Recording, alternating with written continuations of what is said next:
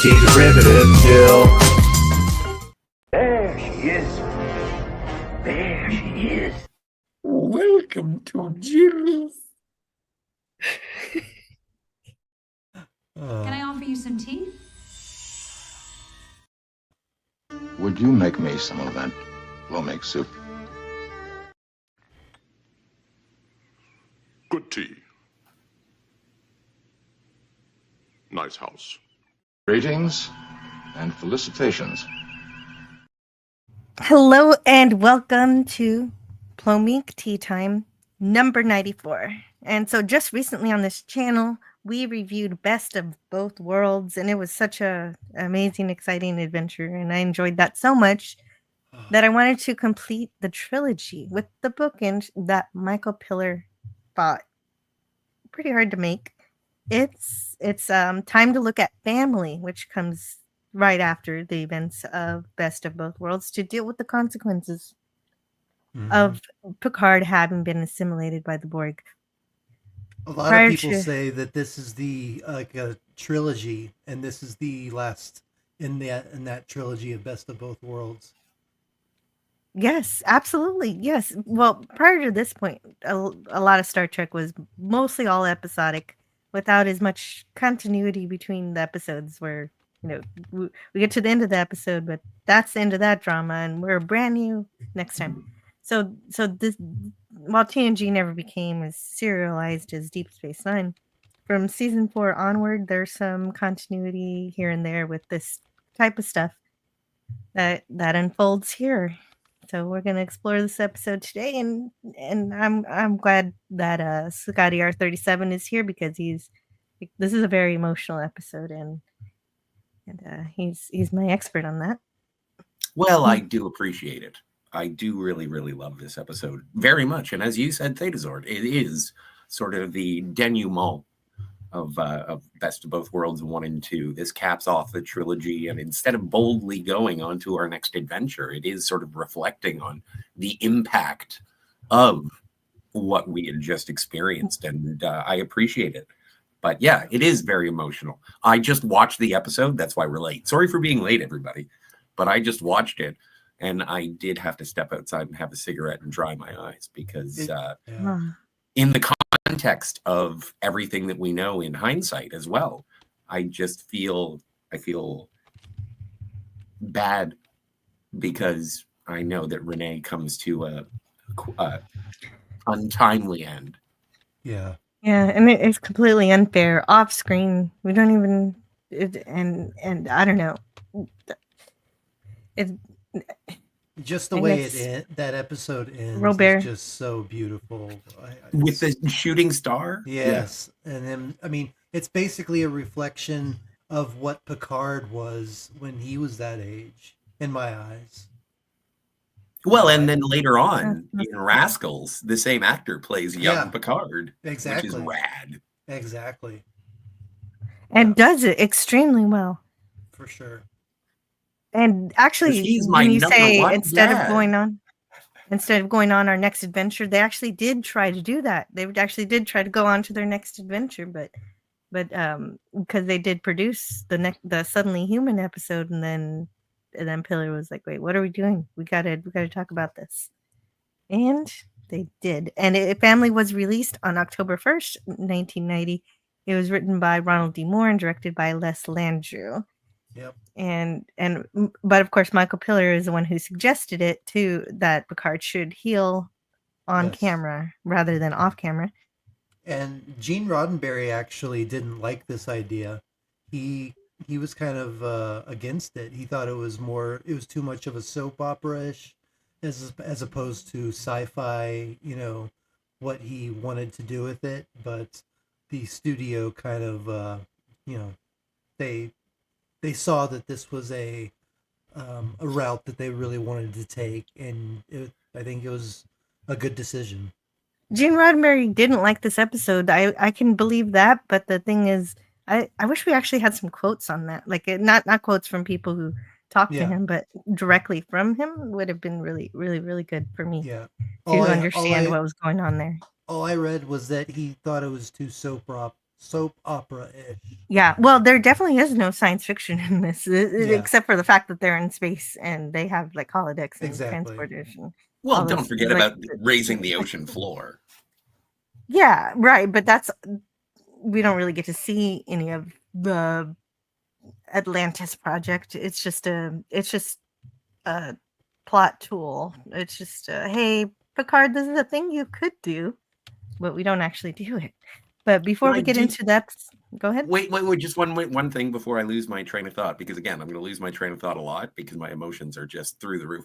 I do appreciate that in this episode, it is primarily emotional and primarily a soap opera, but the beauty of it is because we hadn't seen this before in Star Trek, the reflection on previous adventures, that it has more poignancy and more impact. That it's actually affected their lives. And and they ball it all in, like Worf, Wesley, and Jean-Luc. Mm-hmm. Like all of it. It's just like, so you know what? Yeah, adventure is fun. Science is fun. But guess what? There are repercussions. Yeah. And it's the first time that Star Trek really dealt with something like PTSD or it I love it so much. I completely agree. On this level anyway. On this level, yeah. Life does get in the way. And the guy who played Jack Crusher, he was a really, I mean, even though it was just a holodeck, a very monotone monologue that he gave, I think it was really emotional. It really hit. You could see, I don't know, I just thought that the way that Wesley or Will Wheaton acted in that scene was very reminiscent of how I would have felt at that age, been being, being a starship, in Starfleet, basically. I don't know. I just thought that it was done really well, and the whole Worf thing with his family, with Sergei and I forgot the wife. Elena, yeah. They were amazing, and you could just tell that there was tension there because they weren't Klingons, but they did the best they could, and they did an amazing job. And Guinan, was there to kind of let them know that more parents need to be like them, and kind of gave them the feeling that they did a good job raising him. Yeah, truly, they're fantastic parents, and we're going to get into all of that. And also, that Wesley scene did crush my heart also. Yeah. But let's... No pun. Yeah, no pun intended. Yeah, crusher. Gotcha. But before we get into all of that stuff that you've summarized for us, I want to say hello to... Oh, yeah, this was last night. After Spidey finished his homework, he left a message for me. Whoop, whoop, milk with the tea? Why not? Bailey's? Bailey's your and tea? Tricorder. I've Bailey's never and had coffee, but Bailey's and tea sounds... No, you put... what do you put? You put Cointreau into tea. Yeah, so Scotty R37 is also our resident bartender. I don't even know what Cointreau is. It's an orange liqueur. It's tasty. Oh, okay. Okay, that makes sense. The only one that I know is Orange Sec. Oh, I mean... Oh, yeah, Triple Sec. Triple Sec is the same thing as Cointreau, yeah. Okay. So, also, we have Mr. Brown. Yeah, he says Family is one of the best TNG episodes. And I keep seeing that. I keep hearing a lot of people say that, and I've never really put it... I give it an A+, but I've never put it up as one of my favorites. It's just because it has that emotional resonance. But I'm the science fiction fan, and there's none of that. So I really love it. But let's go kill something there. It's one of those not things kill where it's something, just very because it's Star Trek. You don't kill in Star Trek if you don't have to. But you know what I mean. I like the exploring scientific concepts, and this one says, hey, sometimes you got to be human, and you can't escape that all of the time. Exactly. No matter how trained you are. I like it. I like it better than Inner Light. And I forgot that you were going to tackle Inner Light for this episode. Not attack it. I'm just comparing. It is also an emotional episode, but there's more science fiction trappings In the there. Inner Light, yes. Yeah, for sure. And so Mr. Brown Lyons is here.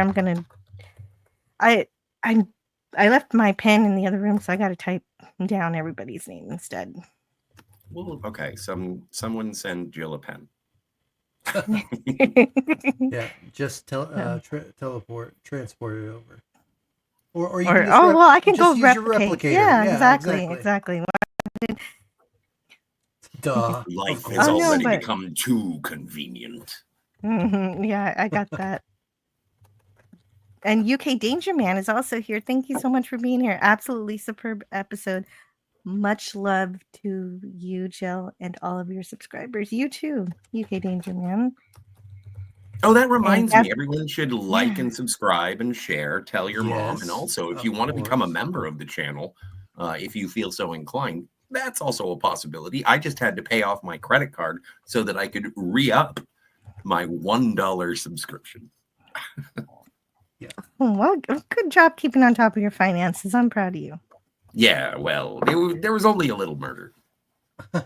Oh, UK Maybe- Danger Man loves me, says Gavin. Hey, Gavin. And there was actually no murder, so don't worry. Nobody worry about No, there that. was no Yeah. murder. It was No. a bad joke. Not yet. But okay. So the actor who plays Robert, Jeremy Kemp, Gavin Blackburn has also starred in an episode of Space 1999. that name and sounds did familiar. Nick Yeah. Tate, who was also in TNG and Deep Space Nine. Oh yes, I love when the science fiction crosses over. Hello Well, to and when Suzanne. sorry, just to Franco refer to Walker. hey, Suzanne. Hey, Franco. Franco. But to refer to what Gavin said, okay, so I watched Best of Both Worlds Part 1 with my dad, and he did not like The Next Generation because it wasn't Kirk and Spock and McCoy. And we watched Best of Both Worlds Part 1, and he was like, that was pretty good. Yeah. And so we watched the premiere of season 4, and he was Hell like, yeah. that was okay too. And then we watched Family, and my dad was like, Jeremy Kemp is in this? And I was like, who the hell is Jeremy Kemp? And then after the fact, my dad showed me a bunch of Jeremy Kemp movies because he played like drill sergeants in a lot of military movies. My dad's into the military stuff. And so, and when we watched that was the moment that my dad gave up on hating Star Trek The Next Generation and said, That's well, if it's good enough badass. for Jeremy Kemp, it's good enough for me. Hell yeah. Best of both worlds Really? and That's true why? family.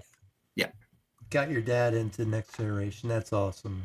Well, I wouldn't go that far, but he does like the trilogy. He likes these What- 3 episodes. That's what I'm saying. Like well, best he of both said- worlds through family. He didn't say he likes it. He just gave up on hating it, which is Oh, good enough. okay. Hey, any step forward's a step forward. And Gorilla Censored Thought says, pokes Jill. Come on, swear. I need a winning lottery ticket. Well, I don't know. You might get lucky if you listen long enough. Yeah. We'll see. And I want to say hello to DJ Knight. Also, Tony from DJ. Stark of Iron. Tony! He's leaving a like and a love. Well, I hate to see you go, but I love to watch you leave.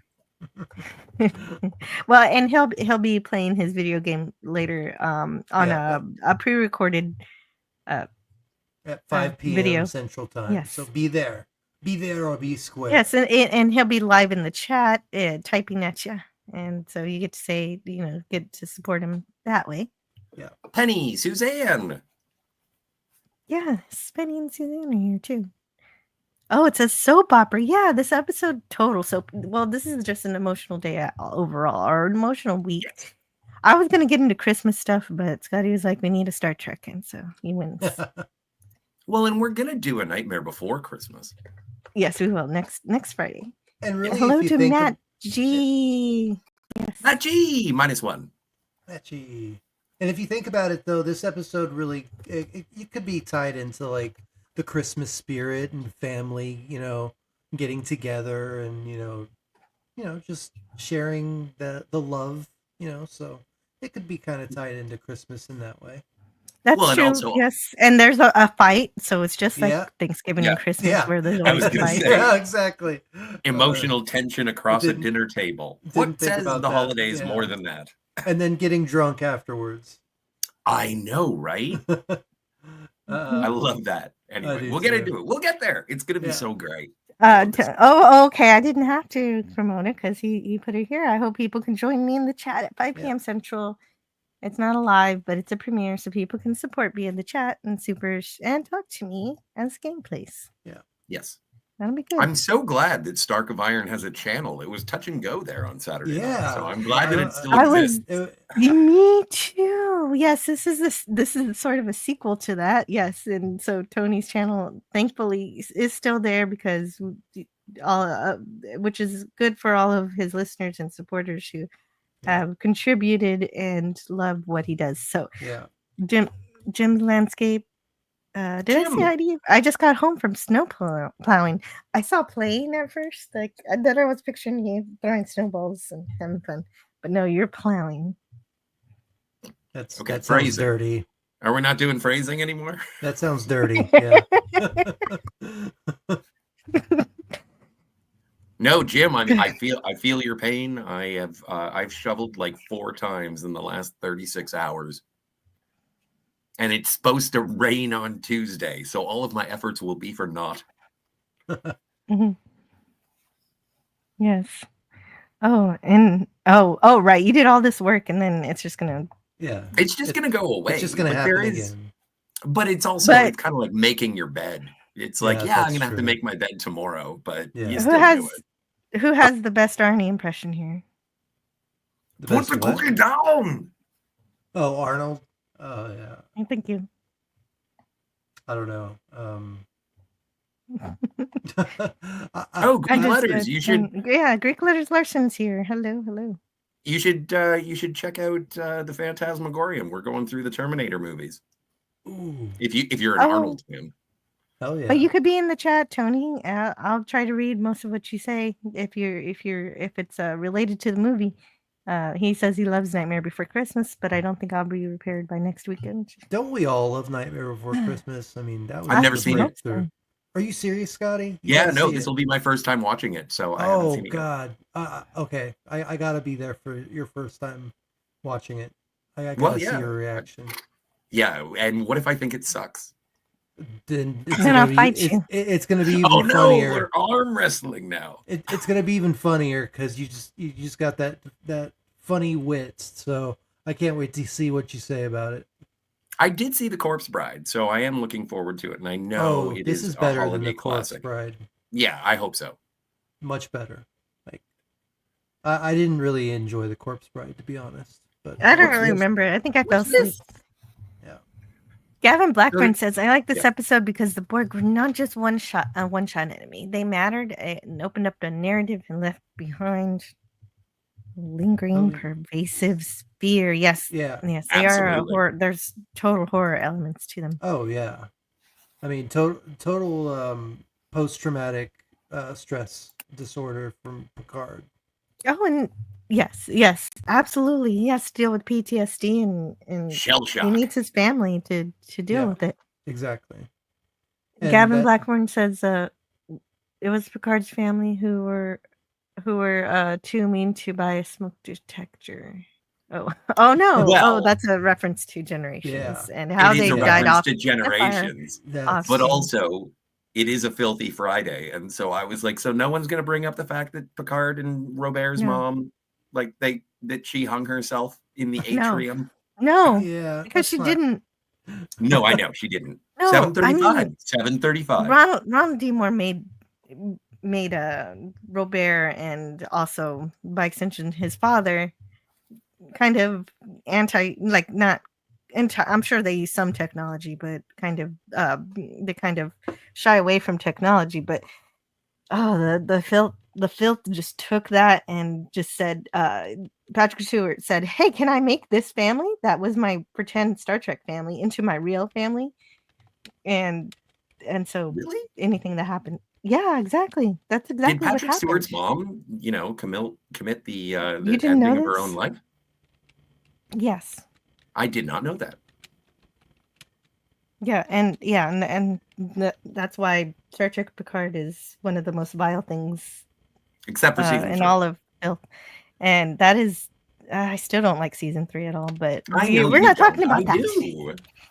do. I know we're talking about this, but this Talking is about something something that good. has this has such resonance across all of Next Generation Trek. Like this, It because does. there has It been a all does. renaissance of generations recently because of the Otoi unification Mhm. short, Which and so we might it's talk the about 30th. later. It's the 30th anniversary of Generations. This obviously has resonance in Generations, and like it is this is like a bell that rings across Star Trek. This Yeah. episode, in my opinion, maybe I'm Yeah, being it does. It causes some reverberations. It definitely comes back. This isn't the only time we touch on Picard's PTSD from this event. Greek Letters Larson says Patrick Stewart has played Ebenezer Scrooge and replays that Yes. role in this episode of TNG. Do you think he's like Scrooge here? No, Well, he is facing demons, but I don't know. He's visited by 3 ghosts. Oh, future ghost. Damn it. Tony, take all the time you need, hun, says Suzanne. Yeah, exactly. Take the time you need. Yeah. Newsflash, Mr. CCTV needs urgent help. Oh, no. I hope he gets the what help he happened? needs. Heavens. I don't know. I just hope I can afford to stay out of the live stream.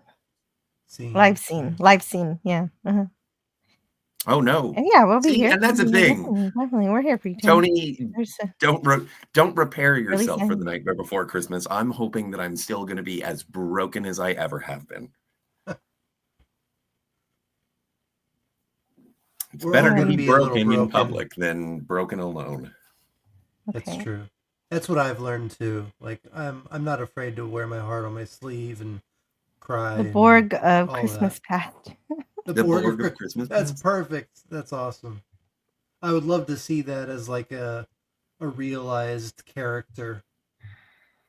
Although Berman did kind of want to add some sci-fi elements to this, but it didn't work out. They found that it kind of watered down the actual story that they were trying to tell, so they let it go. Yeah, it was too emotional to really include anything like that. The ghost of Star Trek past, the Star Trek present, and the ghost of Star Trek Picard. Oh no, please! Yeah, let's not. No, well, that's all. Well, that is seasons 2 and 3 of Picard. He's dead. Picard is dead. I like that though. I like that idea. If you aren't careful, this is what you can become. And it's like, I don't want to be season 1 and 2. The way that All Good Things left the whole trial, of Q and Picard and everything, and then I don't know. To me, it just didn't. It made it a lot less by what they did in Picard. Agreed, but let's move. Oh, go. Oh, you want to respond to that? Go ahead. Just briefly, like what I asked my sister for the Picard DVD box set last Christmas. And I watched season 1, and while it wasn't good, I didn't mind it. It was okay enough for me to watch the whole thing. And then I started watching season 2, and I was like, this is trash. This is like pooing in a paper shredder. Yeah. And I still haven't been able to rewatch season 3 because I am committed to watching the rest of season 2. But what they did to Q, what they did to Picard, what they did to everybody. Q is one of my favorite characters. I know. I'm with you 100%. Yeah, and that's how I was when I was trying to when I first started my channel, I tried to review Picard season 2, and I didn't make it past the 3rd episode. So the way you're watching it is the way I was reviewing it. I just threw my hands up and I was done. But I want to get this episode started, and I want to see if Data Zord wants to read the captain's log for me. I would love to. It's in the private chat, yo. Let's do it. All right. Captain's log. Stardate 44012.3. The Enterprise remains docked at McKinley Station, undergoing a major overhaul and refit following the Borg incident. I am confident that the ship and her crew will soon be ready to return to service.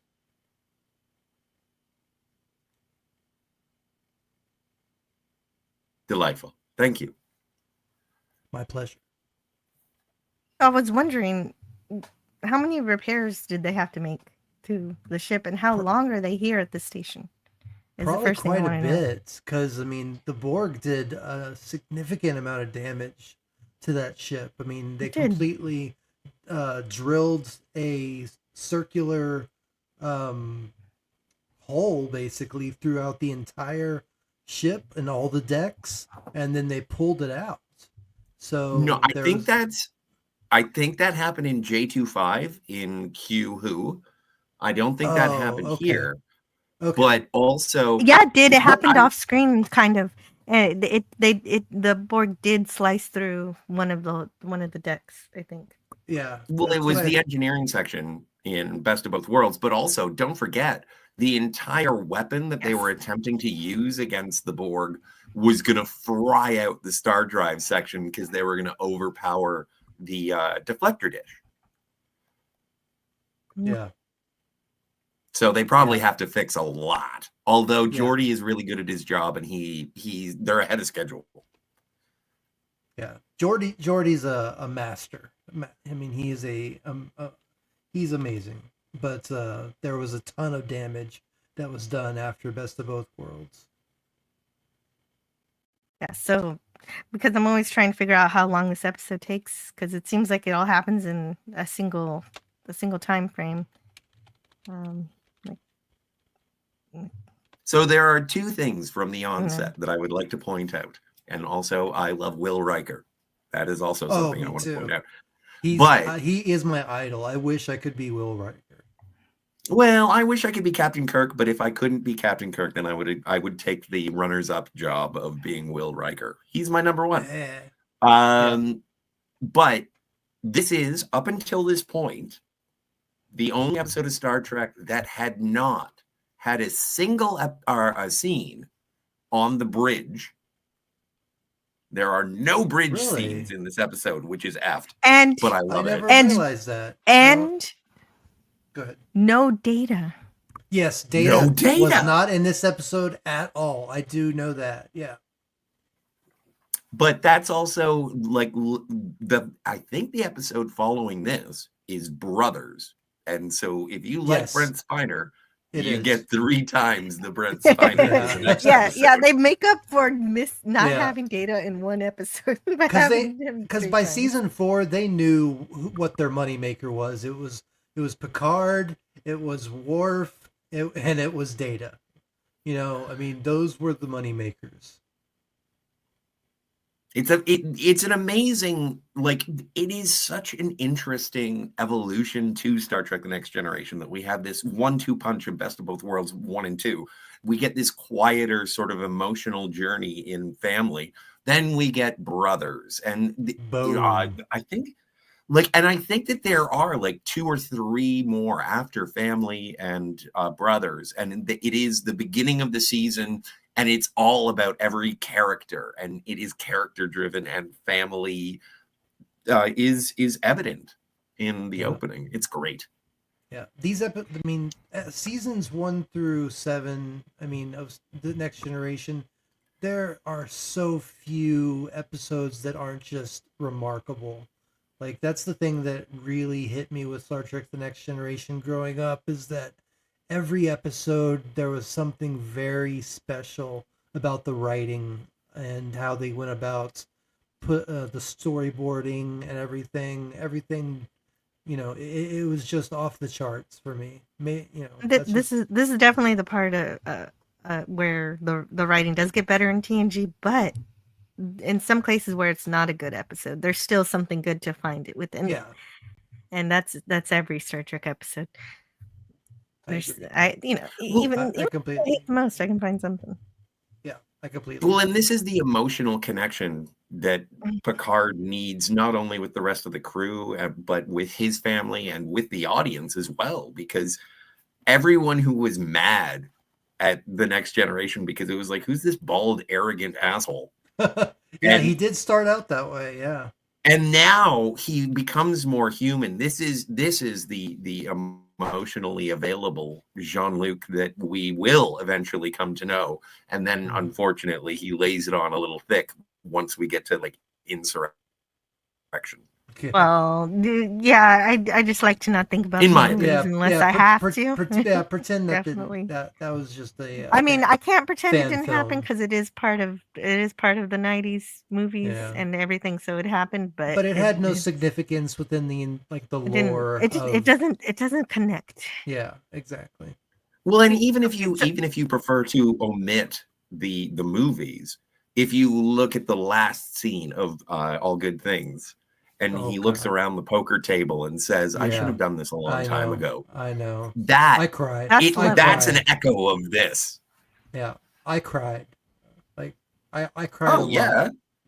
Like Tapestry and All Good Things.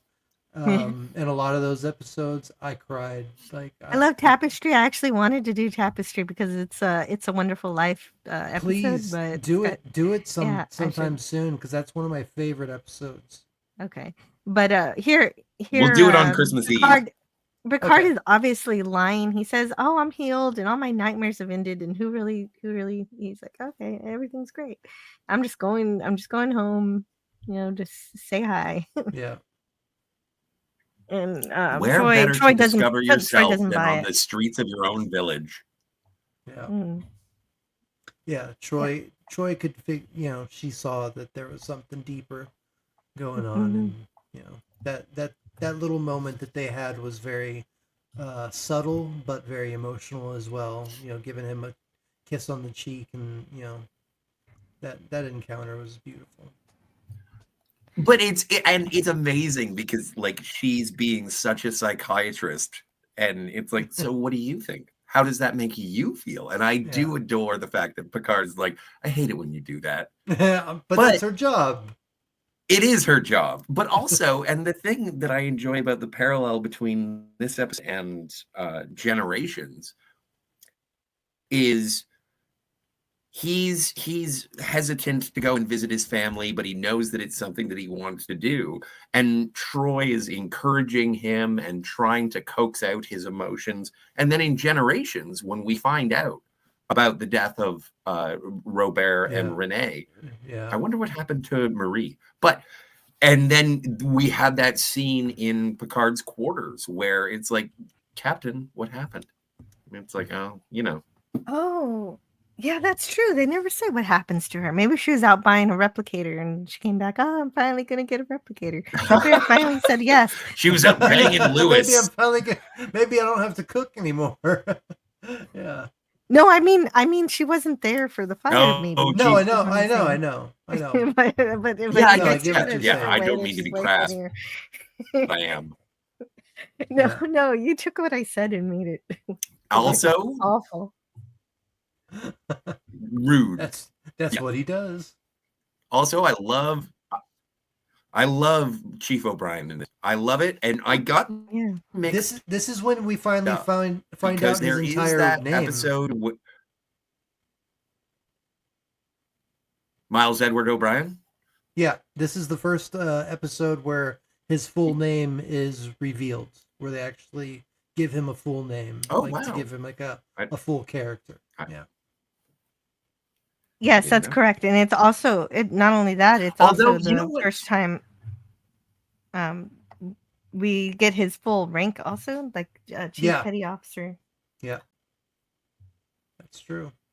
Also, I before we go any further, I just wanted to say hello to Booger 414, and okay, I don't know I will help you with that. I think of Revenge of the Nerds when I hear that. Can you do the Johnny Fever for me? Booger! Oh, okay. My StreamYards is sluggish. Yeah, I got you. I'm with you there. All right. Yes, you do, Scotty. You As long do as you mean got to be it. crass. Yeah, and we love you for it.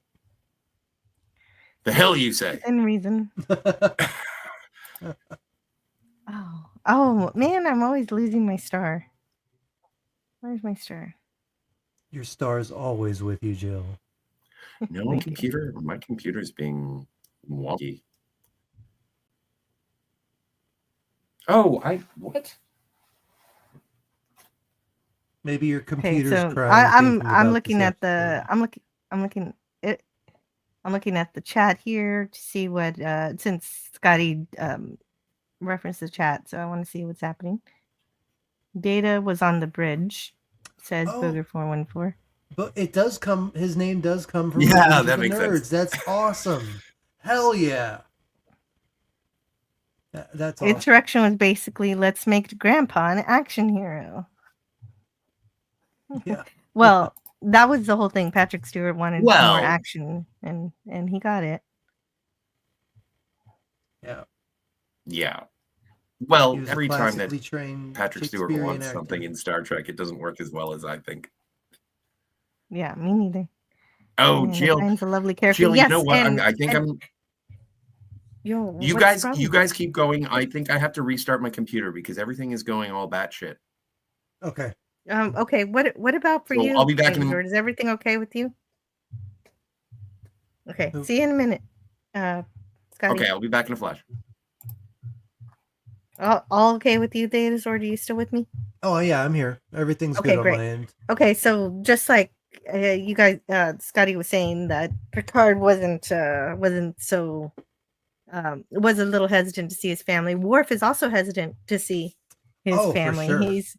He doesn't think that they can understand. He told them about his discommendation, but he doesn't really think they could understand it. He didn't think Yeah. that he wants to see his parents, and then he wants them to leave. But at first, Yeah. that's how he feels at first, obviously. Well, he feels so dishonored, and like Klingons, they hold on to that emotion of feeling like dishonored and being a letdown and stuff like that, and they take it so seriously. But his parents, they just love him. They love him to death, and they raised him to accommodate his Klingon heritage, but they also enabled him to have sort of a human emotional side that I think he buries down Exactly. subconsciously. And I think by the end of this episode, that subconscious feeling of the human emotions, he starts to actually get in touch with and see that his parents are really amazing, and that That's exactly why I love. Yeah, that's exactly why I love this episode, is because of the Worf stuff, even more than the Picard stuff for me, because of that. Because even though he is fully Klingon, that human part of him will always be something strong that has an influence on the way he behaves, the way he treats the world, the way he sees things, and just the reason why he's in Starfleet to begin with. Exactly, and his parents couldn't be more proud of him, and it's so funny that his dad, the way that he's so obsessed with the Galaxy class, ship, and he's like, I've read all the blueprints, I have all the blueprints, and talking to Picard and stuff at the end, and he's just wanting to see the entire ship. He's so proud of his son being a lieutenant on this vessel. And it's just so funny seeing how excited he is, and the conversation that he has with Geordi at that one point. That I don't know. It was just I love the dad character and the mom character, but the dad character was just very funny. I love the mom too. Yeah, but I have all the specs and diagrams at home. Yeah, the dad character was just very funny. And he played it. He's a very good actor. He played it off very well. And I want to say hello to. Oh, let's see. We've got Sonic Jaded here. Sonic Jaded, great to see you. And on. Lol, why y'all hating on Keiko? Wait, we didn't hate on We Keiko didn't. yet. We Who haven't did? even. Who did? We haven't. Yeah, we haven't even mentioned Keiko as far as I Yeah, we remember. haven't. Like this was a long time ago that we like. Did somebody hate on Keiko today? Not today. I have been guilty of this in the past. I won't lie, but not exactly. Keiko isn't around yet. He gets that happens in. He, O'Brien gets married on in Data's day, Yeah. and that's a later episode. Yeah, I got no problems with Keiko as far as like being a character to bring in for Chief O'Brien, you know. And I love her in Data's Day, so let's Yeah. just start there. We're not even at Deep Space Nine yet. So, Yeah. but thank you on and on and on. Thank you for being here. I need to. I was trying to write down everybody's names, but I think I lost the plot Oh, at one point. that's all Let's right. see. We all lose a plot every once in a while. It's not a big deal. hmm I know I do. And then Greek letters. Greek letters is here. And Sonic Jaded. And I'm pretty sure, though, a Star Trek friend of mine said that Generations had sucked balls. Yes, exactly. Well, and there's lots of problems with it, notably the fact that Picard has the ability to go back in time, but he goes back in time where Soren is in the middle of Yeah, it's a plot being about to device. destroy everything instead of going back to where he already had him captured. Yeah, it is. It's just for the And plot. lots of things are awful. Yeah. I wouldn't say awful, but there was definitely some I would. some hiccups. I enjoyed it because it was like it was basically the TOS, the original series crew, handing off the torch to the next generation, you know. So And that would have been nice, but you don't have to kill Captain Kirk in order to do that. And if no, you're gonna don't. do that, he's gonna die on the bridge, not under one. Yeah. Well, originally, you know, in Generations, that he didn't die on the bridge. He actually went down to, you know, in the very beginning when he is christening the new Enterprise. Oh, that's one of the best scenes. Yeah, exactly. And I think that's the kind of death that he should have had. But you know, Yes, the death that everybody thought they thought he died, that Yeah. would have been a proper death. Kronos. And when it comes down to Hello, it, Kronos. when it comes down to it, in canon, do people don't realize that he died on that planet with the Nexus and all that? Like they just in my mind, in my canon, the people still think that he died in that way.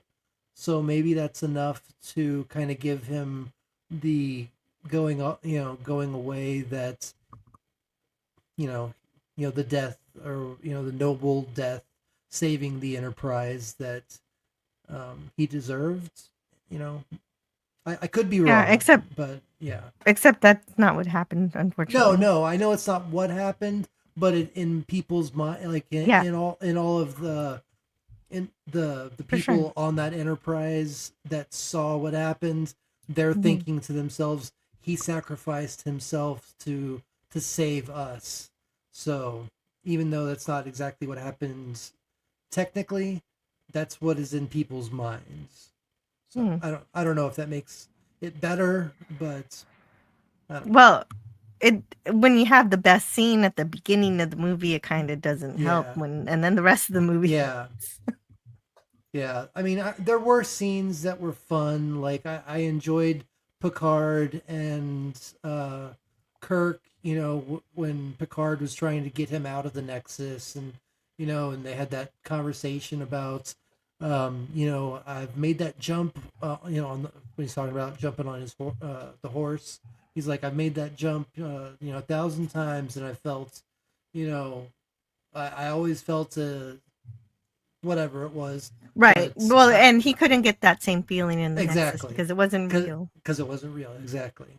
So there are scenes like that really touched me, and kind of I thought were they were well done. But when it comes down to it, I agree that Generations wasn't the movie that we should have gotten when it comes to handing off the torch. Definitely.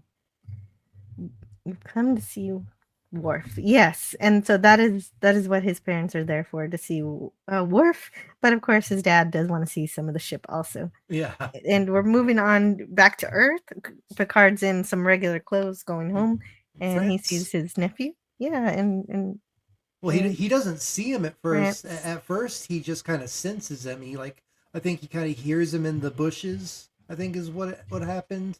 And Yes. Picard just having that sixth sense type of thing. Like he's like, "Come on out! Like I know somebody's there." Yes, I and then feel and then we immediately get the animosity between Robert through the nephew, saying, "What does it mean, arrogant?" What does arrogant mean? Yeah, that's hilarious. I love that. Yeah, but that kid, he's a very good actor. Like I really felt the emotion that he was curious about Picard and just getting to know him for the minute or two that they had together. He got like a sense that, hey, you're not the guy that I've been told you were. Like I feel like a connection with you, and I think that has to do a lot with how it ends. Like Rene is basically a young Picard. He has dreams of being out in the stars and being a captain on a starship. He just, you know what I mean? And that makes me so mad. Yeah. Yes, he had that potential to Yeah. explore, and it was snuffed from him. But we do have the family here. They're both loving and caring towards Picard. It's a very warm welcome.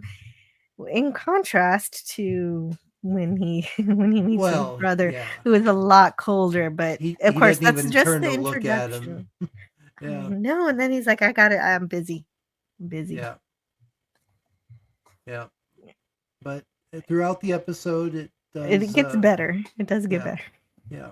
And it even shows at the end, but we'll get to that, once we get to the end of the episode. Mhm. And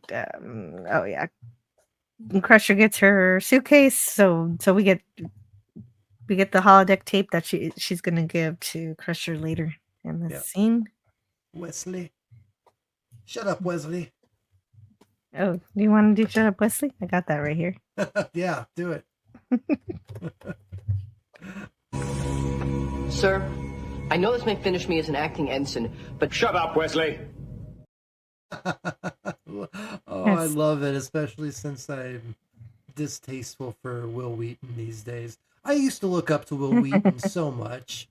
Like when I was originally watching these episodes as a kid, man, I saw myself as Wesley. Like I was like, that could be me, like I have, I could have what it takes to be on a starship, and it's just, and he was even good in other things too, like Stand By Me. There's this movie that I'm sure a lot of people haven't heard of called Toy Soldiers with the Sam from Lord of the Rings. Sean Astin. Sean Astin, yeah. It's an excellent movie. If any, and Louis Gossett Jr. If anybody gets a chance, go check out Toy Soldiers. It's an excellent movie, and it's actually a very emotional. Like Will Wheaton he's a very good actor in it, and it's a very emotional movie for him. Even though it's more of like an action-y type movie. Anyway. Yeah, it is a thing where he was good. He is good in some things. He was good in an episode of Dark Matter from the Sci-Fi Channel. Yeah, back when it was still the Sci-Fi Channel, not Zippy. Yeah, he's talented. He became the arbiter of anything nerd, and if you don't think like him, then you're not. Oh, I don't know who gave him that authority, but he can do whatever he wants. He just seems to lack a lot of gratitude for where he came from a lot of the times. For me, I agree. But anyway, yeah. So the best part of TNG, Shut Up, Wesley. It is. It's one of the best one of parts. them. Yeah, I agree. Yeah, well, yeah, Cronus, you never saw Dark Matter. It's so good, but they didn't let him finish it, so you don't have to watch it. It's missing 2 seasons. The thing that I love most about the "Shut Up, Wesley" moments in the Next Generation is that I never saw it coming. Like, it was such a like I just never expected Picard to react like that, and it just became such a beautiful meme. I just thought it was great. Yeah, and then of course when Beverly says it too, it's just the height Yeah, of, yeah, of exactly. comedy. She does it too. I forgot. Yeah. And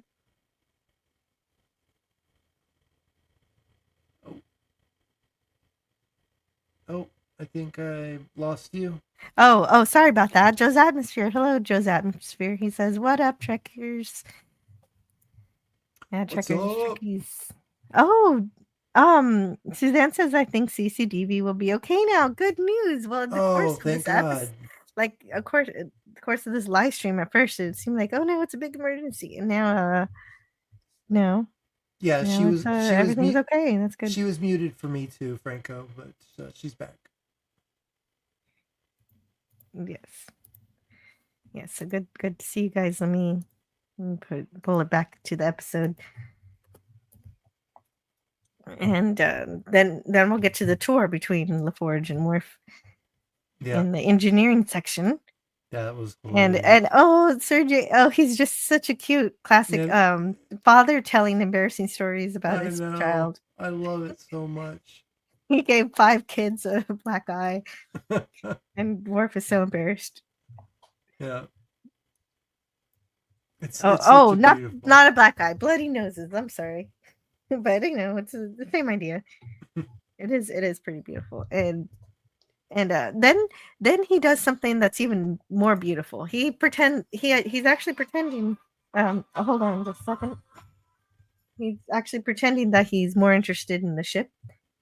But he really just wants to And talk to Forge. exactly, he wanted a moment alone to talk with the Forge about Worf, and that was it. That was a good moment. That yes, I do love starships, but I'm here for my son. Yeah.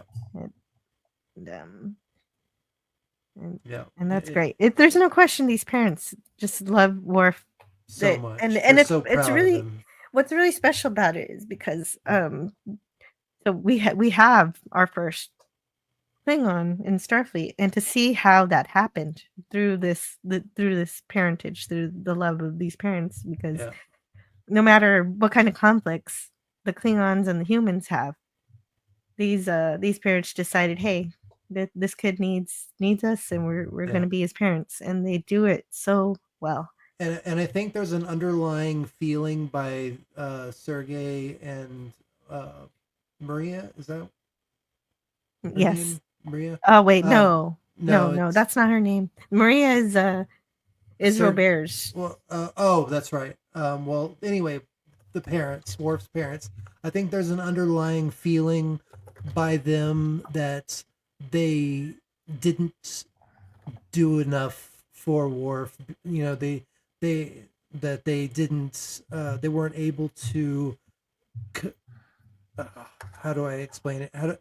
They couldn't relate to him in his Klingon heritage as much as Worf needed, and I think that there's that doubt in their minds that they weren't as good of parents as they could have been to him, because they love him so much and they're so proud of him, but there's always that doubt I think that they have about and every good parent has doubts like that. Exactly. And in this case, that's a big one, and they do realize that Worf was without without role models of his own kind, and they do feel insufficient because of that, and you can tell. And I think that's a huge plot point in this episode, and I think that's when Guinan ends up talking to them. I think that it settles a lot, and it kind of releases a weight off of their backs. You know, it's kind of, I mean, it's a very emotional moment. I almost cried at that part too. Yes. Yeah.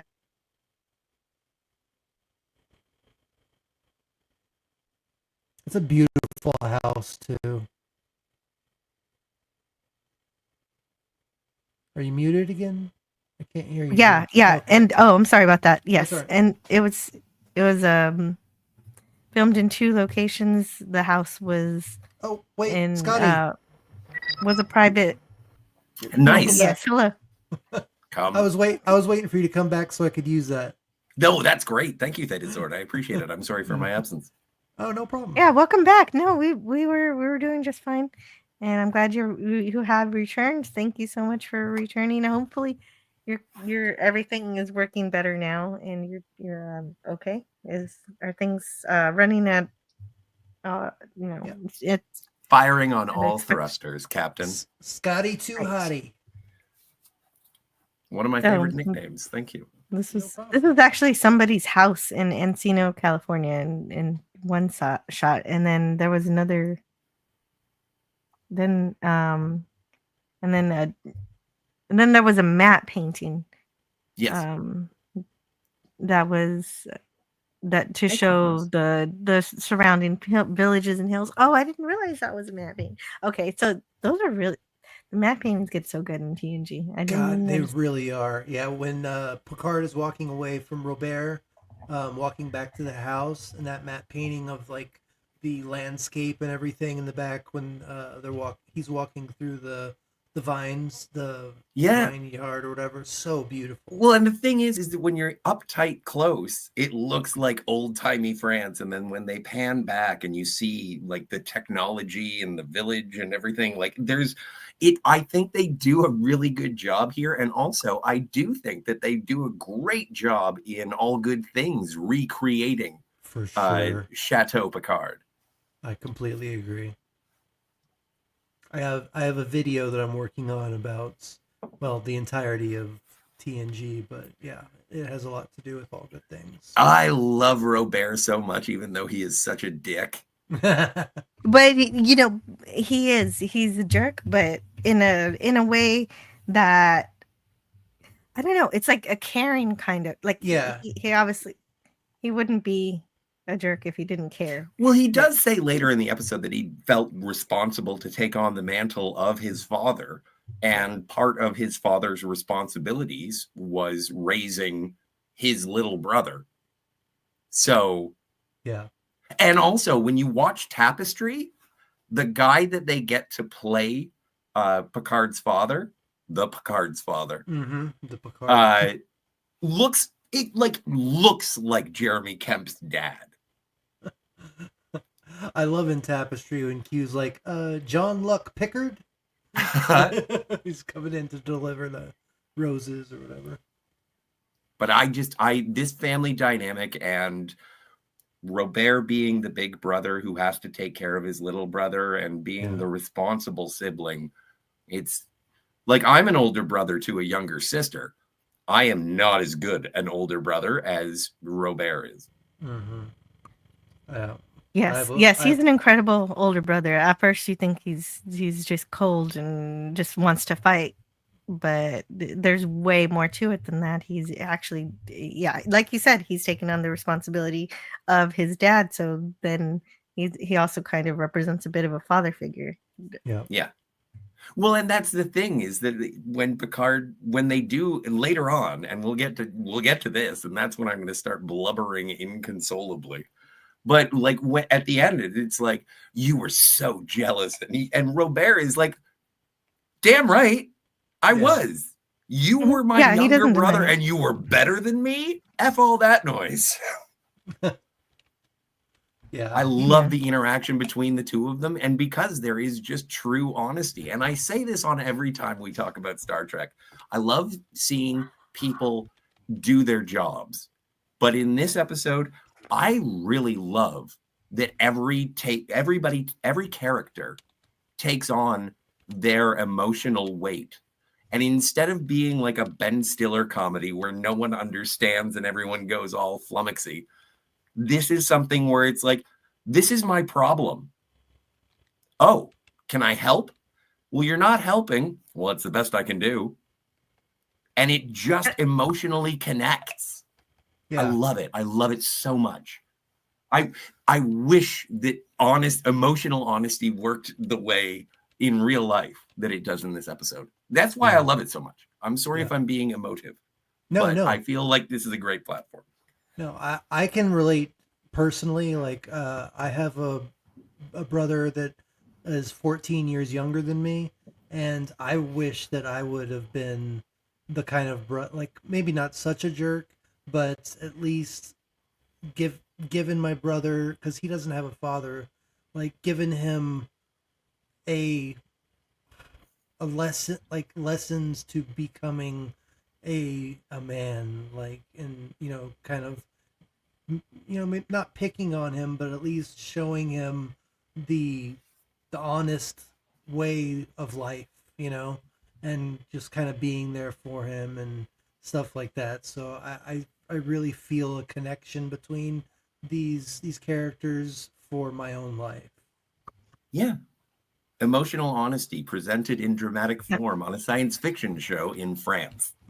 Right. And this is that kind of heavily emotional kind of episode, as you point out. But another thing that is interesting. Well, he does bring up Synthahol. Is that the fact that he and his father, that passed away, are not really as much for the modern technology. They kind of rejected a little bit, and I think that's one way to reconcile the fact that there is so much conflict in here, because because Robert is Amish. Yes.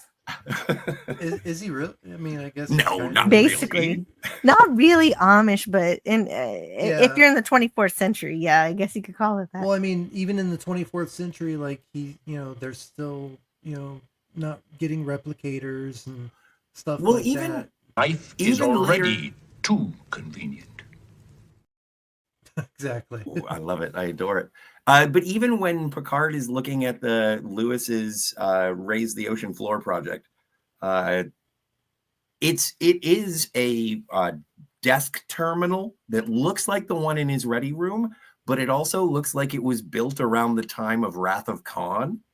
Like, it looks like a 23rd century terminal on the counter. And it's like, oh, shit, that's a great attention to detail. Of course, Robert wouldn't have a modern computer. Yeah, I never noticed that. I like my Tandy. Also, okay, That's so good attention to detail. I never noticed that. Yeah, they literally break bread, and I love that. Like, I don't know. Have you ever been like loaves of bread and you just bust them in half with your fists? No, I mean, I've never done that, but maybe it's French. Not with somebody, but yeah, no, by myself. Yeah, of course. by myself, I eat baguettes in the grocery bread. aisle like an apple. Yeah, exactly. Waiting in line with to check out with groceries, you just get that hot French bread and you just start digging into it. Yeah. They get really upset when you make a cheese fondue in the grocery aisle. So. I got a hibachi and a melting cheese. Well, yeah, because you could spill that cheese on somebody, so don't do that, Scotty. It's true. It's a health and safety issue. Totes.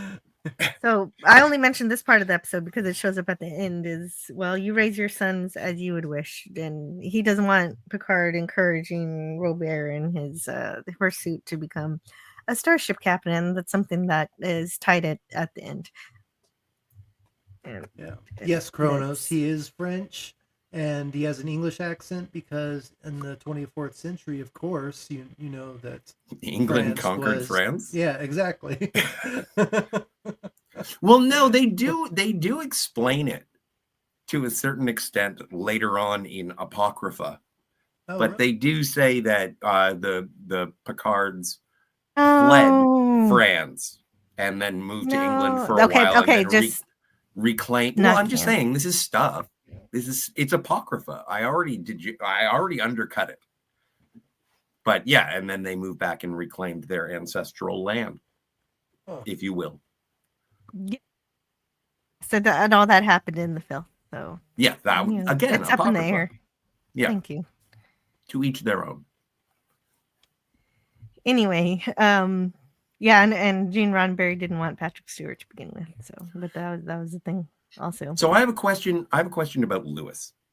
Lewis is here. He's trying to offer Picard a job to stay on Earth to work on the Atlantis thing, and Picard's like, oh, your problem that you have with the tectonic pressures, we dealt with something like that on Gemma 4, which is a nice little reference to a previous episode called Pen Pals.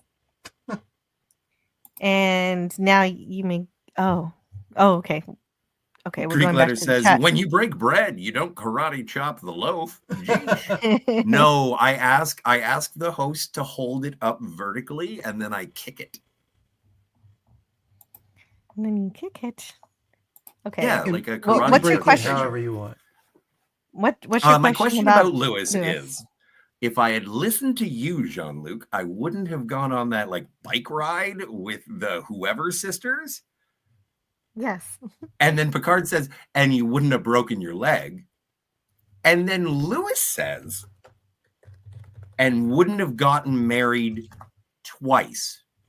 So my question is, did Lewis marry both of the sisters? Yeah, he married the first one. It didn't work out, and then he broke his leg, and then and then married the others. That's what you call not working out. She died. It didn't work out. It didn't work out. She died. She died. So, but like that's the only thing. Like I want, if he doesn't, like if he's not a D-bag, then his first wife died, but her sister always was into Lewis. And then they got married and they lived happily ever after. So he's kind of emotionally broken too, because he's just dismissing the first. Again, they're twins. It's like marrying the same girl again. I want to know more about Lewis's life. They're not. Are they necessarily twins? They might not be twins. They might just. He says twins. He says twins. Or no, he says sisters. He says sisters. Oh, okay. So I'm just assuming twins because I'm a perv. Yes. Of course. Yeah, if you're thinking about moving on. That's the only question. There is no Voyager. Answer. I'm going to start my own Twilight, and it's going to star Lewis and his sisters. So look forward to Scotty R37's Star Trek and fiction, which will be a total romance comedy. Yes, and it'll take place on the ocean floor. It's going to be better. I'm sure it'll still be better. It's going to be better than Sequest, I tells yous. Oh, no. Twilight is burning garbage. What do you talk about burning garbage? Yeah. What do you do with your garbage? I burn it. We've been burning our garbage for a while. Gavin says, Jack's letter. Dear Wesley, you are a dork. You know what? I like that because the Jack Crusher, the actor who plays Jack Crusher, I think is just phenomenal and earnest. I couldn't agree more. I couldn't agree more. And he looks like his dad. And it's beautiful because they're both ensigns. They're like speaking as peers. Yeah. Anyway, we'll get there. That's what I was saying earlier. Like it was so beautiful. Like Franco's happy you're back. Hey, Franco. Yeah, it is. It is. He's an incredible actor. He carries that scene and makes you really care about Wesley, and that is amazing. Yeah. Hey, Naladoc. Yeah. He actually Hi, Naladoc. His acting, it's like he was about to tear up in that role. Like I felt like an emotion coming from the actor that played Jack. Oh, I agree completely. And you say in the chat, everyone, if you're having a good time here, go ahead and give a like and subscribe. Yes. Maybe even become a member. Maybe. Oh yeah, maybe that's a good idea. And send me a She-Hulk.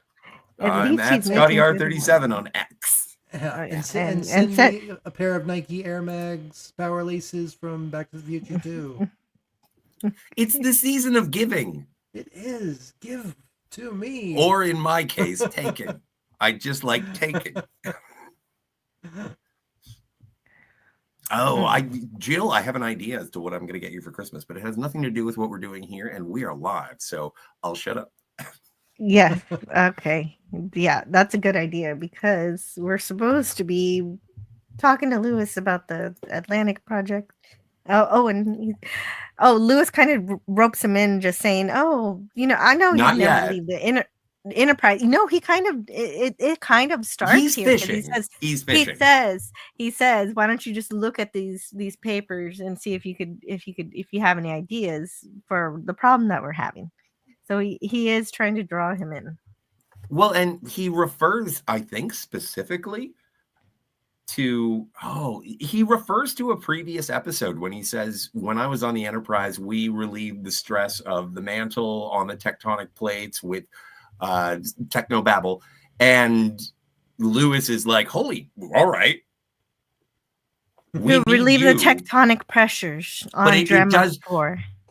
Drema 4, that was a previous episode. Yes, pen pals. I said, see?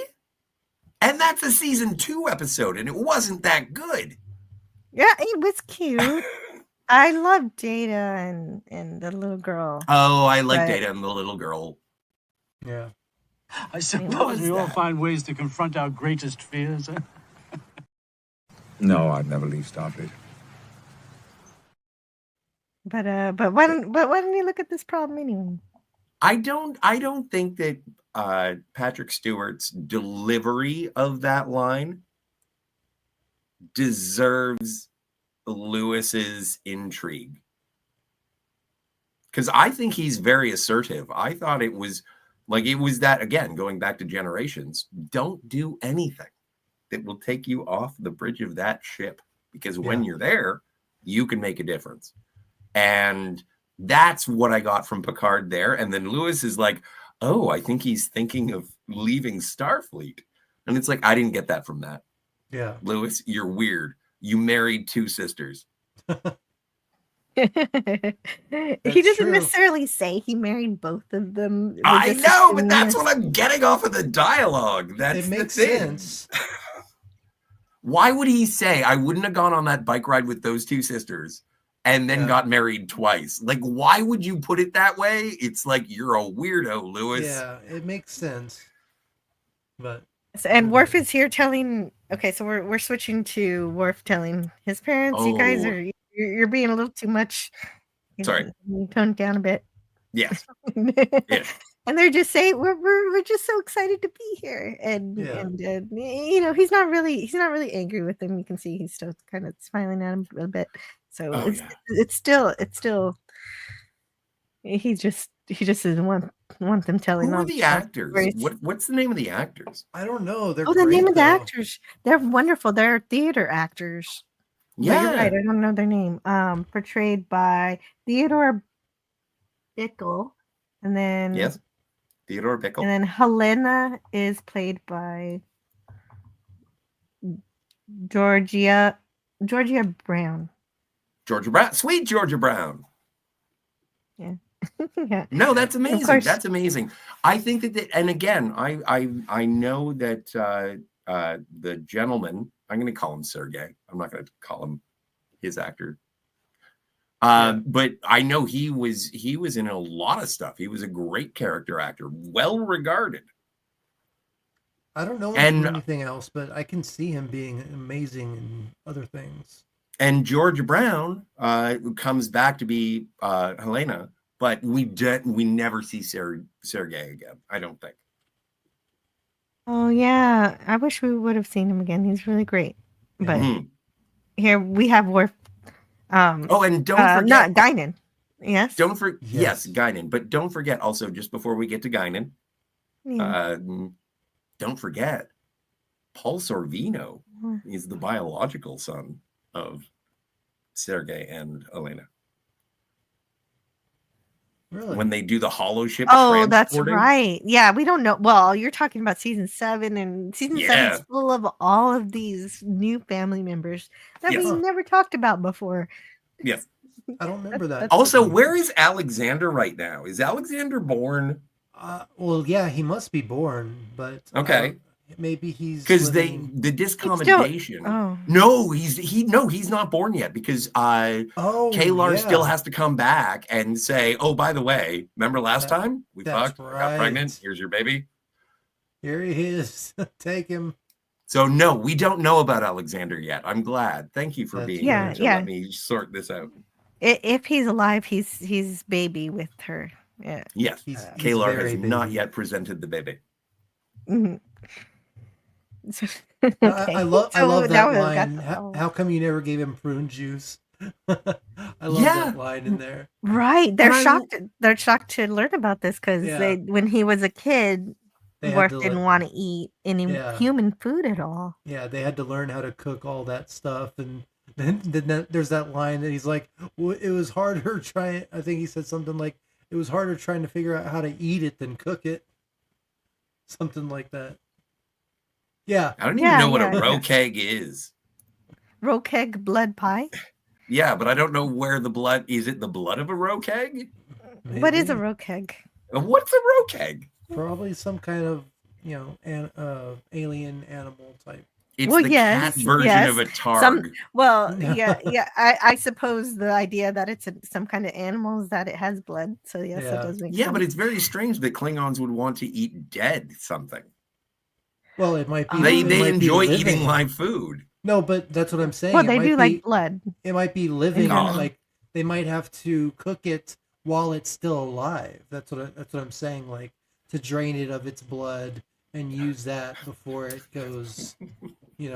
Before it. Kronos says, "What is blood wine made from?" I believe the answer is blood and wine. And wine. Yeah, but before it coagulates, they probably have to. It has to be fresh. Yeah, exactly. Well, see, I'm trying to find a picture. An actual answer to this ridiculous. I thought you were about to say I'm trying to find a recipe. I thought you were trying to get us to shut up. There are real life recipes. I think people make it with bacon and blood that people have actually made. That's rokeg blood pie, you say? Well, is it a soggy pie? I don't know what this is. Why would Klingons know how to make pastry to incorporate a pie? Shouldn't they just be like feasting off the bones of their deceased? Yeah. Hey, they like culinary. They have culinary skills too. I guess so. They had to develop warp somehow. Yeah. Exactly. There are Klingon nerds. Yeah. There are Klingon nerds. I'm looking for where I am. I've always been fascinated by the little video game at the center of all of the tables in 10 Forward. I don't know what the game is. Oh, the game? The one that Data ends up playing against that one guy? No, I'm not talking about Stratagema. I'm talking about the little pyramid that is in the middle of this table right here. Gotcha, it's got an up, down, left, right D-pad, and then there are other buttons. And I have seen Alexander use it as a video game while he was waiting to find out whether or not his dad was dead. It's probably like one of those things. I don't know if you've ever been to a Cracker Barrel, but they have those like triangle with the pins. Sure, yeah. I bet it's something like that where they just have it on the table, like to, while you're waiting for your drink and food and stuff, something to just play and, I don't know. That's my favorite part of going to Cracker Barrel. Little games, yeah. But I also experience are just amazing, though. The only thing that 10 Forward is missing is crepe paper over the tables with a cup of crayons. That would be so funny. Well, no, but I was thinking the other day that, and it happens later in this episode, so I was rather happy, is that because everyone's drinking synthahol, they're all getting bombed before work. But then as soon as they're like, you have to come to work, and it's like, you can shake your head and be like, all right, I'm ready.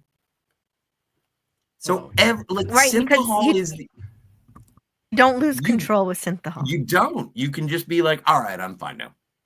Like, you literally can change your own body chemistry by being aware of the fact that you need to do something productive.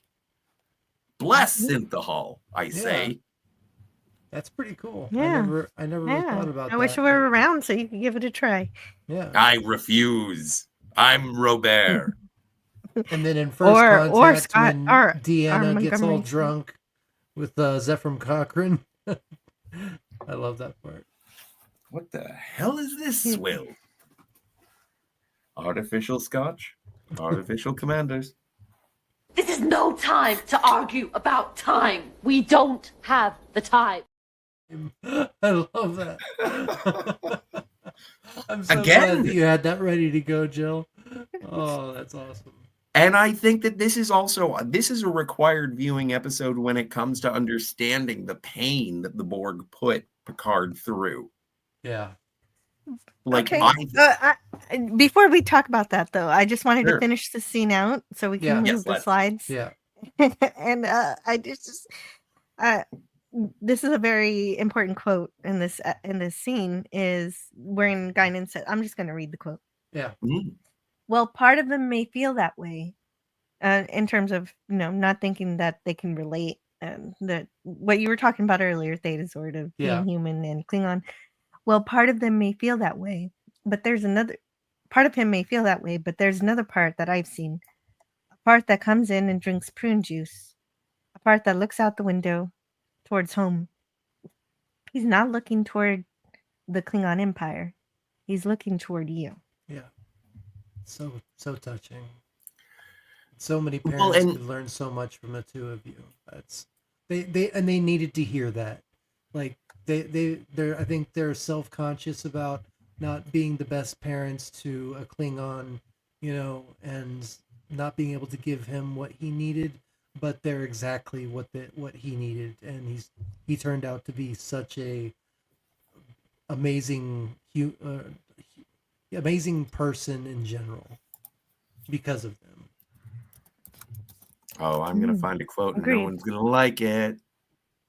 Well, you can while you're finding that quote, we're actually finding that Picard is thinking about working in the ocean. He's actually considering, and the only reason I would think that he would consider it is as an escape from the Borg. If he takes this job, maybe he can forget his pain. That's what I was thinking too. That's the only reason that I was thinking he would even consider it, because his whole life has been about looking towards the stars, and he has this crew that he's become friends with at this point. I mean, they're not just people that he has he commands. I mean, they are family. They're family too. Yes. Yeah. Absolutely. So, and we just saw them in the last episode. Yeah. Behave like a family towards him and work towards rescuing him and connecting. Data connects with him and helps Picard find the strength to break free from the Borg, and that's the crew coming together. Yeah. They all risk their entire lives to save him, and this is the pivotal point where I think he realizes that this is the antithesis to the ending of All Good Things, like you were talking about when they're at the poker table. Like, this is the beginning where he starts to feel it, in my vision anyway, my canon. This is the beginning of when Picard starts to realize these aren't just crewmates, these aren't just crew members. These are people that love me and would do anything to save me, even sacrifice their own life. They are my family just as much as Robert and Renee and everybody else. Yeah, I wish they would have tied that together a little bit in this episode, but it is still really good, and that's why it's a trilogy, because you see both ends. Exactly. Well, this is also Picard at his lowest point. Yeah. Well, yes, one of them. Yeah, but like, seriously, this has repercussions. Even, we don't even have to talk about Shaw. Ben Sisko hates this fucking guy for what just happened. Oh, right. with best. Oh, yeah. With in Emissary. Do you not remember the tens of thousands of people that this man assisted in murdering? Exactly. Ben Sisko's wife died, yo. Yeah. Yes, but maybe it would have helped Sisko if he could have seen that fight. If he could have seen family, if he could have watched this episode. Yeah, it might have helped him. Yeah, maybe they had it in a holodeck program. Because Picard was not in control of what he was doing, and he didn't he didn't Well, he want. wasn't strong enough. Yeah, yeah. But I like how Worf's fiddling with his hair in this slide I because know, Because they said that was his is too long. your hair has gotten longer. Yeah. So cute. Also, this is one of the few times that you actually get to see how the hell this chair works. Have you seen this chair? This is cool. I want to be able to do this. You know what? I was thinking I want that chair. We're gonna have to get a picture of the chair. Oh, I didn't get a picture of the chair. I'm so sorry. You didn't get a picture of the chair. It doesn't make any damn sense, but it looks kind of comfy. No, I'll have to go back I and watch won't. the episode again. I just want it in the corner, and then sometimes when, like, I don't know, I'm expecting company, I would just sit on it like a throne. Now I really want to see that chair. I'm gonna have to. I know. I'll see if I can find the fucking chair. Yeah. Find the damn picture for us because I can't. All do right, it I will. now. I will. My. Let's start with kinda went Worf's down. chair and see if that gets me I to a don't- dirty website. Oh yeah, no, I got the picture right away. Oh, awesome! Really? Wow, that was quick. Yeah, no. Okay, I'll share see it, if I can- please. Yeah, no, I'll send it in the private chat. Okay, then I'll share it. Yes. Oh, well, I want to see this one. Go ahead, private chat. There we are. Well, no, but I have to find something of some fidelity. Like they have Worf it, but it's not on Amazon. And the whole reason he was saying that he was hesitant to see them, but then he said that he says he's glad that they're there. Yeah. So that's really nice. It's beautiful. This whole scene, it's so sweet. Yeah. Well, and the just, thing, and the looks thing on that I their find- faces too. Yeah. Oh, they're so empathetic. And the thing that I really enjoy about this is that Worf is not wearing his sash. Sash, yeah, I noticed that too. Is that what it is? Is it a sash? It's a Klingon sash. I think I forgot what it represents. Yeah, it's from his house. Oh, Yeah. okay. So it's basically like So he is like a knight's symbol basically for their family. Yes, yes. Yeah. Okay, cool. And I do appreciate that the conversation takes place and he's like, I am trying to be your son. I was raised by humans. Hold on just a moment. I have to step away. Okay. Yeah. I will not wear. Oh, wait. No, sorry. Oh, crap. That's not what I wanted. Hang on. Oh, the chat. How do I send a thing? How do I send a file? Oh, just share it. Copy and paste. What? Really? Okay. Just copy sure. and paste. I'll share it. Okay. All right. I You're the thought doc we doc. figured this out already. No, I'm far too emotional. No, and well, Worf wants to bear the dishonor alone, and they're telling him that they're with him. Yeah. That's the best part of the scene. Whatever you are suffering, No. you must remember we are with you. So It's not doing the thing. What thing are you? Can you can copy and paste a link, right? Scott? No, I feel like PvP right now. You do seem like him, but it's okay. Look, Here we go. I got no it. I got it. I got Okay. it. I got it. That'd be I got There it. we go. There we go. It Here it was is. inevitable. It I was hunting for a chair, ladies and gentlemen. Oh, whoa! I do Look not at that remember thing. that Zoom chair. in on that and figure out how to sit on it. But we just saw Worf. Oh, sit I on know it. exactly how to sit on it, but that's Yeah, you have to. It has little steps. that's It's got little crazy. steps. That's but so like- that is like a throne. Like if It if is a somebody throne. came over to visit you and you sat in that chair, I'd feel like you were about to judge me. Well, no, but the best part about this chair is that you see a man who is absolutely regal and comfortable on his throne of Yeah. balls. Balls. And then he stands up, and then you look at the chair that he was sitting on, and you're like, how the fuck did you sit on that? I do not remember that chair. It's That a is puzzle, but hilarious. comfortable. Yeah, it's like a puzzle. Oh my god, that's perfect. That is hilarious. Oh my god, I bet they sell those too.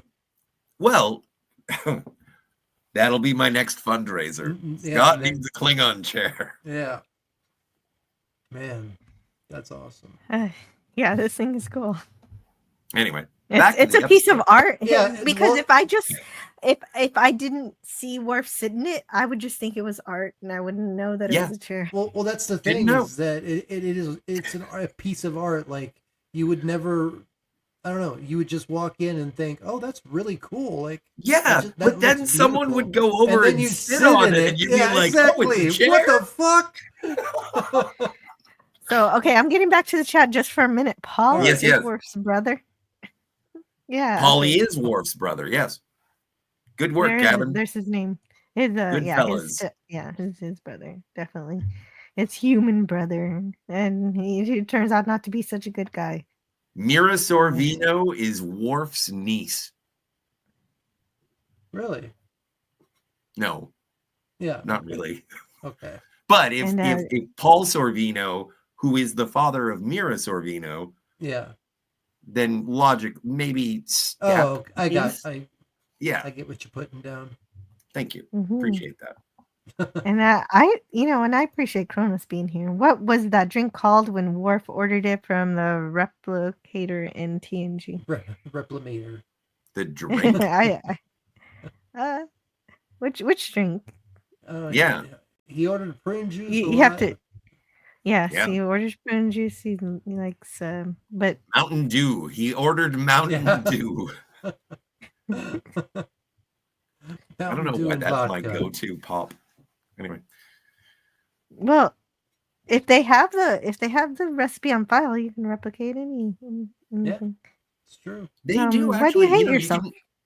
Oh, because of the don't hate songs. yourself, buddy. Oh, because he mentioned a Christmas Carol. No, but it's Oh. December. We can have Christmas carols. Yeah. You're okay. Well, and speaking of Christmas, don't forget to like and subscribe. And all we want for Christmas is your subscription. Oh my God, Gavin Blackburn says the chair has its own memory alpha page. You're kidding. No way. I believe that makes sense though. They get anything in there. Damn does not count as a swear. Sorry, Gorilla. Damn. Damn. Damn it. How about damn it? Jim. Damn it, Jim. Son of a bitch. What? This is just cue cards for inappropriate swears. Oh, Max Redstone. And that's what I'm here there. for. Oh, Max Max. Redstone. I didn't see you there. Hey, Max. Hey, Max, I love you. That's why I was man. going through the chat to see who I missed. Of course, it's Scotty that would bring that up. Oh, what? What, the chair or the balls? Both. He Hey, sits Canadian on on Spider-Man. My favorite Canadian Spider-Man. The only, the Oh. one, the only. Canadian Spider-Man is my favorite Spider-Man. Yeah, he's awesome. One of the brothers in the mafia. True story. And there we have it. That is an awesome chair, though. That's cool. I've never noticed. I never noticed it. If you can find the memory alpha page too. It's kind of funny. We're focusing on this chair. Well, it's an so awesome chair. unique and cool. I love unique and cool pieces of art, and Mm-hmm. that also doubles for a chair. So I mean, can't beat that. Yeah, Anyway. Zord is here. It's more When he put it together, he bought it from IKEA and he lost a bunch of little things. He's got Allen keys tucked into his drawers. The balls fall off sometimes. And he has to screw 'em Sometimes back. but you just screw them back on. It's like a Yeah, light exactly. bulb, but Yeah. made of foam. Yeah. Oh, but if I could get this at IKEA, I'm gonna be there quick. I want it. Yeah. That'd be awesome. No, you're not really going to buy that chair. That's going to be the most ridiculous waste of space. It looks cool if you're Quagmire. Yeah, exactly. If you have your own dungeon- all you're wearing if is you the have a Klingon dungeon- sash and you're sitting on the balls. You have What a if I dungeon do? downstairs. How do you know I don't have a dungeon? Hey, I don't. I don't know if you It, don't have a it would be dungeon. it would be perfect for your dungeon then. Do you fight Skeletor? I know I do. Anyway, enough about the damn chair. We're not sponsored. Well, I I'm have gonna go I have a have cigarette when you guys you do get back into the Scotty episode. I'll be back. R37 Scotty R37, can you actually see the slides and see that we are moving on? Yeah, no, totes. I'm sorry. Okay. I wasn't looking at the screen. You don't look at this. That's how you know where we are in the conversation. Okay. Basically, Yeah. it's supposed All to be right. the screen. We've I'm done sorry. this before. Malfeasance, my mistake. No, it's okay. It's okay. This is just the beginning. If you're gonna have a smoke, though, I guess we'll take an intermission because this is the part of the episode where the conflict I can wait. I is can ramping wait. up, and we're gonna be Let's in go. the mud by the time you get back. Oh So no! if you don't want to be here for Well, that. you know the thing is that I'm going to want a cigarette after we get in the fight in the mud. So let's keep going. Okay. Okay. See that's more appropriate. Let's get past the climax Yeah. because we're pretty Yes. close. We're about to. Yeah, you can only smoke after the climax. Yeah. This is the only male on male It mud works out. fight that I've ever been really interested in. Supported it. Yeah. Well, it's amazing because Robert walks in and says, "You better be careful because you're Yeah. used to the synthahol. This is going to Yes. make you. This is Yeah. going to make you. This isn't. He this warns isn't- him. Yeah, he does. This is well, and he says that it'll make you lose control, and that kind of, I don't know if that's supposed to be an allegory for the control that he loses with the Borg, which is of course a greater loss of control. But It might Well, be like a Picard isn't- metaphorical type of thing, but I think he's just saying like this stuff's gonna kick you on your ass. You know? Well, Yeah. imagine Robert's perspective. He has been in the shadow of his younger brother, and from what he understands, it's based on responsibility. His responsibility, while his younger brother was free to explore the galaxy, like literally. And when the confrontation does arise, as it will right now, Yeah. damn right I was jealous. Yeah. I had shit to do while you got to go gallivant everywhere. Yeah. He had to Yes, and take his father's, place and, keep the Picard name and The vineyard. land, the vineyard, everything going. He basically had to stop his life and become his father. right, he couldn't break Yeah, but- rules like Picard was, and Yeah. he Picard got to get away with a lot of things. And we're going to, as we're approaching the climax of this episode, we've got to welcome a new guest who's popped in the back room. I want to say hello Uh-oh. to Max Redstone. Hello, Max. Max. What's up, Max? How you doing, buddy? Good afternoon or morning, as it may be. Yes. It's afternoon for me, pal. It's afternoon for me. Although you do have some media There, sorry in the about background or some kind of echo. You're playing my I show. started on phone. I started on phone. Now I am on computer. Okay. Welcome myself to Anti-Derivative Joe. Now you're coming in perfectly. Thank you. Yeah. Thank you for breaking into robot mode to Yep. announce Domo that. arigato, Mr. Domo Roboto. arigato, Mr. Roboto. Delightful. I'm So, did you want to have a pretty fist fight now. in the mud? Here we go. Yeah, well- we're about to get there. Yeah, we're Cancel the working on parade. that. In your Well- favor. Oh, Well, yeah, there's some words that did you come back so I could look after you again? And that's where Picard decides. Yeah. You. to start the fight. And I didn't get. Oh, we got some extra sound effects. Yeah. And I did not get video of the fight because Yeah. I got to leave something for you guys to go rewatch this episode. It's a great fight because they start off so serious. They're Yeah. actually fighting, and then it just turns into a mud. Yeah. Then they just start giggling. They start giggling, then crying and giggling. Try it again. Try it again. So yeah, they go straight through the trees, straight in the vineyard into the mud. So, sometimes I enjoyed bullying you. Damn you! Well, and the thing Oh, these are that was a really good incredible impression. old man stunt doubles. Yeah, for sure. Like Jeremy Kemp did not do any of his own stunts. I would Picard assume that or- Patrick Stewart didn't either. I wouldn't think so. But these are classic Star Trek stunt doubles. I love it. Yeah. Yeah, and they go from laughing to crying Yeah. to laughing again. It's Well, I and mean, And we There's have this. our reading for this episode. I want somebody who wants. Okay, so Ooh, we have oh. Max Redstone. Rex Redstone is Yeah, a great Max. Picard. Yeah, you got a great Yes, they're, voice for it. Hold on, let me Ah. let me bring up a script for it.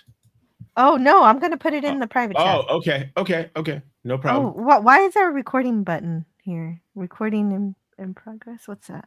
Because there's a recording in progress. Yeah, I turned it you're off. recording I the turned it stream. off on my end. Oh. I don't know what's going on. I like being recorded. I don't know. It I is the think- American way. Thank you to the Okay. NSA. Okay, that's fine. I just never saw that before. It's a weird StreamYard thingy that distracted me. Yeah, I it just get- turned on and I get had to turn it off. Hey, I get Padawannabe. distracted. I get Hey, distracted by Padawannabe! I get distracted by notifications. And yes, hello, Padawannabe. I'm so glad Hello. you're here. Get distracted by warp signatures. Yeah. I do. Wow. Captain, Captain, Nebula. my family is coming on board, and they're Okay, going to so- look at the chair. Yes. Who wants to be Robert? I'll be Robert. And I'll be Picard. All right. I was always your brother. Wait a minute. Watching you Wait, Wait, Oh, what, we're not Scotty. going I yet? haven't put in all of the things yet. Yeah, we got like a whole script you're gonna read. You're There's gonna- a whole Scott. Right, this is- but I'm this just is, saying, what do you think of my Robert so far? Do I need It to was work good. on it? It was okay? Great. All right. Okay, Max, you read everything. Just kidding. no problem. I have been That polishing my bad. bishop. I've No, been it polishing wasn't. I my liked bishop it. to That's She-Hulk just dolls. kidding. You have Just you were let bad. us know. Oh, and I have one role for you, Theta Zord. You can read the narration. There's a bit of narration here.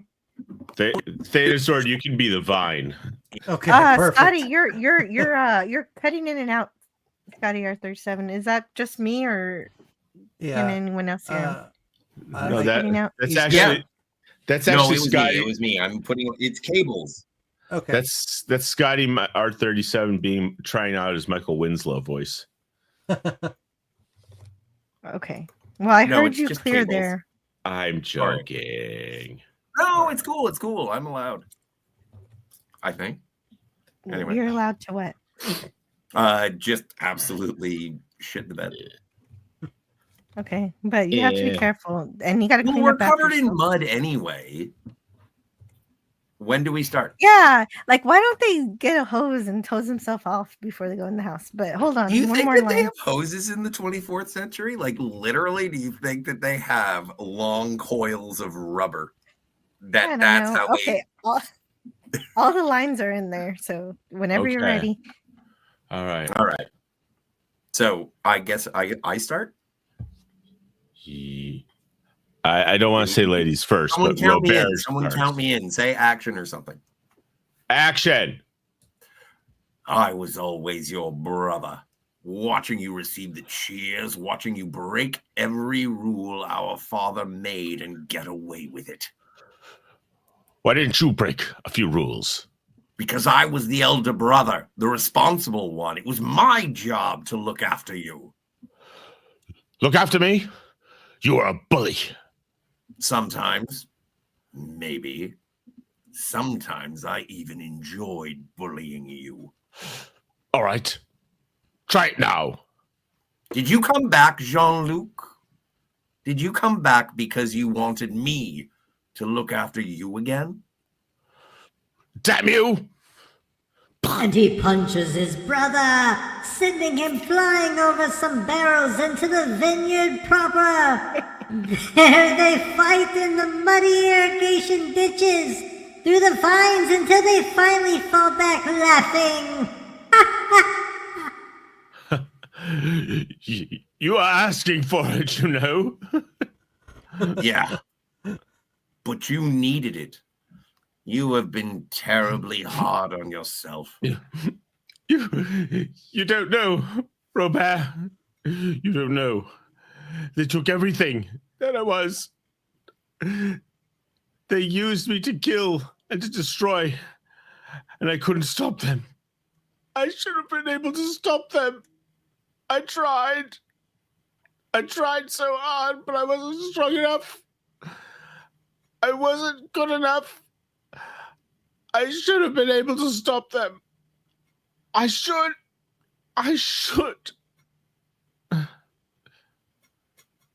So, my brother is a human being after all. This is going to be with you for a long time, Jean-Luc. A long time. You have to learn to live with it. You have a simple choice now. Live with it below the sea with Lewis, or above the clouds with the Enterprise. You know, I think after all, I think I did come back so that you could help me. You know what? I still don't like you, Jean-Luc. And Steve! Awesome job, everybody. Great. That was a Oscar-winning performance. I wasn't expecting the punched up narration, but hey, what the heck? No, it was rad. Everything about that was great. Thank you, everybody. Yeah. Like, subscribe. That was really good. Yeah. That was incredible. Now can I have a cigarette? That was so good. I need a cigarette. Go ahead. That was great. Yeah. Yeah, we just had the climax, so you may have your cigarette. Yeah. That was amazing. Sorry, I got punched in the balls at the time. Because there were sometimes. Young Febo.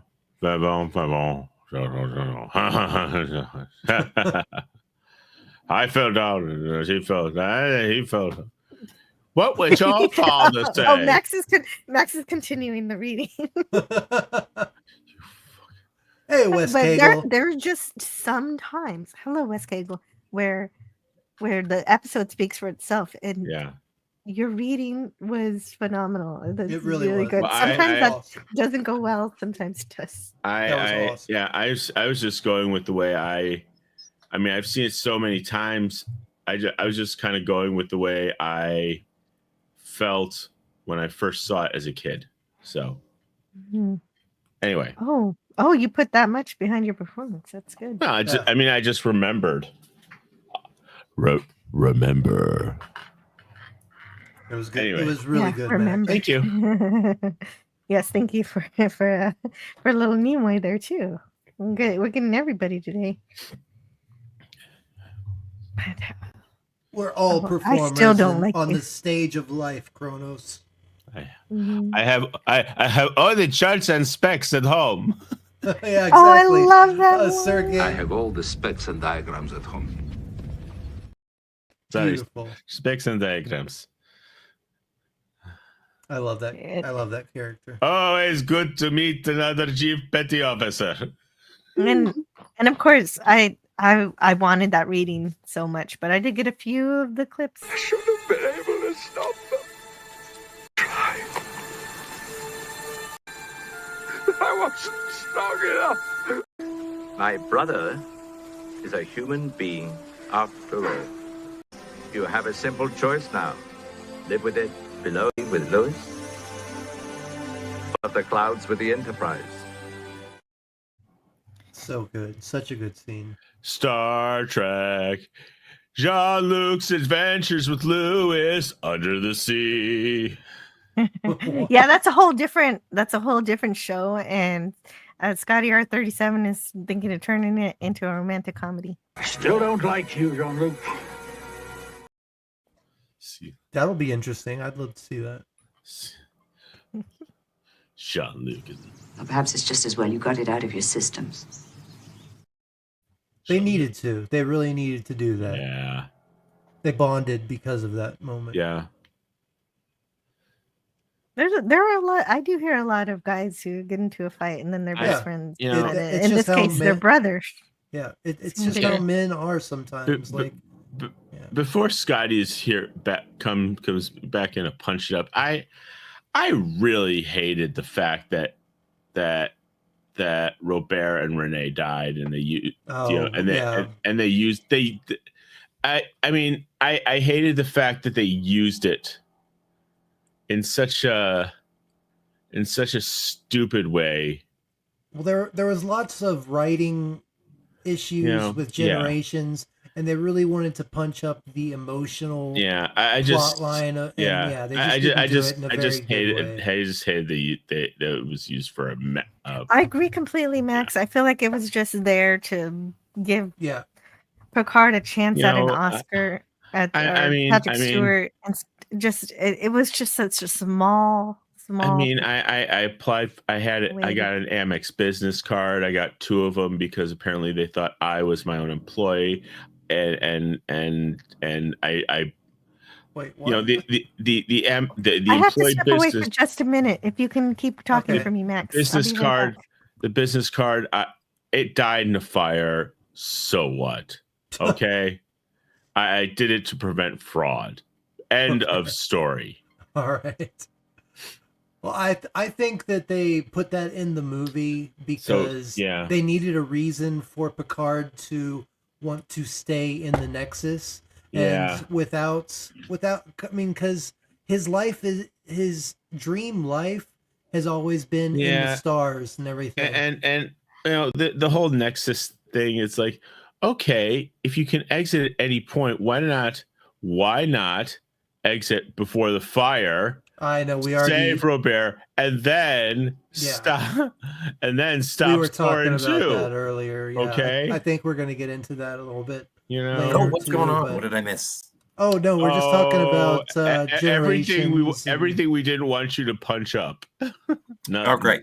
No, we're just talking about Generations and how stupid it was that Robert and Renee died, and I was just saying that they needed an emotional connection to why Picard would even want to stay in the Nexus, because his dream is living out in the stars. That was always his character. So if Picard really wanted to be a savior, he would have gotten out right before the fire, saved Renee and Robert, and then gone to stop Soren. Yeah, but that would have ended the movie right there. It is a weird choice as to where he reappears in time and space. It's all just bad writing. But this is, and again, and hopefully we're going to be getting you're to captain. You're captain of the Enterprise, and you don't know how to exit time travel. We have a coda in Unification, the new OTOY. That happens after Generations. Yeah, it was amazing. And I cried. And this is sort of that as well, is again, because there is a renaissance towards Generations currently happening on its anniversary. Yeah. And this is the episode. If you feel part of the reason that I wasn't even sobbing. It was just my eyes were leaking the entire episode because I was looking at a bunch of dead people. Yeah. It was like seeing ghosts. So, speaking of which, Wesley runs the holodeck program. Okay, it all works out. This is another amazing scene. Now there is Star Trek. There's another Star Trek group on YouTube called Newbies. Oh yeah, I love them. They had a really interesting theory about this that Beverly and Picard were having an affair. Oh yeah. And while recording this, Jack Crusher was deleted by Picard. Killed. You can say killed. Somebody said that before. I've heard that not on that channel. Anyway, it was just I just can't do it justice just because it was just a funny take on this particular. Yeah, I've heard that theory for 2 decades. Like people have been saying that for a long time. No, it was just that it was just that he was that Yeah. took down Picard took down Jack Crusher while he was recording this particular hologram. It's like, yeah, and but by the way, Leslie, don't trust any bald guys, because your mother and this guy is like, oh, hold on, there's someone at the door. Oh, and by the way, if your mother falls in love with a ghost in a candle, yeah, oh, that's going to be a deal breaker. Don't fall in love with But any then- women who falls in love with ghosts and candles. No. If a ghost in a candle says you will be loved like you've never been loved before. Oh man! But Run. also, everyone hates that episode. But if you ever want to see Beverly Crusher's O face, that's the episode. And I can't get mad at you for saying that because it's true. And well, I But don't you like can that get mad theory at me because that because, makes yeah, whatever. Picard of well, I mean, if it didn't make any sense to say it, I could get mad at you. But that would make Picard No. a murderer, and it would make everything I very know, ugly. The I know. entire series would be I just thought ruined. it would be. I just said it was a funny take on it. Oh, it's a funny theory. So It is. now, what Yeah. would be funny here is if Wesley left the holodeck in the old uniform. Well, okay. I'm glad you brought up the uniform, because I know this is from yesterday's Enterprise as well. Now, is yesterday's Enterprise in season 3 or 4? 3.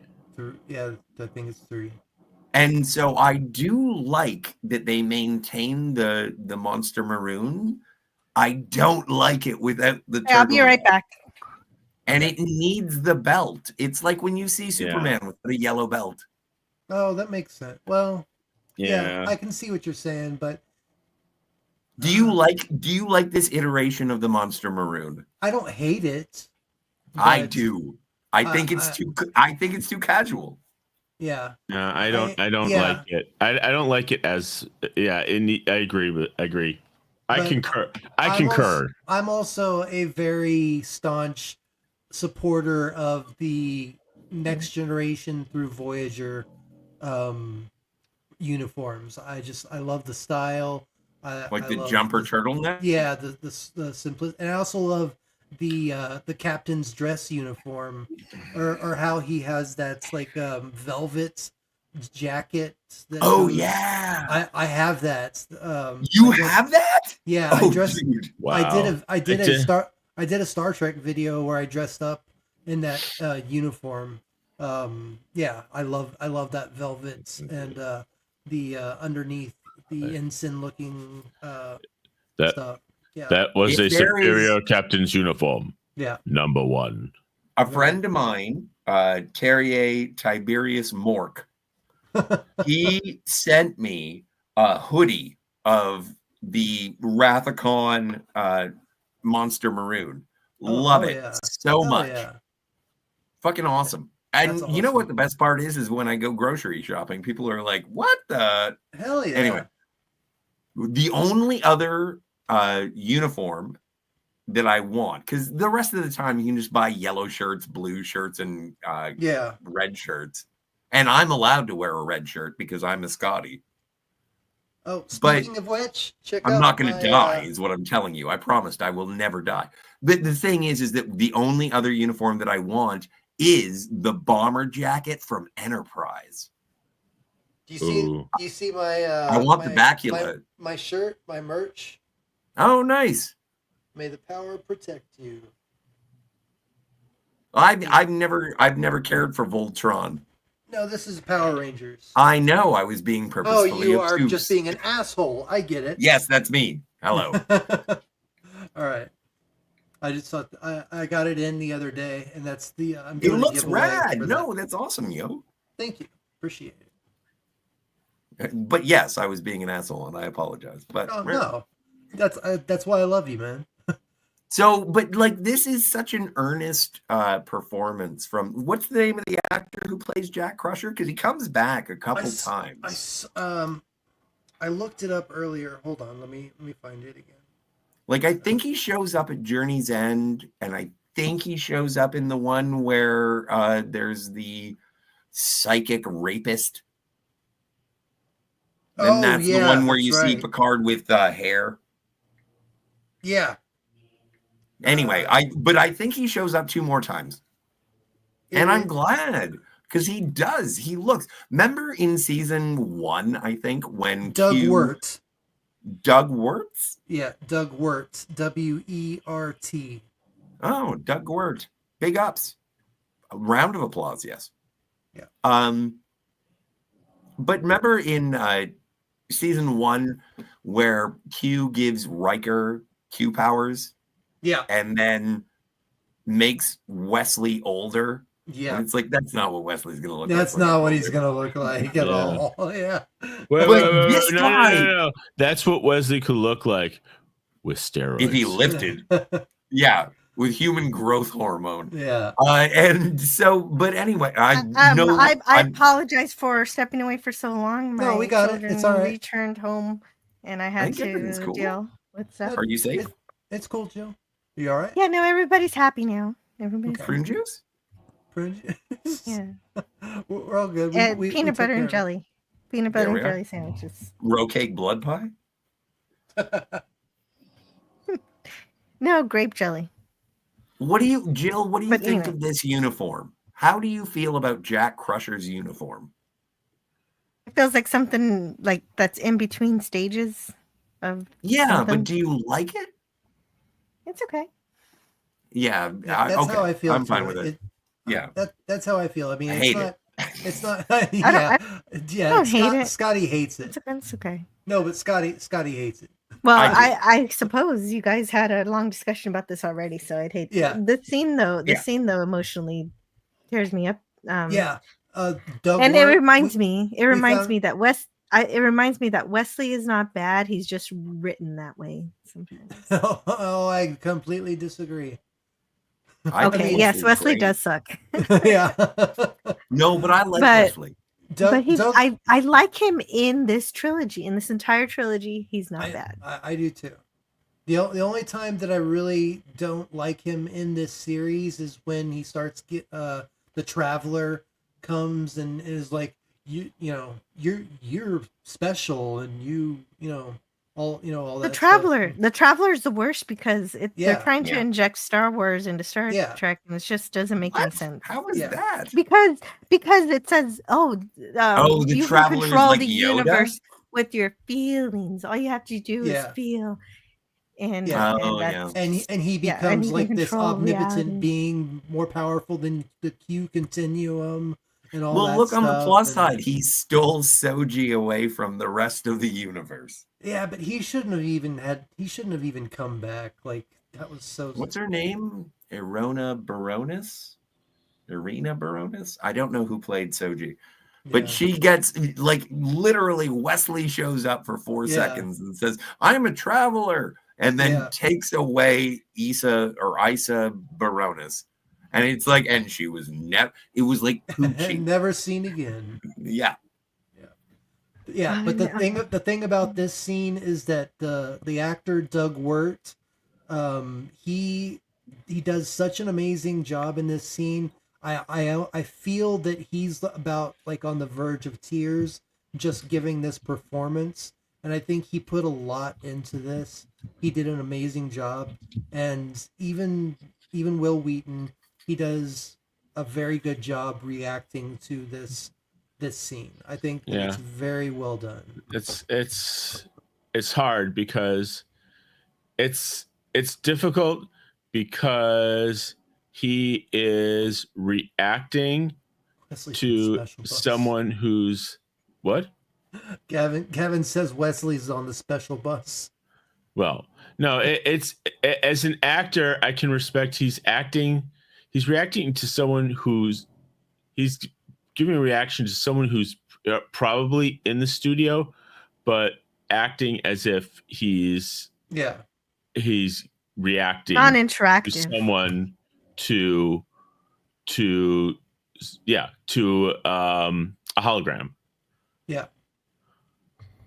And that's why this line is the one that hit me pretty hard was, I hope you don't grow up resenting the fact that I was gone so much. Yeah. Well, and what got me too is when he was talking about maybe someday you'll wear this uniform, and like Jack pulls on his uniform, and then Wesley, he looks down and gets that smile on his face, and he pulls down his uniform to make it look nice. And well, go back one, Jill. So from what I understand, Jack is currently wearing the lieutenant insignia, because if you only had one triangle, you were an ensign. If you had two, you were a lieutenant. Correct? I'm not familiar with how they do the ranking system of the epaulets on the 23rd century Monster Maroon. Well, from what I understand, that's lieutenant, and I was mistaken. That is. Because I was like, the thing is that I thought that they were speaking as peers, Wesley and Jack. But Wesley is only an ensign, and Jack is a lieutenant. Yeah. Well, and at this point, is Wesley actually in? Like, did he? Yeah. Is he back from Starfleet at this Full point? on. No. Okay. Yeah. Okay. No, he is. No, he's not back from Starfleet. No, they basically jellicoed him. Yeah, and it was like, get your gray suit off. Yeah. Okay. Put on the good suit. Yeah. Get off your mankini and put on a uniform. Yeah. I don't remember how long ago he stopped wearing that rainbow sweater. When he went from the gray acting ensign to full on field promotion ensign, like only 2 episodes. When he rescued Riker and Troy and Loaxana, who is an ambassador to Beta Z, I might add. Yeah, exactly. And that was in Menage a Troy, is when he got full on ensign. So it was after it was season 3 then, right? Well, yeah, for the longest time he was acting ensign. Yeah, exactly. Okay, yeah. See, that's what I was talking about. Was it after the acting ensign, or was it before? But it's after. And the only reason I'm still on the scene, I'm not skipping past it, is that there's a deleted scene that is on the season 4 Blu-ray where Jack talks. Is it where Jack Crusher explains the birds and the bees? he adds more history, more family details, and he explains his and Beverly's hottest date. No, but I really he just holds up his hand with a circle and puts his other finger inside. Are you gonna play the thing? No, I don't have the deleted scene. I wasn't This is the date. Scene. Yeah. This is the day where we created. Ladies and gentlemen, I have a question in regards to the physical media of this episode, because I have the Blu-ray set for this episode, and I was like, is there an audio commentary? No audio commentary. But I did not, in my travels, see any deleted scenes. I would have looked at them in my research.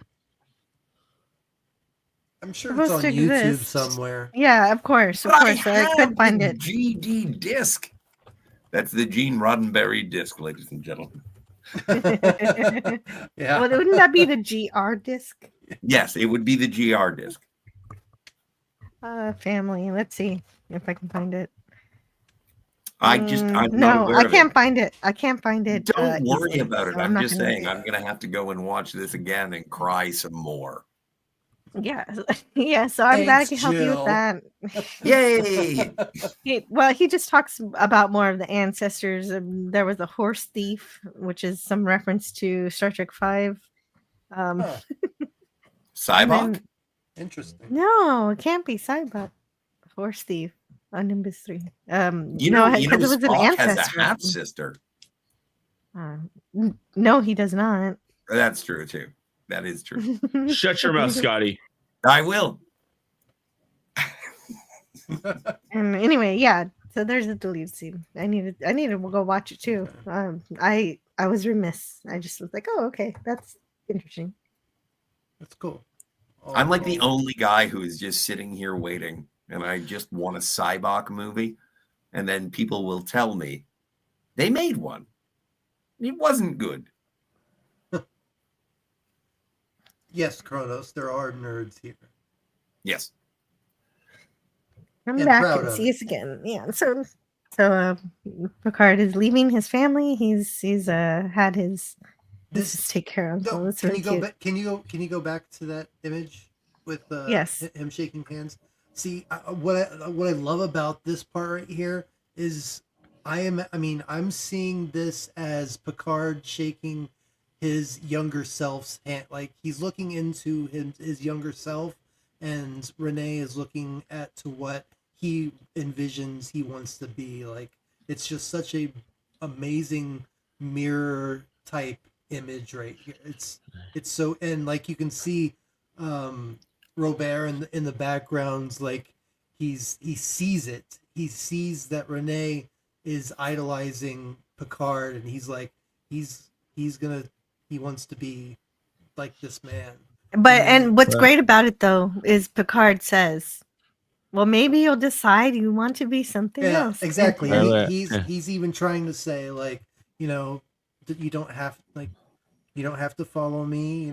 Listen to your father. Can I say one thing? Yeah. Would I be able to treat boldness in the future, nephew? Nope, of course not. Don't care. Okay.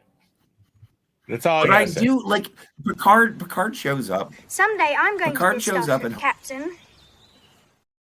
I love that. Picard shows up at home in civilian clothing.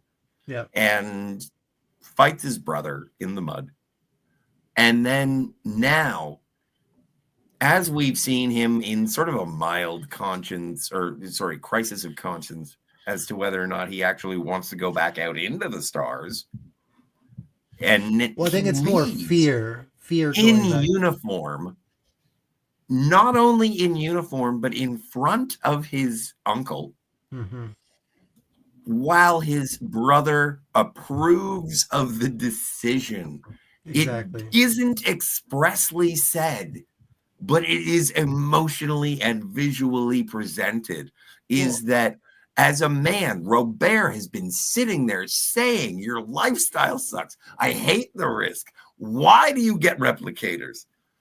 But he's standing there watching his own son shake hands with the authority that he rejects. Well, he's seeing his younger brother as his own son. Like he's like in this exact image, he is looking at his brother, and you can see that he's thinking to himself, I see my younger brother in my son right now. Like I see what he's going to want to grow up and become. And I love the very end. I'm sure you have images of this, and we'll get to it. So I'll save it. But yeah. Also, but before we get to the emotionally heavy part about wishing to the future and boldly going where no one has gone before, I want to ask you a question about this coupling.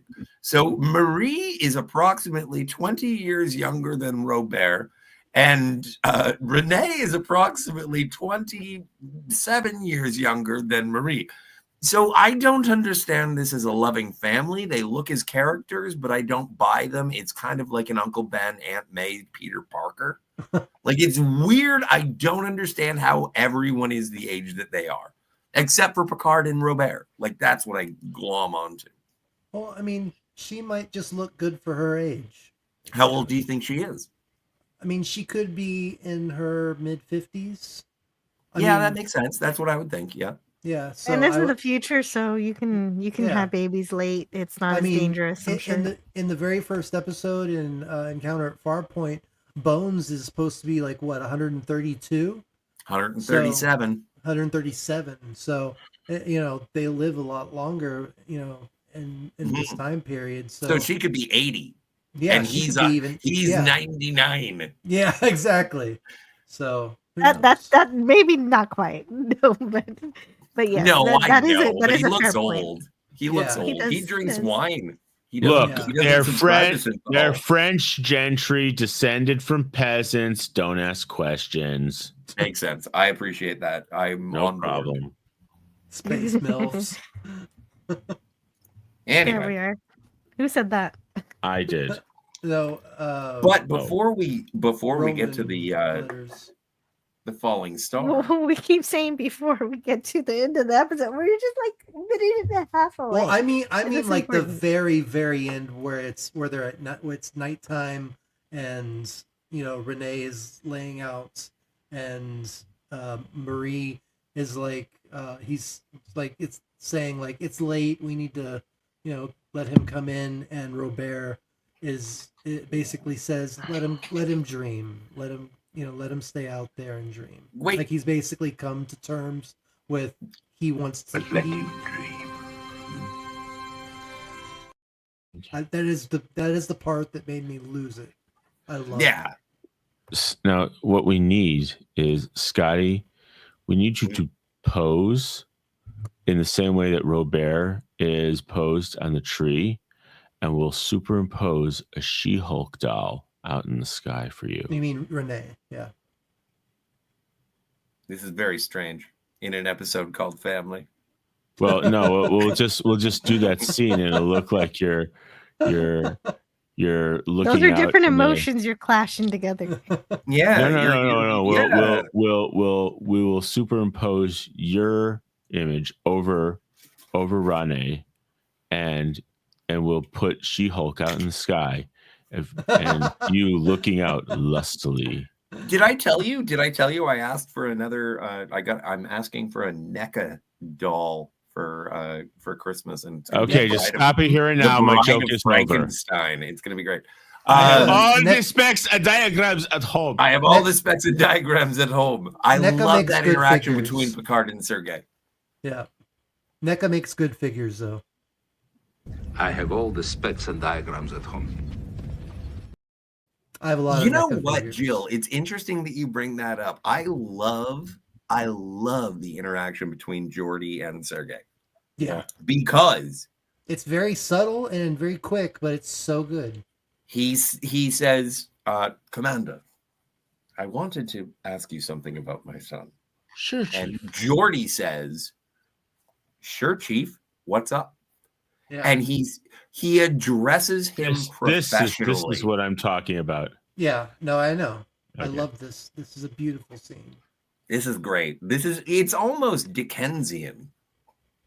Yeah. It's like a piece of art. Like it's something I would hang on my wall.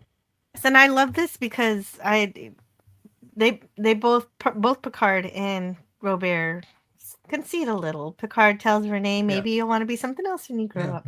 And that was Picard's concession. And then this was Robert's concession. Was let him dream.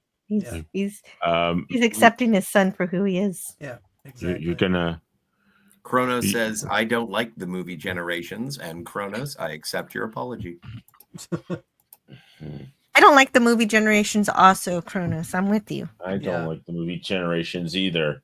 I don't. I accept all of these. How many apologies am I going to get today? I don't love it. I do. Have you examined the lighting?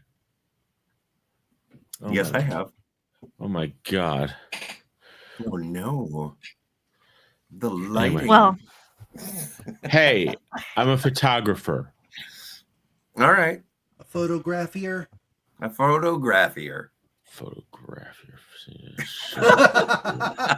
You got offended on that one. Come on, it's fun, Millhouse. So anyway, I love the writing for this episode. I'm glad Michael Piller fought for this episode. If you were going to mangle the word, you could have said photographier. Oh, that would be better. But Sorry. I do. Sorry, you were Jill. talking about Michael Piller.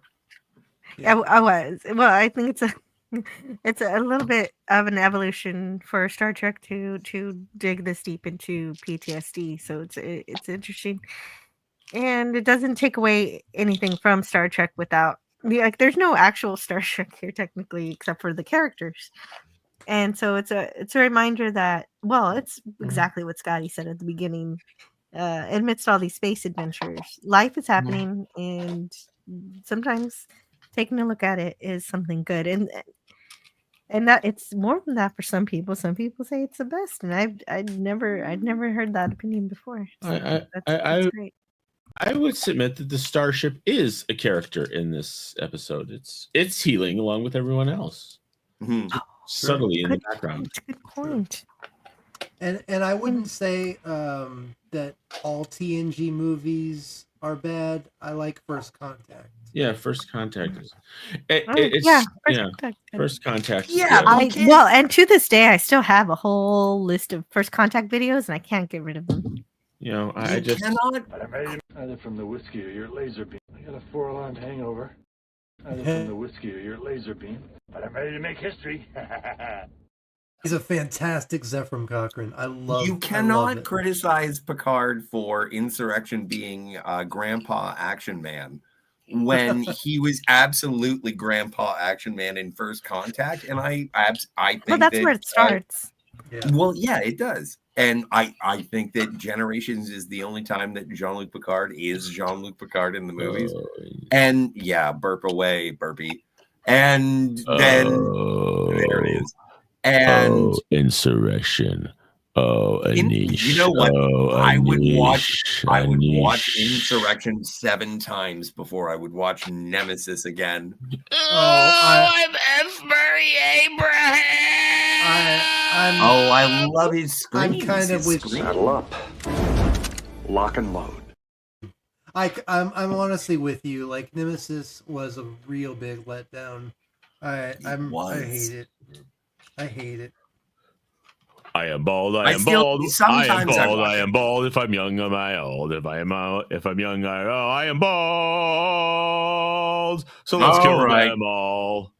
Why don't you see what's going on with the other Keebler elves?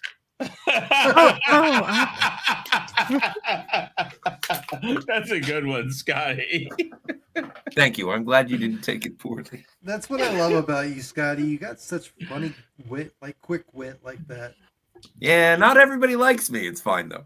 Well, it's fun. You know what? I just want to say to everyone who is listening, and I hope that Jill appreciates this public service announcement from a drunkard. But it is so nice to just hang out and talk about what we want to talk about and celebrate the things that we want to celebrate. I completely agree. And we have, and yeah, this was a good review. I think it was. Yeah, this is kind of stuff. Like this was really great. These are the episodes that I'm trying to put a video together for the Next Generation for all 7 seasons. So I'd like to do more of these to get other people's opinions and stuff. Because I have a theory that I'm trying to put a video together for the Next Generation for all 1 through 7 seasons. So I'd like to do this more often. So if you want to do Tapestry or anything Code like of Honor. that, yeah, anything like that. No, Lieutenant Yaw. No, I don't do Star Trek every Friday. No, but I'm just saying every once in a while. Sure. I would love to do. It's always an occasion. It's lovely. Yeah, it is. This is what it's this is what too. This grew, is a good like one. I grew up on, and this is what initiated my moral values and my my thoughts for positivity of a great future and all that. So Captain Kirk was the first person I ever saw punch a woman, and that's what made it okay. Exactly. And then, from then on, it was never the last. Well, no one else agreed with me, and I was like, "But Bill Shatner." That's not the meaning you're supposed to take from that. He only does that when he has to. Today is 33 years since 33. It's the 33rd anniversary of Star Trek VI's release. Oh yeah. Oh, night today. Yeah. Oh, today. Wow. Oh, that's right. Cool. Wait. Wow. Yes. I saw Or was that on tomorrow? opening night in my local movie theater with so a redheaded girl. Oh, I did too with a friend, not a redheaded girl. So. No, but did you see it as a date, or did you see it with a buddy? No, I went with another Trekkie friend. Oh no, I dragged a woman kicking and screaming, saying she didn't like Star Trek, and I said, "But come on, yeah, I do." I went, and people cheered when the Warbird got whacked. Oh yeah. You know what? Now that I think of it, I think I abandoned that girl in the theater and never saw her again. God. Good for you, Scotty. Good for I you. was so taken by the film. I was just like, no, it was incredible. Are you saying she got bored and left? No, I think he's saying like she didn't like Yes. Star Trek, so Scotty was like, "Screw you, I'm gonna leave." No, she got bored and left. Oh, okay. That makes most sense because you went Hold to the on. movies together. I gotta go to the bathroom. Get me when Gorkon comes back. And you didn't chase exactly. after. No, exactly. She wanted you to I'm chase gonna go after get more her. butter. And she never returned. And she Never saw her again. There was no phone call. That's hilarious. I thought we were supposed to make out during this stupid movie, and I was like, no, this stupid movie is better than making out with you. And yeah, that's where you lost her. And no, I didn't lose her. I would never be with a partner who doesn't enjoy watching Star Trek. It was a good way to weed the bitch out. You gained your privacy to watch Star Trek in peace. I was in a room full of people who liked Star Trek, and I brought the one who didn't. Yeah. Hey, her loss, you know. Yeah, totes. So. Yeah, but that was an amazing episode. I'm Good, so then glad. now I can also get to the chat too. Yeah. Chat. What are you so glad about? I was just saying, I'm so glad that you did this today, Jill. Thank you for, having this stream, so that we you're can all welcome. discuss this, because this was such a very unique episode, and it's just something that's we rarely get to talk about in Star Trek. So I just thought it was really cool. It takes a few hours to set these streams up to prepare for them beforehand. Getting the slides. No, and exactly. getting No, patterns I know. and notes. I know exactly what I've done some streams where it takes a lot to put those slides together. So I commend you. And Right. Sometimes I just want to be lazy and like let's just do nothing. Yeah, I know, but putting those together and even it was putting worth it. Exactly, and putting those scripts together for Max and me and Scotty to read. Oh, that might be a short. But yeah, those were amazing. So as Nicolas Cage would say, bitchin' technology. Yeah, so you did an amazing job, and I commend you. Oh, I forgot. I forgot. I'm sorry. I'm going to interject just one thing. Oh, please do. Well, we finished the review, so now the rest of this is just whatever we want. There is something that I enjoy in the Apocrypha, and it is the introduction of Worf, son of Moog, House of Martok, son of Sergei, House of Rozhenko, Bane of the Duras family, Slayer of Gowron. Oh yeah. Yeah.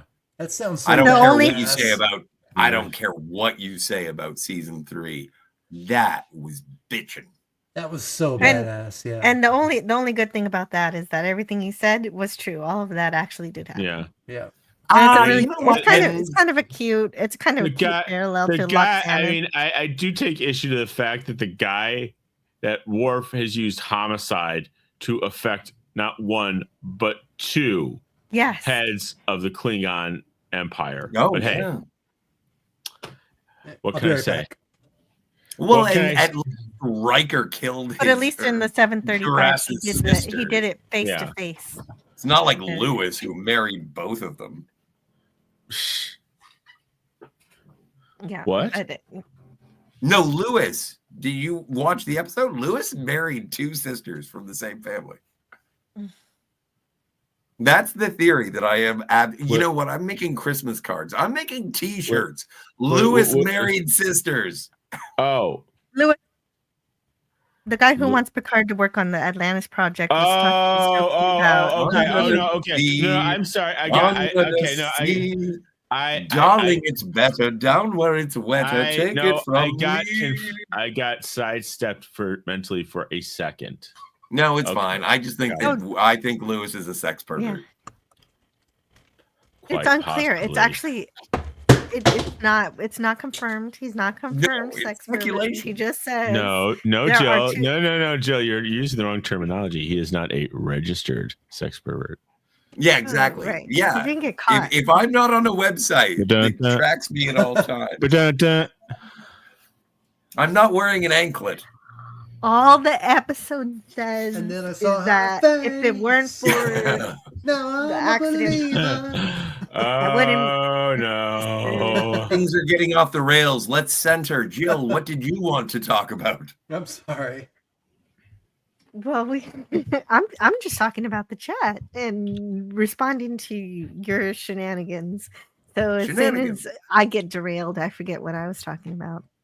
Yes, I'm with you. Well, I apologize. I was getting a little. And Chronos says I like Drunk 7, and so we're at the point where we can be derailed like that, like as Chronos is saying, Drunk 7. Well, actually, that's the doctor inhabiting Seven's body. That's why she's so drunk. It's because he's experiencing all of these sensations for the first time, so he's going way overboard.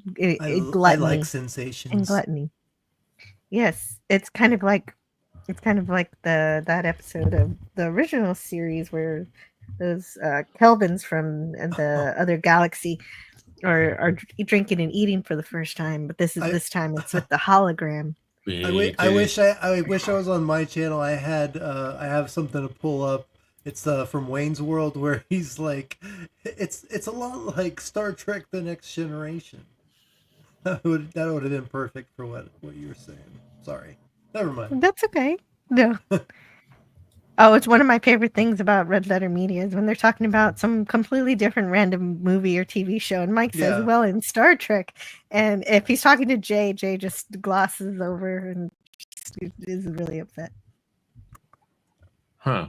I do that too. In my videos, I like to skip off to another pop culture, TV. That wouldn't happen here, obviously. Yeah, no, of course not.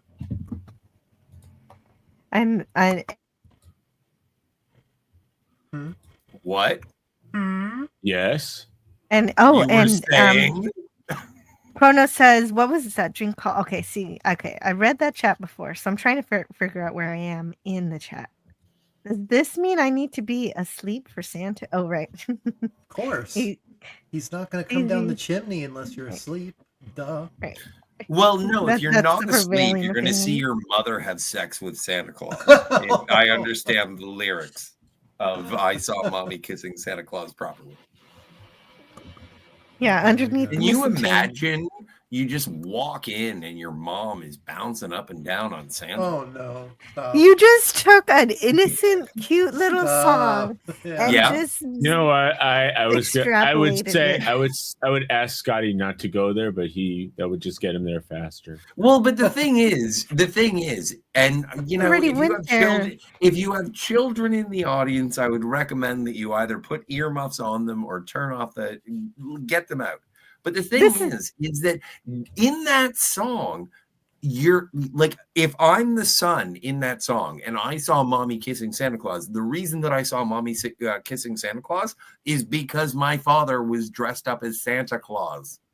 Right, exactly. Yeah. And that's the whole joke. That's the whole joke of the song. Exactly. So it's completely appropriate for Santa and my mom to have coitus because Santa is my dad.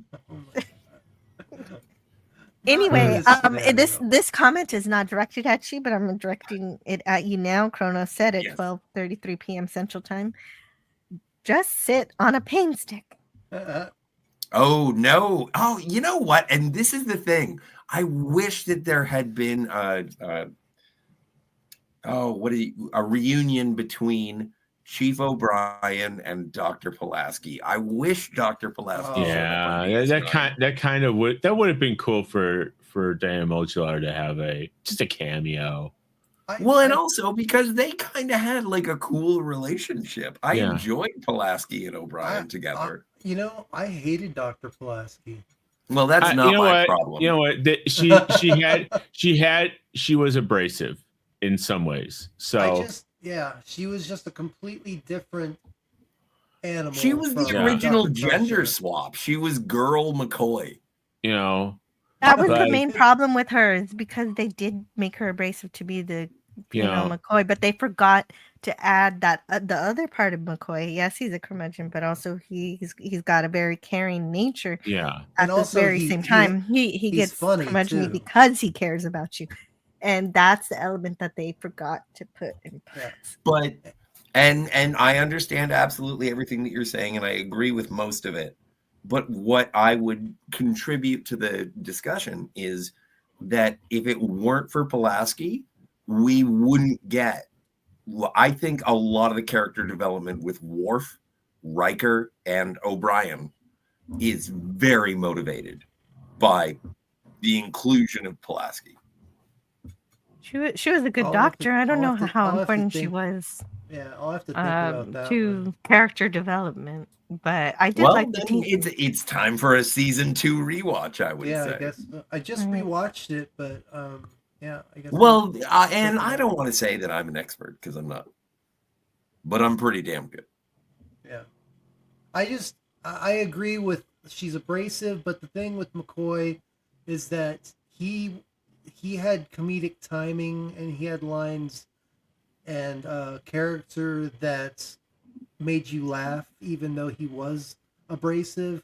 But Dr. Pulaski was just abrasive and kind of annoying. Didn't Kate bang Riker's dad? Yes. Really? She was umping Buglies with Kyle Riker. Yes. At one point. That's interesting. Yeah. There's a lot of stuff in there. Oh, come on. Yeah. We are reviewing the days of our lives of Star Trek episodes, and I'm crying with Kleenex. Yeah. And yeah, I'm starting to realize why Pop Culture Curator always called it the Love Boat. It is the Love Boat. Yeah, there really was a lot of, Riker and Troy, Crusher and Picard, Worf and Troy.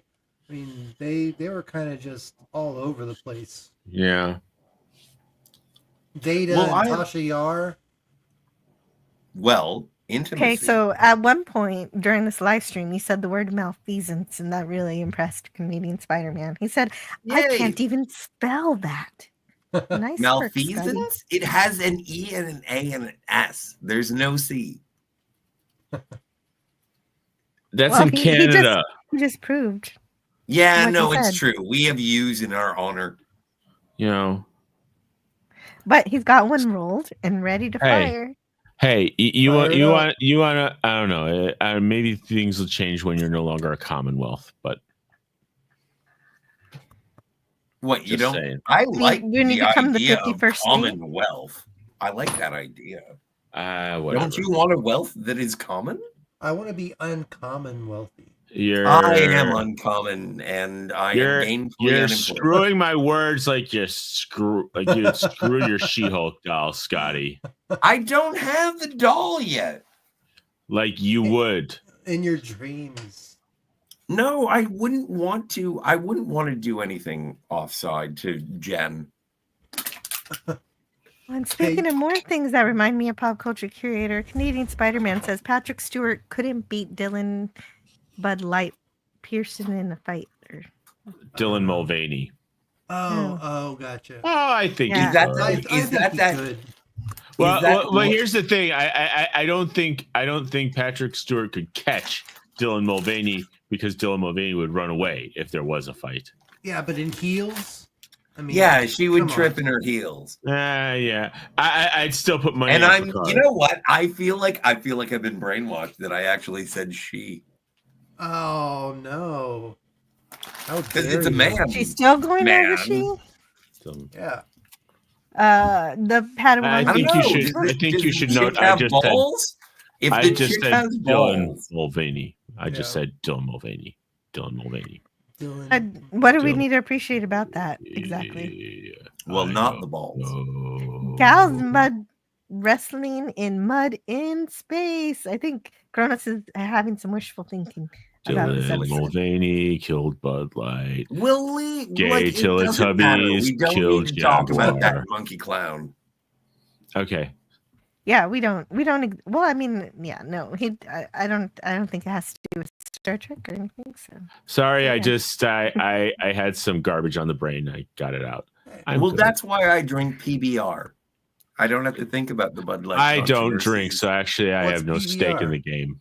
But PBR, Pabst Blue Ribbon. I don't drink anymore, so I have no stake in the game. But I'm actually a Miller Lite guy back in the day. I used to be, like, when I would drink with my friend. I never really drank unless it was at a party or something. I only let my kids have soda at birthday parties. I went actually back in Chicago. There was a really great bar that served great food, but it was one of those craft beer bars. And I ordered Miller Lite. It's like, well, we don't have Miller Lite. Like, well, what? Yeah. All right, just give me a Pilsner then. It was funny because it was actually a situation I'm finishing up here.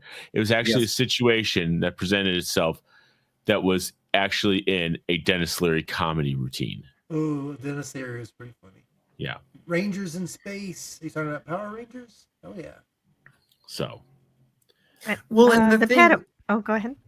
I was just gonna say I always thought that Chateau Picard was a good wine. And one of the things that I do have a criticism for Picard season 3 is that everyone 42. They shit all over Picard's wine. And it's like, I didn't appreciate that at all, because there is a reverence that does come from this episode. You see the vineyard, you see the passion and the effort that Robert puts into it. No. I mean, in Picard season 3, tasting the grapes. He's trying to heal a very sick vine. It's this poor sick. Because I've always gotten the impression that the Picard vineyard and the wine was like a very expensive, very well off, brand. If you could get it, it was good. Yeah. And in Picard season 3, they're so like, good, oh, this tastes like vinegar and ass. Yeah, so it's something that's so good that it deserves to be handmade. You can't get it from a replicator. You can't get that flavor from a replicator. Exactly. And that's where its value comes from. Yeah. Just like Joseph Sisko's Cajun restaurant is. Robert Picard will sell no wine before it's time. Yeah. That's an interesting parallel that I had not thought of before, Jill. That's great. Oh. Joe Sisko and his Creole cuisine. And then you get Robert Picard and the vineyard and the Picard vineyard. Wow. I never thought of that. I bet they go together really well. What was Janeway's dad? Ooh, I don't know. That's a good question. Well, we know that Archer's dad was one of the engineers or pilots of the early warp, friends with Zefram Cochrane. Yeah. Yeah. So the Padawan B's trying to. We don't know anything about Kirk's dad. Yeah, no. No, we don't know anything. That's Nothing. right. That's right. That's Keep it damn there. straight. There. He is not Chris Hemsworth. Yeah, that's for absolutely sure. right. No, he's not. No, he's not. He was born in Iowa. Idaho. Yeah. Iowa, yeah. Iowa. The Padawan B said Iowa. I think the record thing is for the audio feed. Isn't it different? Recording. Isn't it different? Recording now, so you can sync the audio off as needed. I don't know. No, I'm still confused. But thank you for trying No, to that was explain from a the while Padawan B. ago. There was a little bit of funky disco. It was weird. I'll figure it out later. It's over now. I'm sure it's no problem. It's like when you're driving and then it starts to rain and then it stops raining. Nice. Franco Walker says, my French teacher said that the world will be speaking French within 10 years. That was well over 30 years ago. I live in Canada and I can't speak French. Do they not speak French now? The only thing I can say is Je suis à 40. It's supposed to be like I'm the whole fucking show. Voulez-vous coucher avec moi? Szechuan. And they do sing a French song in this episode, so that's nice. But Alouette, gentil Alouette. I don't think that was it. Franco Walker reminds us, if you're new here, please subscribe. Yes. And if you're not, hit the bell, share, hit like, select live chat. And consider becoming a member. And tell your mom. Yeah, that's a good addition. Yeah. I'll especially try if your mom and, likes Star Trek. if you tell your mom, I will try and swear less. Okay. I will tell my mom. Jill, did you swear yet That's today? great. She said, "Damn." I don't. No, I That didn't. doesn't count. I know. No, but that's and the it closest. has to happen organically. Yeah, that's Yeah, the I know. closest I'm not I'm not asking. drinking. You don't have to jump through hoops. I'm not drinking alcohol, so it's probably not going to happen. Like if it does happen, it'll be organic because I'm drinking coffee. What are you drinking, if you don't mind me asking? I'm drinking coffee. Oh, with cream or sugar? My milk doesn't taste good anymore, so it's just sugar. Just black coffee with sugar, you say? Yeah. What a weird beverage. Do you have What's a weird glass about of it? water with it? No. Huh. Yeah. After that That's Oscar-winning refreshing. performance, schnapps isn't good enough for me. I must open that Joni Walker bottle now. Oh, wow, you guys, your performance of that scene impressed Greek Letters Larson into Ooh. opening a better bottle of liquor. It really was. Y'all did an amazing job on that. No, well, and it was. I had difficulty reading my lines because of how I good you didn't did the catch it. Picard. Like I I had didn't- tears, yo. Yeah, Max, you did an amazing job. I mean, both y'all did. That whole scenario was very well done, and I didn't notice you messing up your lines. It just flowed naturally. I thought it was great. Agreed completely. my And heart all swell. like Franco says, it's an all-star panel. Oh, don't make me cry again. Oh, I should leave. I'm the one bringing it down. No, what are you he's saying talking that about? it's an all-star. I'm panel. being self-deprecating for the. I'm Oh. asking for pity. You saw the movie Ask for Ghost. more pity, Scotty. More Bring pity. me the pity. You just saw Ghostbusters. More pity. More pity. Carlos asks if I'm asleep. Happy, joy. Hey, do I still Hey, have Ren that and video? Stimpy. Ren and Stimpy. We're not allowed. Oh, the big red button. More pity. I just did more a, pity uh, for Scotty. No. I just started a But every playthrough time- of the Ghostbusters video game. Everybody, It's it was pretty fun on my channel. Oh, nice. Yeah. No, I love that game. I played it on the Nintendo Wii. Oh, it's different on the PS4 and the Xbox and on Yeah. Steam. But yeah, and the thing with the Wii is that you got to use the Wii controller as the proton Yeah. glider, positron glider. no, And the Neutrona wand. whatever your you Jill, know, I'm going to step pronouns away for are. a sec. I'll be right back. Oh, All right. okay. That's totally fine. Let's see you soon. And I'm Yeah, I'm I built my own proton pack, so I know all the. Oh, nice. the Oh, little- really? That is super cool. Oh yeah, you want to see it? I got it right here. Yes, bring that out. And while you're getting that, I'm gonna play this for Cronus. Happy, happy, joy, joy, happy, happy, joy, joy, happy, happy, joy, joy, happy, happy, joy, joy, happy, happy, joy.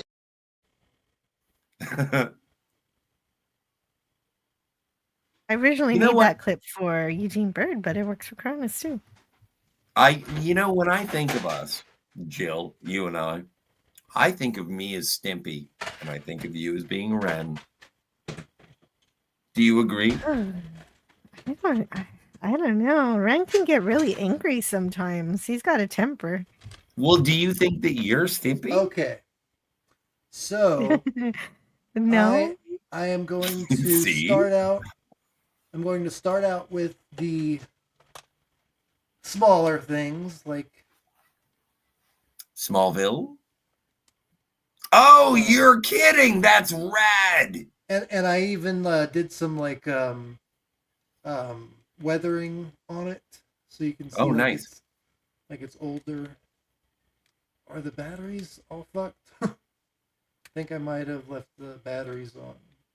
So anyway, take some Viagra or Blue Chew.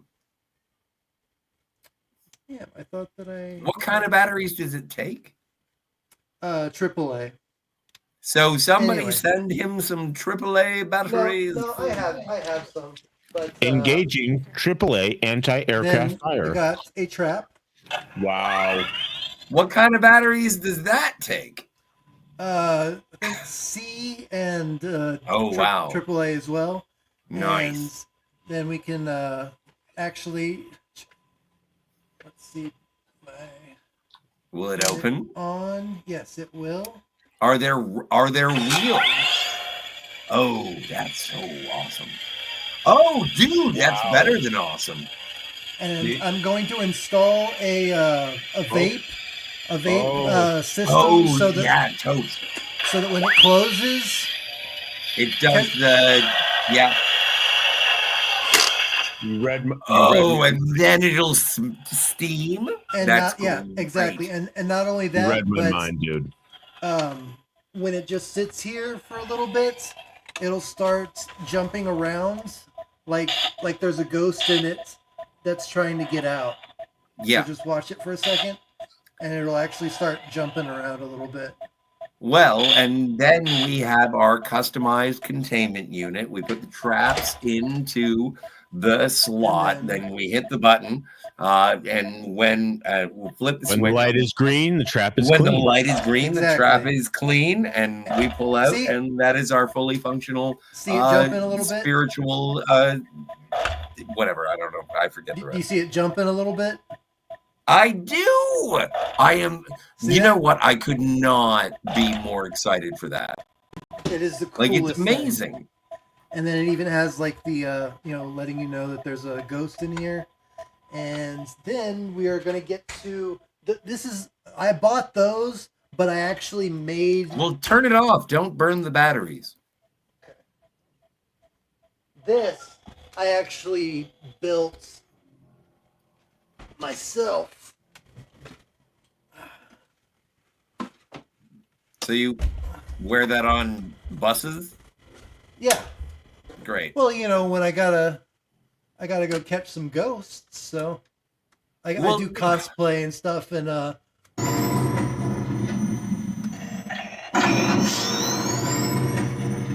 that's amazing. And then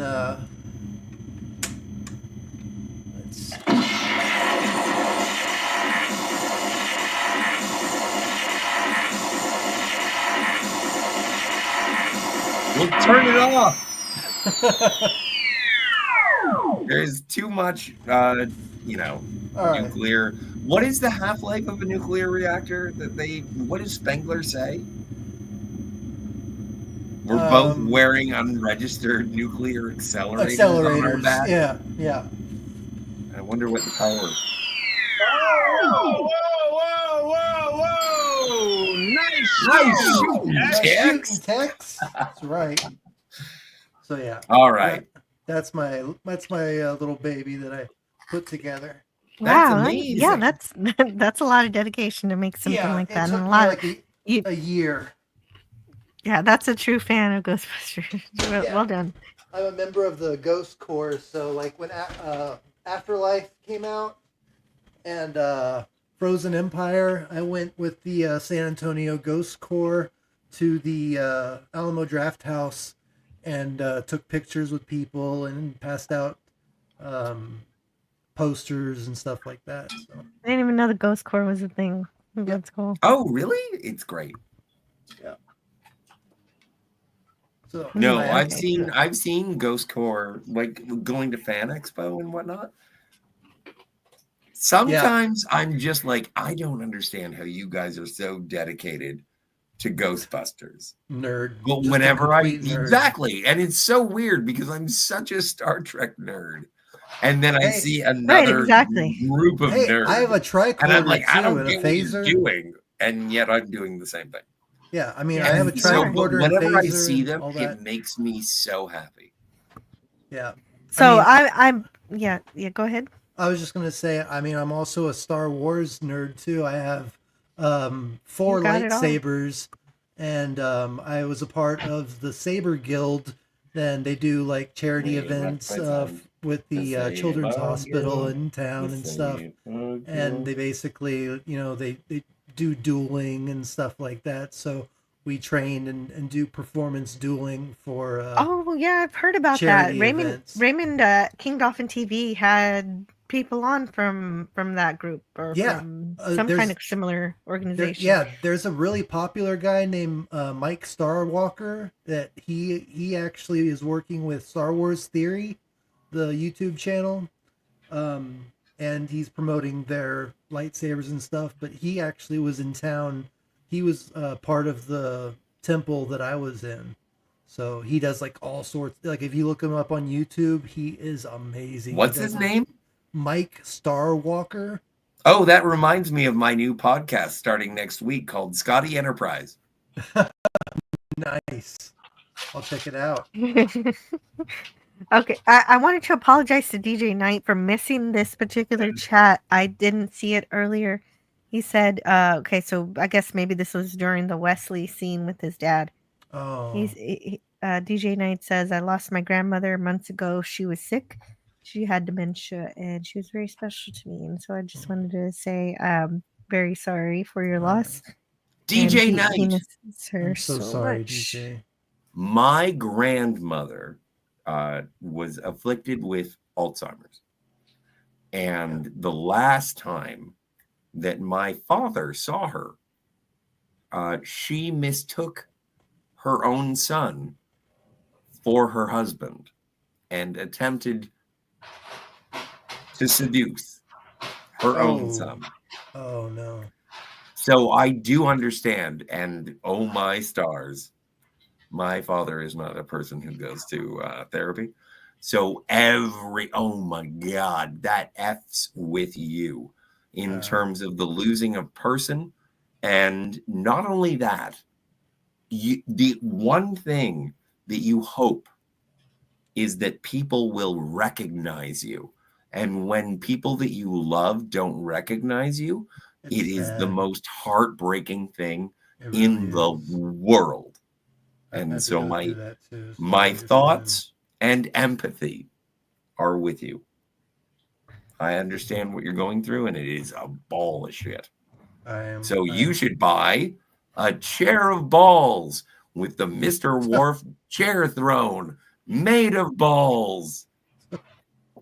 Oh. Sorry, Well, I tried to thank punch you. it up with a joke at the end, but I feel. But for no, you. that wasn't bad. That was actually it's good. It I was was good. Thank expecting you, you to say Scotty, for relating. Yeah, that was better than that. And I wanted to welcome in who got here almost an hour ago. I didn't look at the chat because I was so into the episode.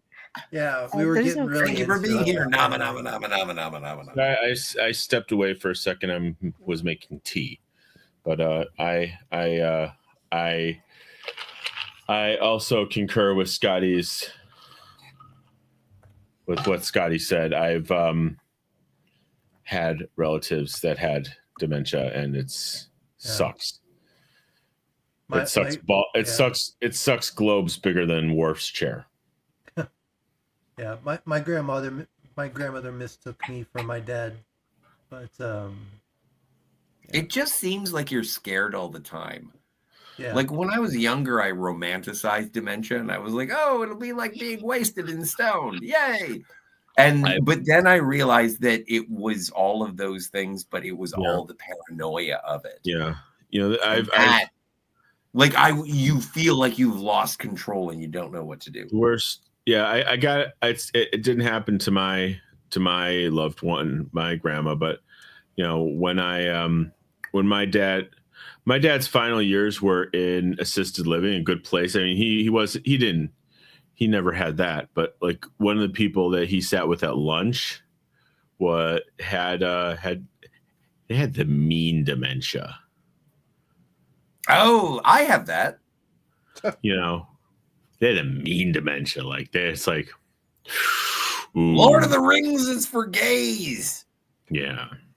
Yeah, that's me. They had the mean dementia, and they had the mean self-delusional Karen dementia. They went on like they insisted that they were one of the Rothschild family. The internet would not survive unless I streamed with Jill. Yeah, something like that. Yeah, Anyway. do you see it? Yeah, I do, and I do see it. I get what you're getting at, and To the point where I get what you're putting down. To the point It where is such a sad illness. to the point where I need a hug. It's to the the whole point thing. I need a hug. to the point where my dad and I were standing together by one of the nurses' stations, and my dad and I were standing together by one of the nurses' stations, and we saw this woman walk up and say, "Where is the nurse? I need the nurse. Something bad is happening to me." And we looked at each other and we smiled for a bit. And my dad was my dad was the sweetest, most non-sadistic person in history, and we both had a laugh over that because of this woman. Anyway. Oh well, that's good that you guys could connect on something. Oh and yeah. That. Oh, we connected on so many other things. It's just definitely that was just one of them. Well, and sometimes even when something like that is sad, the humor is a good way to deal with it. Yeah, you have to. So, I don't know if you're still here. Strider Hell's Rider. Strider Hell's Rider. Strider Hell's Rider. So Strider says, "Nice, she's nearly 1,200 now, double what she was in that re-upload on Dark Hours channel." And that's a reference to a stream I did earlier this year on Dark Hours channel for Alien. I did an Alien stream, and that was or wait, didn't I do two things with that? I also did Starship Troopers. So which one was it? Oh, Starship Troopers is such a badass movie. And book. It might have been Starship Troopers. They can show them 1,200 souls now. Excellent. I'm doing my part. How about you? Yeah, I'm 13 away from 1,200. So wait, no, So I'm everyone not. like and subscribe. That's not true. Yeah. Yes, it is true. Actually, okay. I need 179 to reach 3,000. 13 away. Yeah, but that's what I love about you is that you said that you weren't going to celebrate again until we got to 1701. Exactly. 1701 is going to be the next live stream where I. That would be and you said Domo Arigato, Mr. Roboto. So there. I took a picture She when said I hit Domo Arigato, Mr. Joe Bato. When I reached 1702. What? Oh my God, I'm blanking now. 1701. I took a picture of my. Oh, good call. Oh, you did. Nice going. I hope I get that screenshot. Yeah. I need to get that screenshot. Yeah. It's very Well, important. and I think I asked on your channel, Jill. I was like, I do. Like, people were like, where do we find you on YouTube, Scott? And I'm like more of a co-host guy, so I don't have anything on my actual channel. And so I was like, well, I'm at Scotty R37 on YouTube. But I don't have 37 fans yet. And so I do now, and it bothers me because as soon as I asked for more followers, completely overshot. And I think I'm at 39. Scotty, don't ask two people to abandon ship just because. Just okay. You were there. It passed. You were there. You were at 37 subscribers. Been there, done that. Yeah. Trust me. That's how There you is a great video of a cat watching Commando on my channel. And I can't play it because it gets copyright claimed. It does. It totally gets copyrighted, but I only have 39 subscribers, so it's not like I'm monetizing this shit. 1037, and then and then just keep moving. Anyway, it's a good time. So, if you want to see a cat so watching Commando, definitely. check out my video. Yeah. Yes, the one video on Scotty's channel. Greek letters Larson a long time ago because we were talking about uniforms, And he says, in space, everyone can see your erection. That's true. Because Gene Roddenberry has made sure that you'll be wearing a tight jumpsuit. And so That that's is how I it does know, remind me there's of a the lot of- uniforms in the motion There's a picture. lot of junk in Star Trek: The Motion Picture.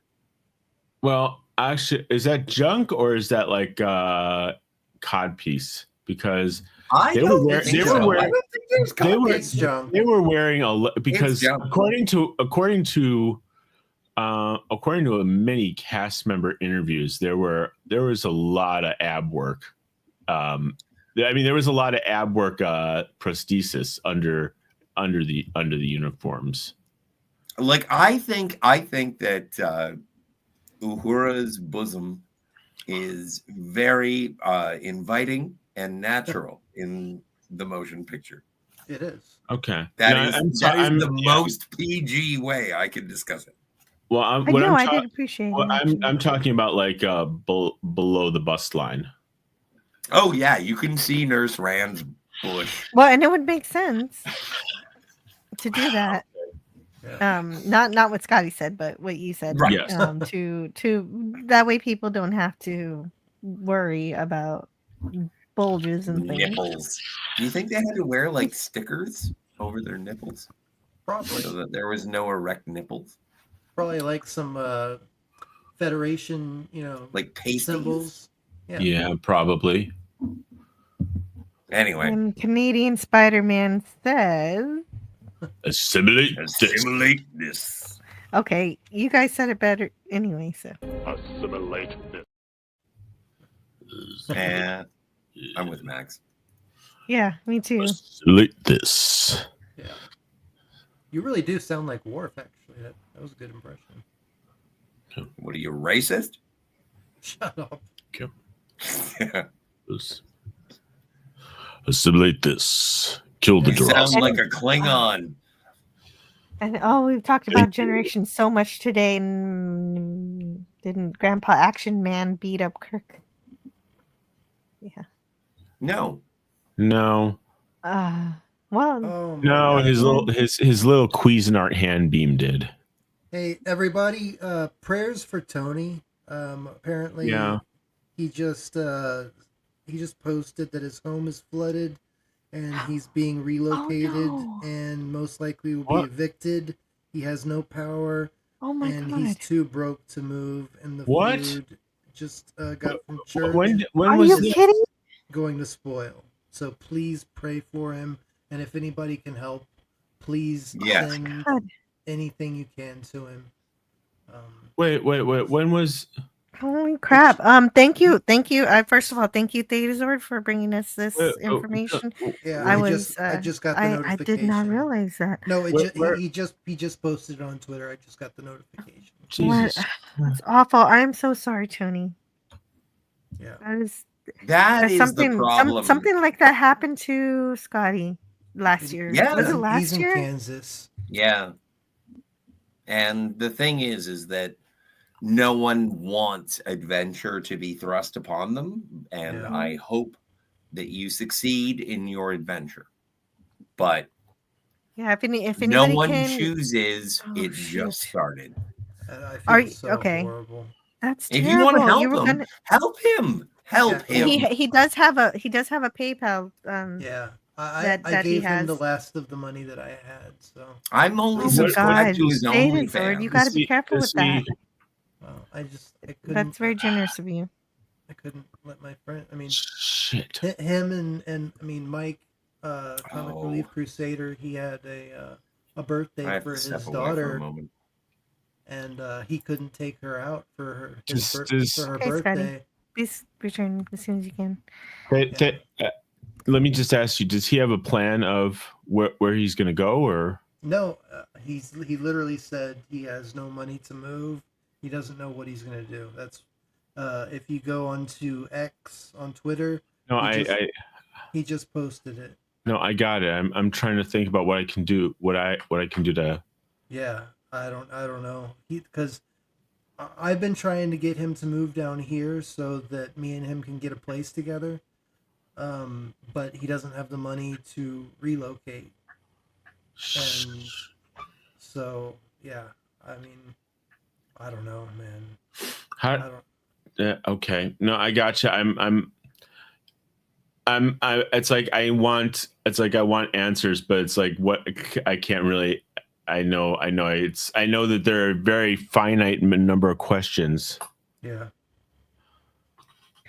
Yeah, right. He's not here in the chat, is he? Because I was still getting through the chat. We had a ton of chat while we were reviewing the episode, and so I guess I'm not going to be able to get to much of that. So I apologize to everybody who contributed to the chat that I might not be getting to that chat because because of this development. I'll PayPal him some money. Yeah, I'll get that really PayPal link. Yeah. As soon as I catch up. Stalazon. I don't think I've ever seen you here in the chat. Hello. If I have, I'm sorry, but it's good to see you here. And Daniel's Hot Topics. I hadn't seen you walk in either. So I'm just I don't know if that I'm sorry, I didn't mean to. No. This one is I don't think that one was directed towards you. Okay. I think it might have been the discussions that we had earlier. So there was some of it going around. Keep alcohol away from 7. Oh yeah. I'm trying to. Yeah. That comment was not directed towards you at all. It was a different thing. Okay.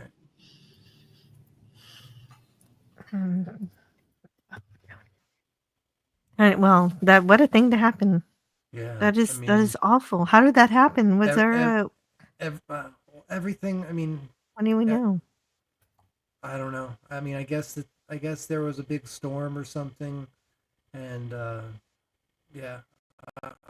I don't know exactly. Like, I don't know. But I know he's been having issues trying to keep food in the with feeding his cats and feeding himself, and apparently he got some food from the church, and now that the electricity is out, it's gonna spoil. And does he have an ice chest or something? I don't know. What you can do. All I would recommend is that if you if you can help, message him, and I'll try and get his. I have his PayPal. I can post. Yes, and I yes, please post it. If you don't have a wrench, put it in the private chat for me, please. And this is the PayPal that he uses on his live streams when he has them. Yes. How is his I know this sounds stupid. I know the food is the most important thing, but how is his computer doing? Because he was supposed to have a live stream later. Yeah, I don't know. Probably not, right? His PayPal is at Stark of Iron. Yeah. Okay. But I'm still scrolling through here, so then it's gonna take me a little while to catch up. Ben Frail, hello Ben Frail. And can't wait till Canada becomes a 51st state.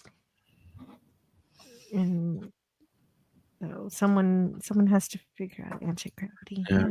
I just shot him $2 bills. So dude, thank you so much, man. Thank you, Max. It's my emergency fund. So thank you so much. Oh my god. I would do the same thing. I did do the same thing, so I'm hoping to get paid. I hope you can refill that emergency fund soon because that is important for you. Also, first rule of community is send money and She-Hulks. Yeah, exactly. But no She-Hulks right now. No, I want a She-Hulk. She-Hulks are the priorities, of course. It's Christmas. Apparently, yeah. She-Hulks must be more important than groceries. And if you don't want to pay for a She-Hulk, send the money to people who actually need it. That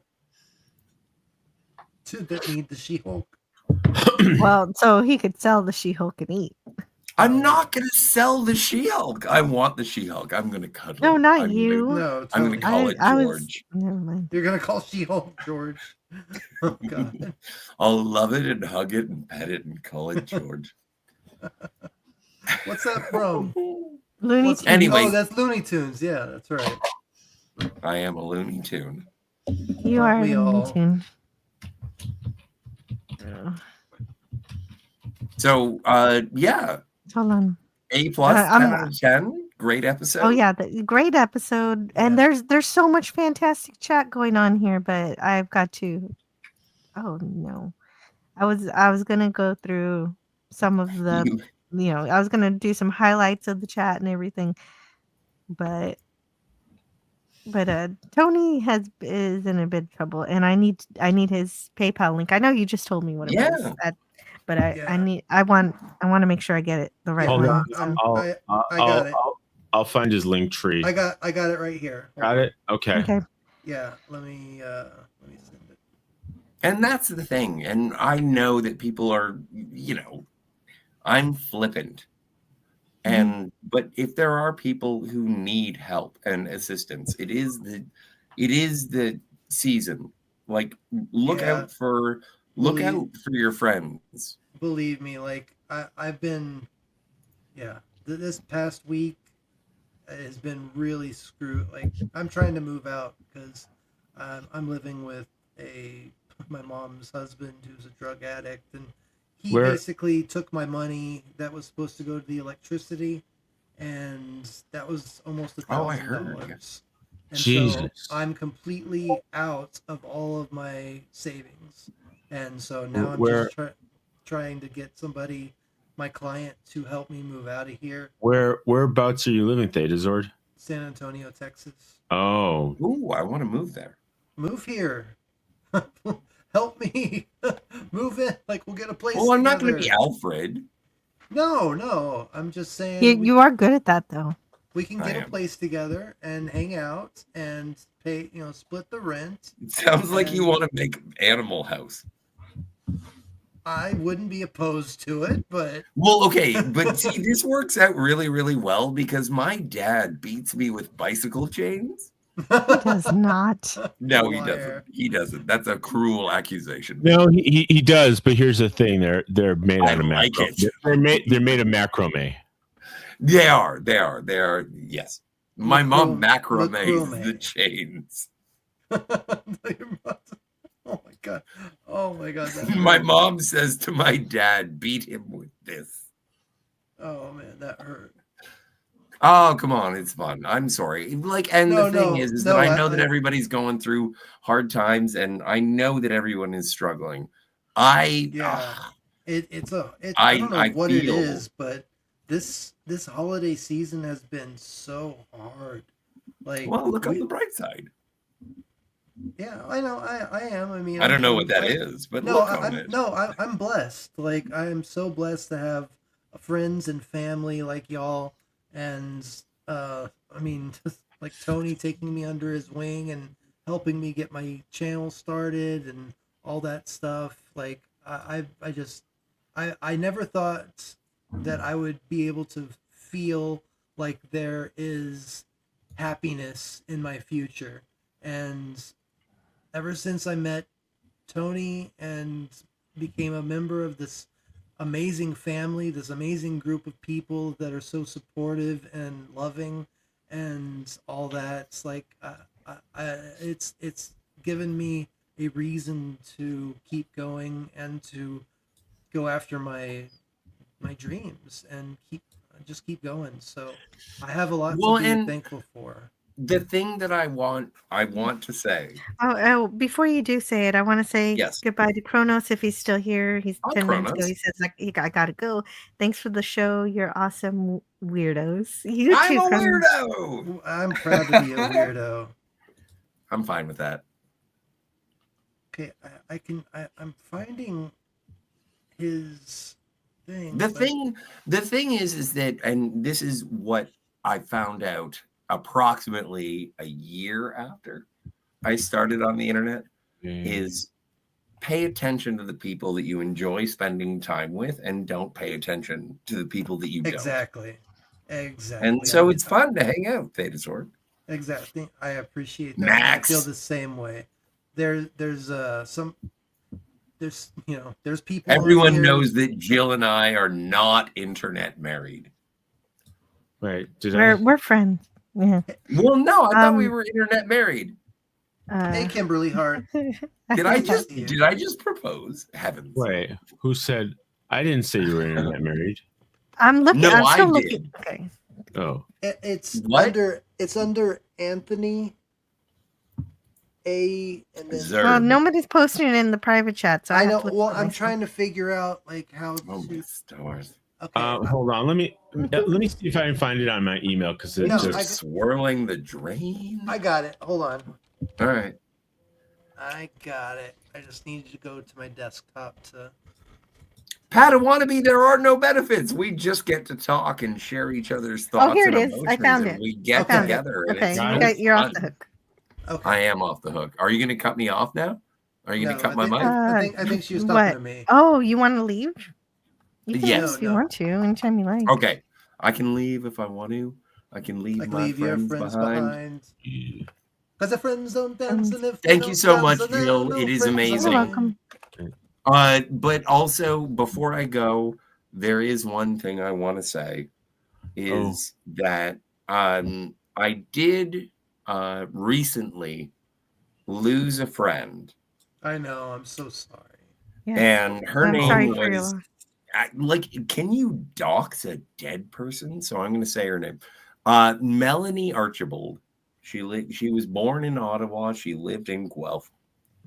She was a fierce soul. She was a beekeeper. She was a photo. She earned a degree in photojournalism. I had never been in a dark room, like developing film. Yeah. I only seen it in movies. And she was the one who actually showed me what the hell that process was with chemicals and tubs of water and whatever. And she's 1 day older than my sister, or she was. And she was 40. She was born in 1982. So she's like what? March 13th, 1982. 42. That is the answer. Yes. And the only reason I bring it up is because she was such a good friend to me. We ended up breaking up as friends, and that's what makes it a little weird is, well, she hated you. And it's like, yeah, but that didn't change the fact that I still love her. Yeah. And so I just want to say, Mel, I wish you were still around to be angry at me. I'm sorry, Scotty. Yeah, it's fine, Yes, but sir. that's what people do. Well, and Scotty's been going through this week thinking he can push his feelings away, and it's just something that you need to face. well, Scotty, I'm gonna be with you. And then we had to review Family. Oh my God, the emotional. Scotty, I've there's this old saying, "Death and taxes," and then after much thought I say, as a Jew, well, there's death and taxes, but as a Jew, I know a lot of accountants. So, well, there's one thing we can take care of, at least. Well, I suppose the reason for my diatribe is because I care so much. This episode gives me so much reflection and emotional response. And then I think about my friend who is no longer.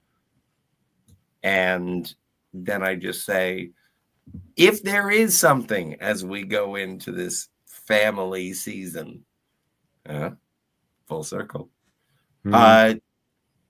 care for the people that you love. Care for the people that need your love.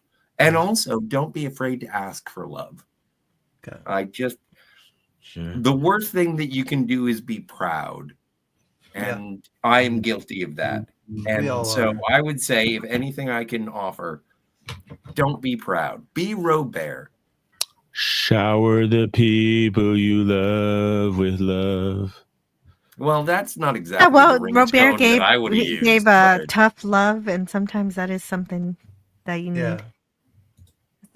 Thank you, Kim. And so, I gotta go. Twinkle Walker I'm says leaving sorry now. for your loss. God, Can I make you mad? Can I make you mad with the super chat before you go? Yes, make me not a band. super Not a chats. band account said, why didn't Sarek mention Michael or Cybok in TNG? Well, the first one we agree on because Spock has no sister, and because they're then crap. The reason they didn't bring up Cybok, because Michael's the reason they didn't bring up Cybok is because they didn't want to pay Shatner. Because because that part of the movie was a dream. Oh, I will punch you in the face. Okay, now you can leave. God bless you, Scotty. It was such a pleasure to And hang out with you. Whatever God you believe in, have mercy on your soul. Yes, and that's because what Robert says is right. You're gonna live with it. It's not going away. He's gone. Those and Franco says those feelings will be there forever. Well, thank heavens he's gone. Oh, I'm really kidding, but that's a joke. I know you are. Hugs, Jill. You're fine, We all Scotty. love Scotty. Yes, he's fine. Take care, Scotty. We love you. Yeah, and that's Scotty's the glue that holds a lot of this together. Yeah, I can. And as a photo, and I mean that personally. Like, I think that he's helped like improve my life. Like just his upfront nature and willingness to say whatever's on his mind, whether it's maybe a little offensive or what.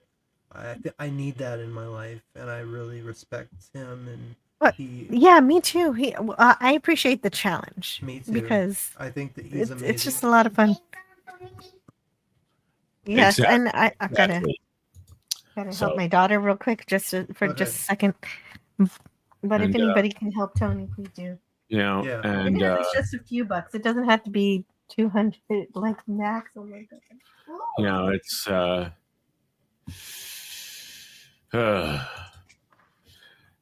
as Zeph Brannigan would say, when I was in photo school, I remember being in the dark room. It was dark, except in the black and white room where they had a protected light. Except when I had to go to take the film out of the canister's GIF, it was all black. If there was even a shred of light, it would expose the film and everything would be ruined. I had to go in there to take the film out for you because you were too scared. Oh, yes, I remember. Thank you, Max. Response to not a band account, he kind of forgot. So Sarek just forgot about his other children. Yeah. That don't exist. Yeah. It was logical to not talk about their existence. Yes. Take care, Scotty. Man, Scotty's gone. Now I can hear Jill. And Franco Walker repeats. Please subscribe, hit the bell, share, hit the like, and select the live chat. Thank you so much. And Padawan B says, why does Brannigan talk exactly like John Lovitz? He does kind of sound like him sometimes. Well, because that's what Futurama is supposed to be fun, silly, fun. No, but John Lovitz, like you do, like he's a difficult actor to impersonate. And you do it very well. Like, thank you. I don't even know if you realize it. Oh, thank you.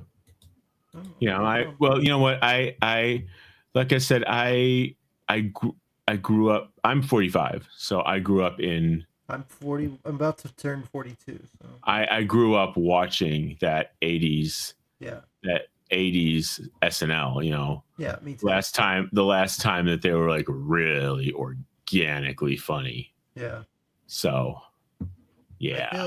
I feel you, man. Oh man, if y'all want to check out my channel too, I'm gonna be doing streams on Sundays. We're gonna be doing radio programs, listening to like old time radio. I'll be doing variety type shows and stuff. We'll save that for when I'm leaving, though. I don't need to. Oh, actually, I'm gonna be on Raymond. I'm gonna be doing King Dolphin TV radio. That's awesome, man. That's so awesome. This Wednesday. I would really love to get in like the Cotton Club and like get You mean the council? Cotton Council, yeah. Yeah. I'm new. Forgive me. No, I'm a No, I know. I'd rather be right than pretend good man. like yeah.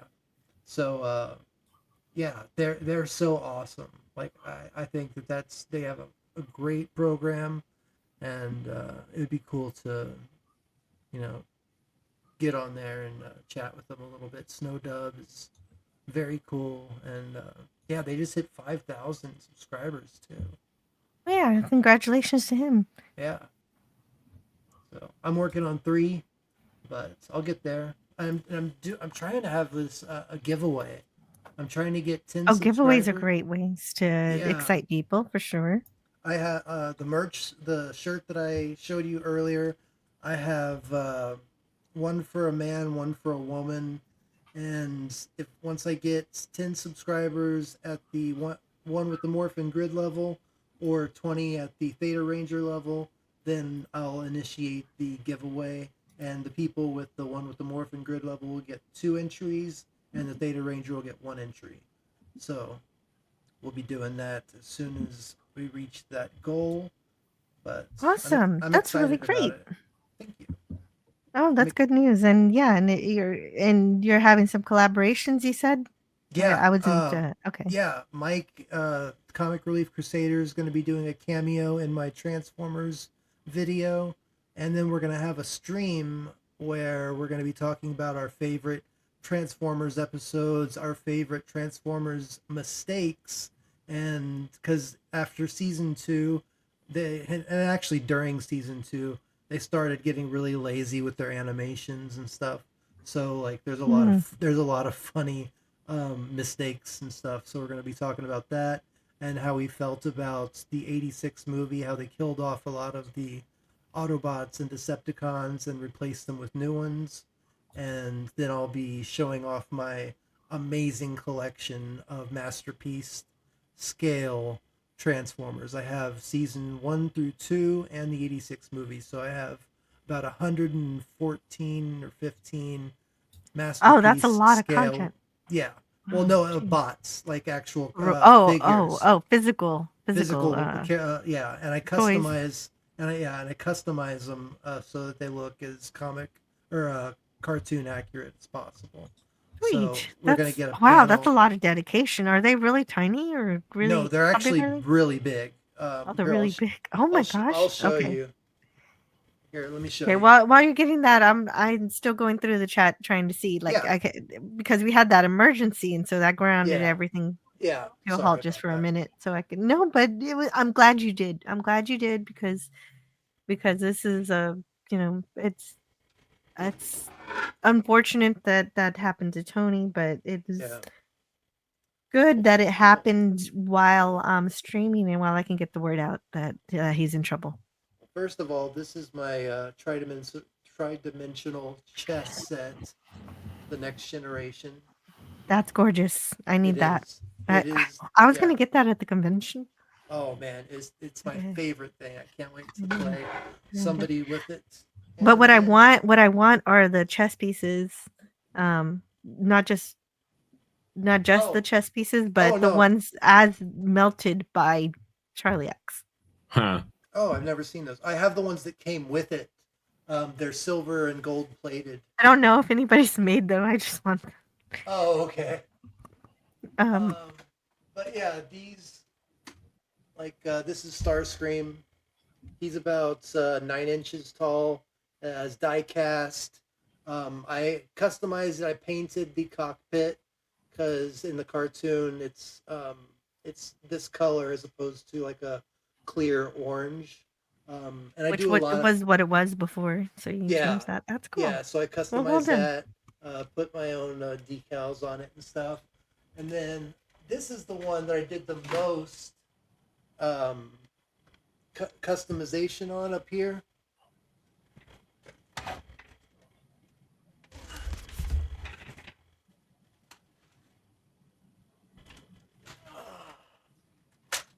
Okay. Oh. So this is Minosaur, and I completely made his head. It came with a completely different head, and I sculpted the face and painted it along with the horns, and painted the arms and stuff. But this one's like 21 inches tall. Yeah, that's really great. That's awesome that you do stuff like that. Yeah. And I enjoy it. Mm-hmm. We can get on to your. Oh, okay. What I wanted to do, what I wanted to do was get through some of the chats. There was kind of a funny one here that related to Scotty's story. He says, "Don't feel bad, Scotty. Something like that happened to me in a Harry Potter film theater. The difference is I actually dumped her, not the other way around, and I got a nice nap." So, and that's why it surprises me that you were hanging out for all of my Harry Potter streams. Greek letters, Larson. Oh wait, did Dated Sword leave? Oh, I didn't really. Oh wait, no, you're there. I just have you big. Okay, there you are. But no, that I wish you were here for that comment. That's a good one. And so yeah, so you're basically Greek letters was watching a Harry Potter film with the girl, and he decided, nah, I'm not gonna watch this anymore. And he left. And she kept watching the movie. Oh. Huh. No big loss. Well, not for me. Mm-hmm.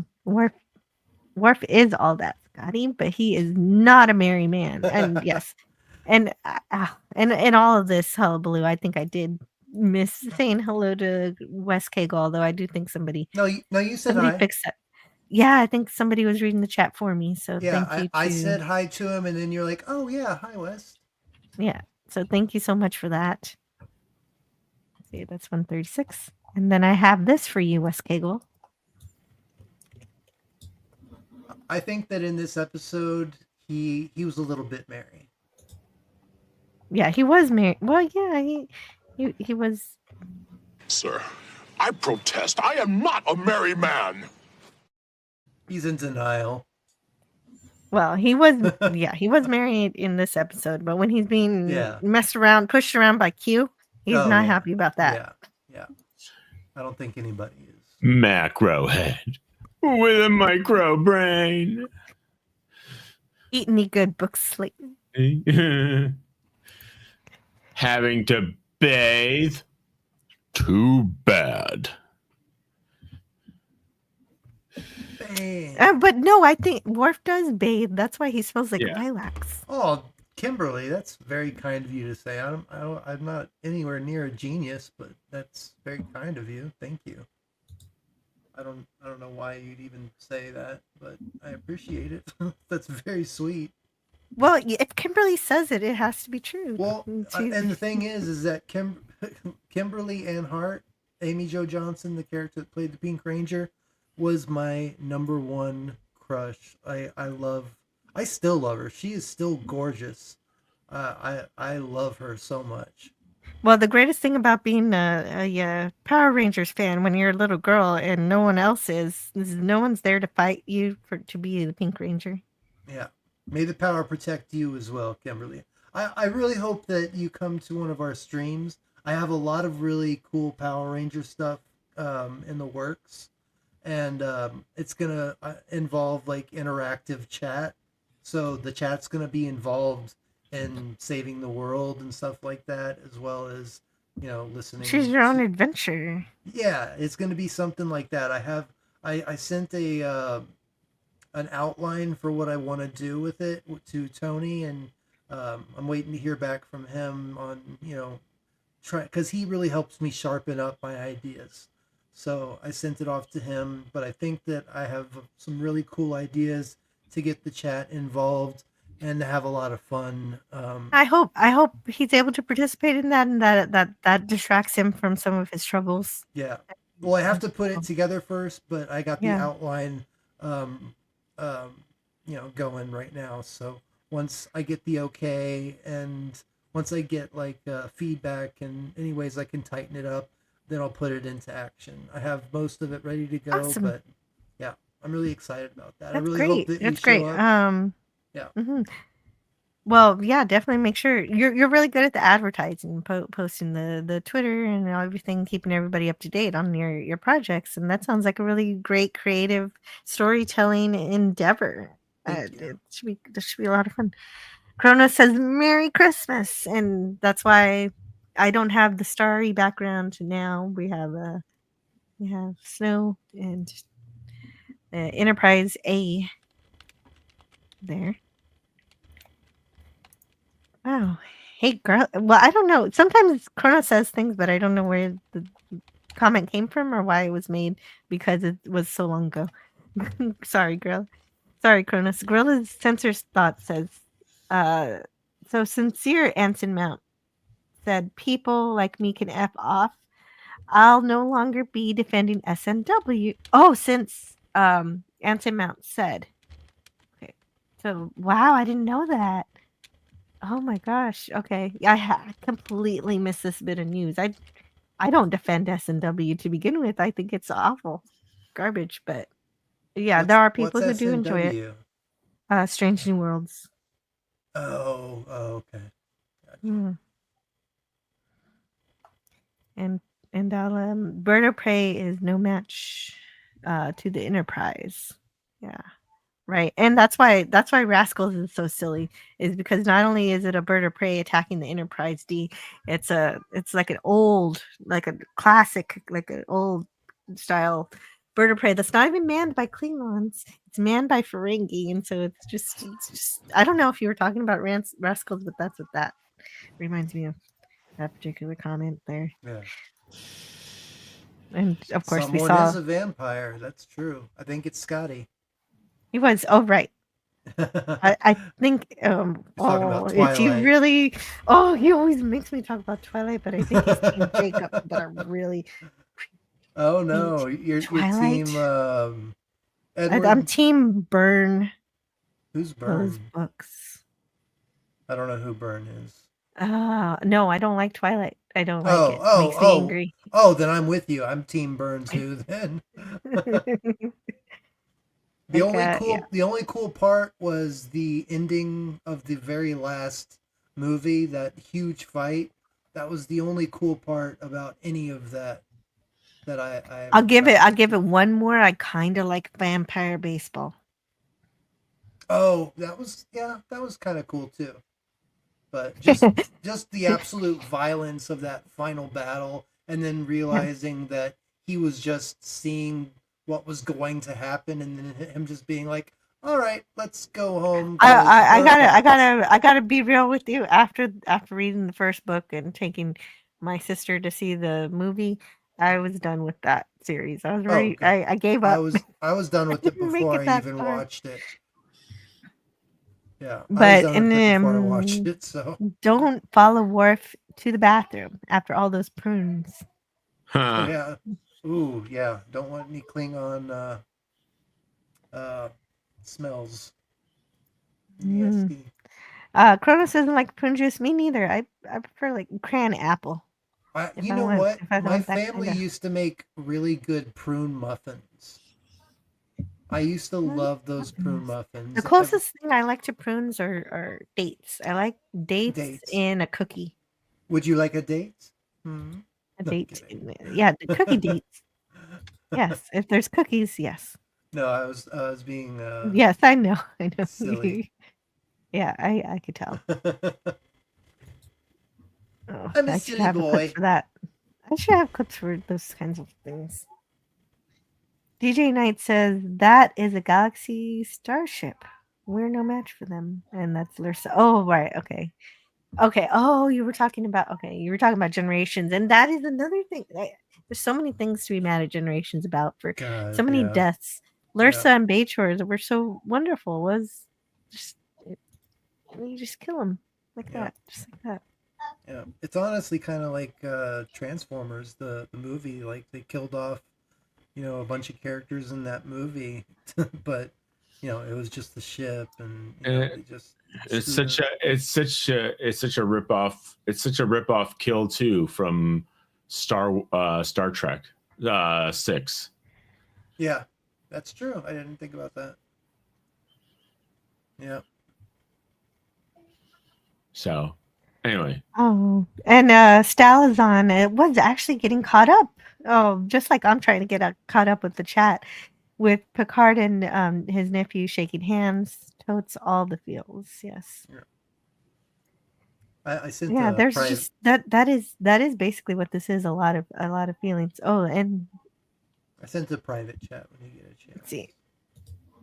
Oh no, you're okay. You're okay with that. Okay. No, Right. It's totally fine. Okay. As soon as we finished the review, it became basically a shore leave. My shore leave streams are just open topic, and you can talk about whatever you like. I just didn't want to come across like being rude.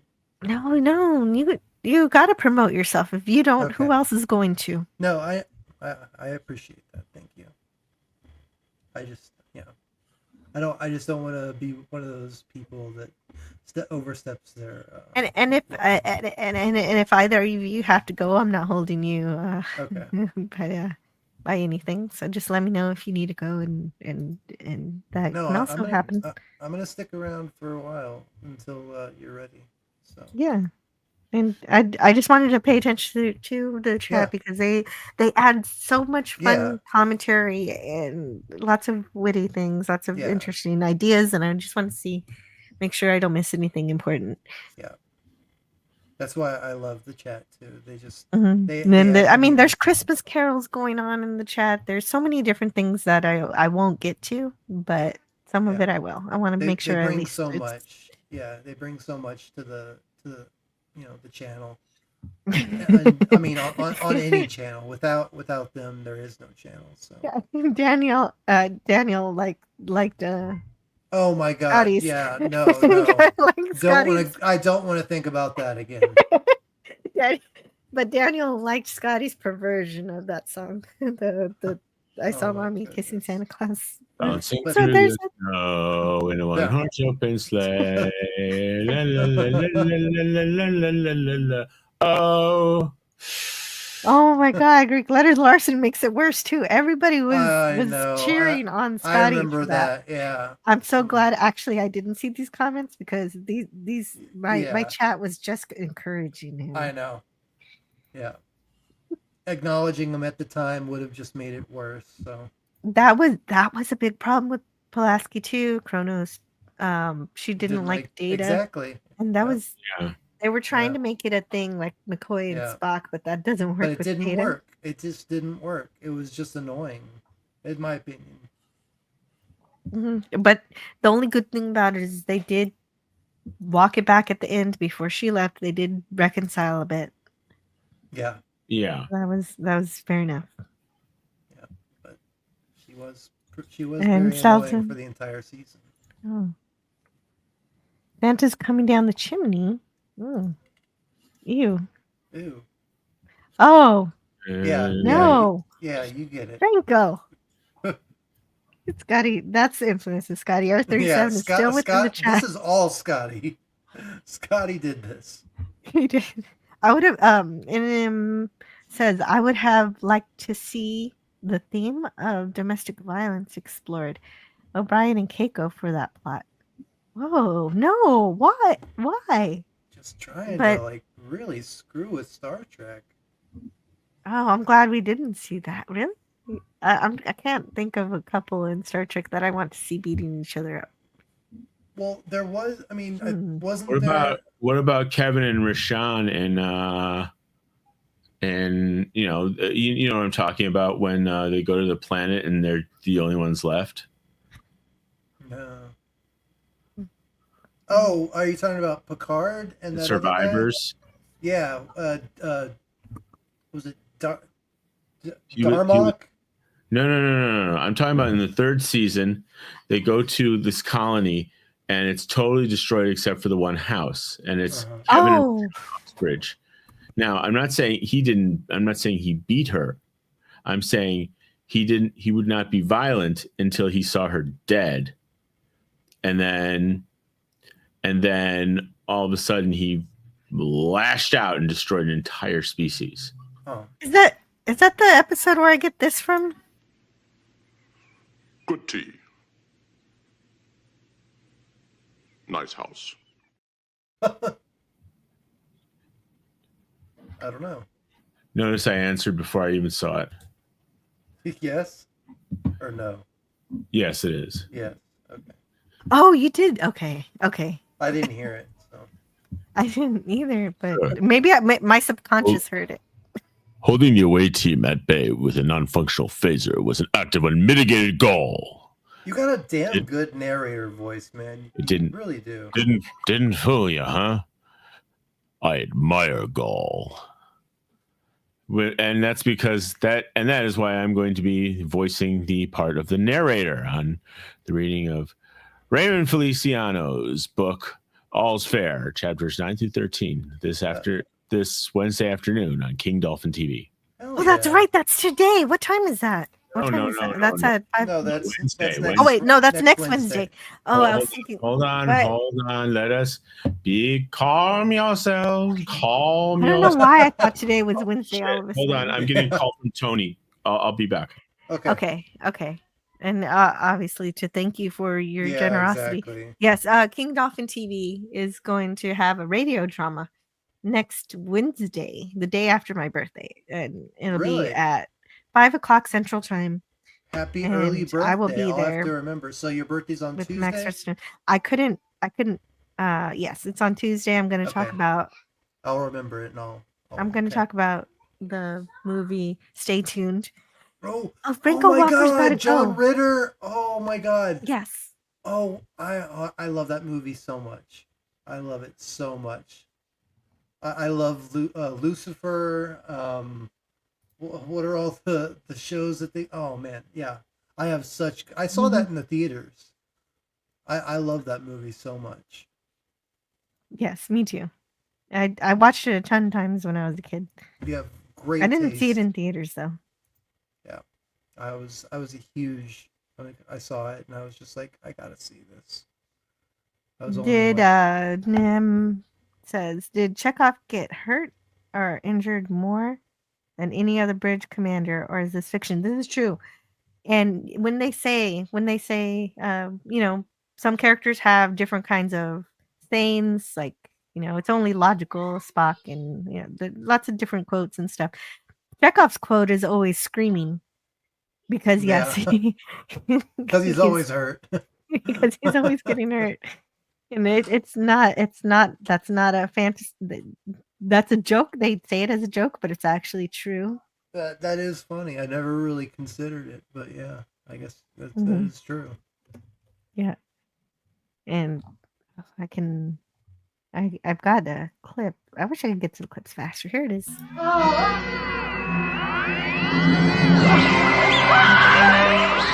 agony booth is a most effective means of discipline. Yes, there you go. There's one of them. What episode is that? The Mirror's Edge or something? Mirror. Yeah. Okay. Yeah, I used to play this mobile game for Star Trek, and those were like rare characters, the mirror versions. Yeah, and the Galaxy class love boat. Enterprise. Yeah, that's basically what it is. Yeah. Yeah. Instead of sometimes it's there are a couple of straight soap opera episodes that are not good in TNG. There's one that has a soap opera actress. And wouldn't it be like a luxury class? I hated it. It should be a luxury class. In a luxury class Starship Enterprise SEX 6969. Yes, I think that's what he meant to type. And let's see. You can. Okay. Yeah, Cronus. It's true. I haven't seen past season 1 of The Expanse, so. Oh, I don't want to talk about that. I never watched it. I never got a chance to. I don't drink light beer. I like. Oh yeah, when everybody was getting excited about light beer, all I was thinking Cronus was I love Red Stripe. I've And- tried but it I do before, understand. but I Yeah, never go ahead. liked it. I was just gonna say I've tried it, but I've never been a beer guy anyway, so I guess I'm not the right guy to ask how that is. Yeah. Oh yeah, and Padawannabe wants to send Scotty his She-Hulk doll. He doesn't have the hot toy, but he has like a classic comic book one, Oh, and that he cool. doesn't. That somebody gifted to him that he doesn't really want, and so that still needs to be sorted out. Although there's a bit of drama with that because, of course, Canada Post is on strike. So Yeah, that's what I keep hearing. That sucks. That is Yeah. so awful. Yeah. So that's the problem with that. No, he actually doesn't. That's why he's sending it to Scotty Kronos. He actually Padawannabe doesn't really like She-Hulk, but somebody thought it would be a good gift for him, so he has it. Canada, get your shit together and start sending mail. I mean, this is Christmas time. This is the worst time to go on strike. You're hurting the people that not need, but are trying to gift to people for the holidays. And technically, they still have UPS and FedEx, but it's just ridiculous to Okay. shut down the federal. Yeah, it really is. I mean, Mhm. especially during. I mean, I get that they're doing it because they're needed more so during this time of year, but it's still just shitty, I think. Oh, DJ Play Nice is here. I got to say hello to DJ Play Nice. I and- love DJ Play Nice. He's Oh, me always in my too. streams. Me too. He's really great. And Kimberly Ann Hart says happy early birthday. Yeah. Thank you. Thank you. I'm gonna keep I'm gonna make sure that I remember and send you something on your birthday. Oh, thank you. And if you're still building up your funds, don't worry about it. It's Yeah. Well, I mean, I don't think I'll be I able to. don't need but, anything. I'm okay. Yeah. But No, but I I'm- appreciate but it. I'll put together something to send. And I want to. Oh, that's even better. Yeah. And I want to say hello to the Padawannabe. Yeah. And welcome to the panel. Hello. We're just goofing I don't around care if here. you're ending. I'm jumping in. Yeah, I know. I end for like an hour and a half, so you're good. Yeah. PvP is here. Canada Post does this crap all the time. They went on strike about 5 years ago at Christmas and stayed out until January. And hello, Oh yeah, PvP. who's on strike, and how would I even get something up there to him? That sounds To dirty. Scotty. If you just came in and heard that all. Because he's in Canada, right? Yeah. So I have to. So United Postal Service, I wouldn't do that. Yeah. So UPS, do they go up there? Who's up there that I can ship this She-Hulk to him? I think they said UPS and USPS. I think does as well. I'm not an expert though. I just Because I probably it might be too big to go through the mailbox too. Depending on the size of your mailbox, this might be something that I'd need to ground ship him more. Yeah. Yeah. So FedEx or so. I don't know what is up there exactly. Isn't FedEx the one that's striking? Oh, so that's what I didn't know. I didn't want to go through somebody Well, I shouldn't, I'm I wanted to make sure I got somebody that does deliver to his area and isn't third party routing it to him. Well, I don't know. I'm guessing. But I don't can- know what's going on, but we said goodbye to him already, but he's here now. Scotty! That's super funny. He heard it. His ears started tingling. Scotty when Thompson of Kids in the Hall. we Welcome. mentioned She-Hulk.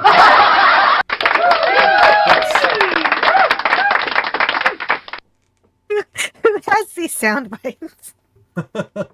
Yeah, I have a couple of them, but But yeah, it's not Did a you do great. that? It's not one of those cool She-Hulks.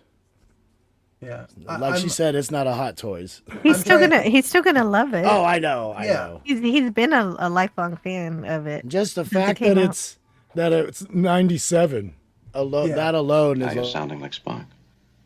If you're gonna get nasty, I'm gonna leave. Oh, that was Scotty. Scotty played that clip. Oh, did he? Herbert. Who's getting? Why are you so upset, Scotty? That's funny. He might. I don't know if he's gonna be okay with a 30-year-old She-Hulk. He might want one a little younger. I guess. Why is he muting himself? And he's I don't know. He's muting himself and just playing videos. He's just clicking buttons. I'm an agent of chaos. You are, but we love it. That's scary. Absolutely. We wouldn't have it smashing. any other way, Scotty. If I were human, I believe my response would be go to hell. If I were human. One off gets a claim. Oh, I'm gonna funny. get claimed. I need to clip it. I need to clip that one. I'm gonna get claimed on it. I have. I love infuriating, sir. How can you stand it? Yes, that's true. That too. Yes. I half expected him to say, "Bitches be crazy." Bitches be crazy. A mass of conflicting impulses. I think somebody got a new soundboard. No, this is it's all my teasing. I'm so teasing. It's all my videos. I've watched this He's before. He's shuffling through. Yeah, he's shuffling through. my I'm videos. doing a pretty good job, yo. It's not my first rodeo. Rodeo. Meow me. And, So good. This seems like the Star says Trek walking. talk. The Star Yeah. Trek talk kind of cooled down a bit because I don't know as much about that. Yeah, I've watched a lot, but like I've said, when people start throwing around name titles and stuff, I'm like, huh? Why is there We're still talking about Star Trek intermittently, but now it's more of a free open discussion. Our this is more review my ended. Yeah, it ended. Our review ended 2 hours ago. Is Kimberly Ann Hart still here? People are gonna see my stream and say 6 hours spent talking about family. What in the world? Was that the name of the Pink Ranger, Kim Hart?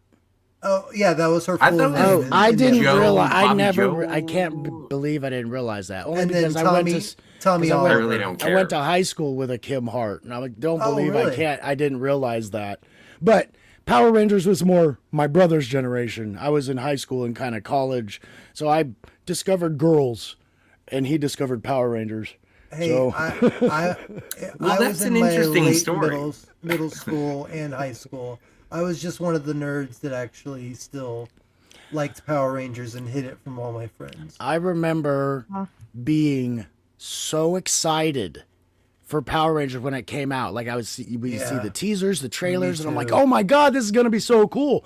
I love dinosaurs ever since I was a kid. And I got into these, and the robot dinosaurs, because I used to collect Zoids, which basically were robot dinosaurs. Yes, me so I was too. like, this is going to be awesome. And there's Kung Fu and all this stuff. Yeah. And me and my friends got together, like 7 or 8 of us, and we watched that first thing. We got halfway through and just went, what the hell is this? I was. It's great for 7 years. When I was 7. No, yeah. It was just a little younger than us. Us who in high school wanted to be older. This was for elementary school kids who wanted to be older. For me, everything that you said up until watching it and wasn't for you, that was me, except I was like, fuck yeah, like this is awesome. Because I did like it, because especially when Tommy the Green Ranger came in and he was like evil at first, and then he became good.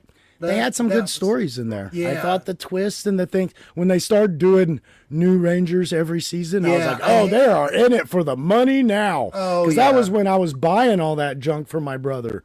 Pyramidas and all those things. God, it was so expensive. The Gold Ranger. Like, I was buying Star Trek: The Next Generation toys. I was too. Ships. I was buying the figures, the Playmates figures, and everything like that. And I was hanging them on my wall. I was making people watch like Voyager premieres. Yeah. And I was hanging out. And my girlfriend at the time, who was in high school, and I was high school, and that's the only time that I could have sex with high school girls, and she purchased a Counselor Troy uniform.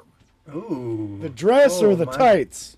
No, the actual uniform. It was the blue uniform. Yeah. It was the blue uniform. But was it the dress or the pants? No, it was what Jellicoe made her wear. I was gonna say that there's that one captain that made her wear. It was the uniform.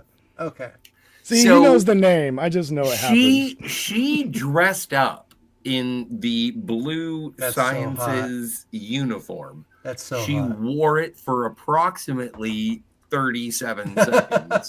Yeah, exactly. And That's all then you we took it off. Exactly. And fun ensued. I'm with you. So that, there's a certain level of affection that happens when someone will dress up like a Star Trek lady. Yeah, that is hot. Holodeck, please set a romantic tone. Yeah. Yes. Bring them up. Yeah, exactly. It's and kind of related to this. Nicholas Larson says, "Dear viewers, if you're sober right now, you're doing it wrong." And I was gonna be offended by that, but then I realized I'm not a viewer. I'm the host of the show, so it's okay that I'm sober. It's okay. It's only 1 o'clock here. I'm on my 8th beer. I know. I don't drink until after 5. Oh, well, I don't have a not time. living. I was just saying it's only 1. It doesn't really mean anything. I've already smoked 2 joints. I'm on my 8th beer. Man. It's fine. It'll be, I think, it's okay. It'll be 8 years on New Year's Day. It's okay. It's not fine. 8 years New Year's Day, so my sobriety.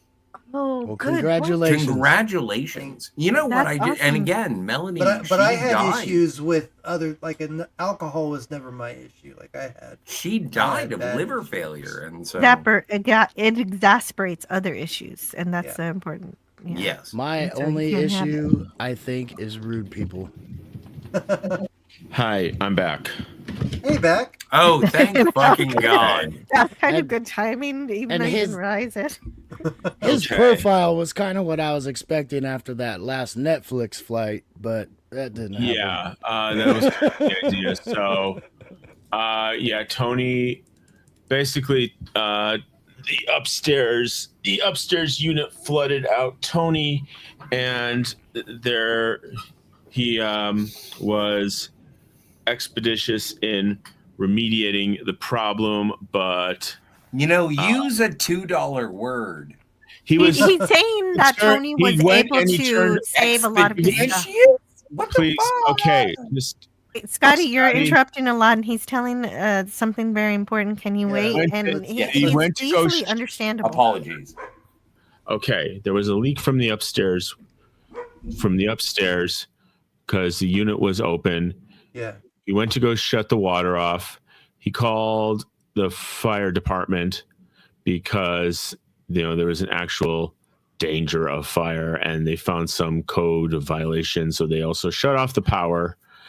And that is so basically he has no water and no power, but he is still in his apartment, and it's been that way for about 48 hours. He should call Tank Girl. And when you say that he was able to ameliorate things, do you mean he was able to save his stuff or his things, or he was able to go shut off the water main before things got worse than they already were? Because was anything ruined? I'm not sure. I don't. All of his Doomcock dolls drowned. Scotty, shut up for 1 second, please, and then go back to being yourself.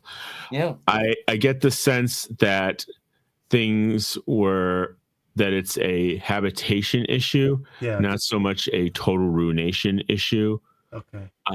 Right now I got to go set up a GoFundMe for him, so I'm gonna mute again, and I'll be back in a minute. Okay, when you have that link, just put it. God bless you, man. Share it with me, please. It just sucks for him because he has, except for whatever we sent him, he doesn't have any resources, and he doesn't have a landlord. It's like a corporate landlord. So, all right, I'm gonna mute again, and God bless you, Max. Thank you for doing that. No problem. I hate to be callous, but when I got drowned out of my apartment, nobody gave anything. Yeah, they did. Yeah. They're called your parents. They gave you a place to stay. You had. Yeah, but I didn't. Did I ask and say I was very wet? Because you didn't have to. You didn't have to. You had family. Tony doesn't have the kind of support system that you do. Yeah, I don't have any. It is a different situation. Yeah, you're right. Like I'm living with my mom, her husband, and my brother in a house. My grandfather left me and my brother, and nobody but me has a job. So I've been taking care of everybody in this house for the past 3 years, and I'm finally just fed up with it because nobody's helping at all. And yeah, so I'm trying to move out as quick as possible. You know what? And the thing is, but for now, the PayPal is scrolling at the bottom. But we'll get the GoFundMe link soon. I became a burden upon my parents for my being drowned out of my wet basement. Yeah, but I could have very easily said, "Hey guys, I just drowned out of my basement," instead of relying. No, I suppose the question that I'm posing is, like, what difference does it make who I'm burdening? Well, I don't think that's the issue. It's just that you have somebody that I have resources. Yes. Yeah, that's all that I think that.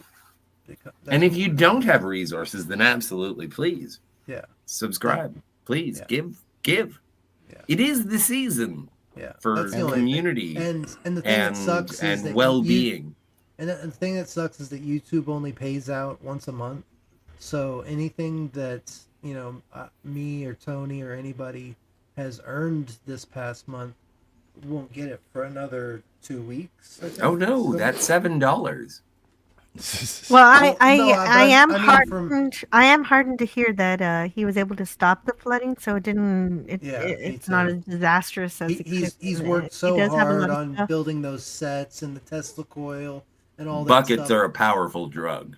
He has worked his ass off to make the best backgrounds and all sorts of stuff for his streams.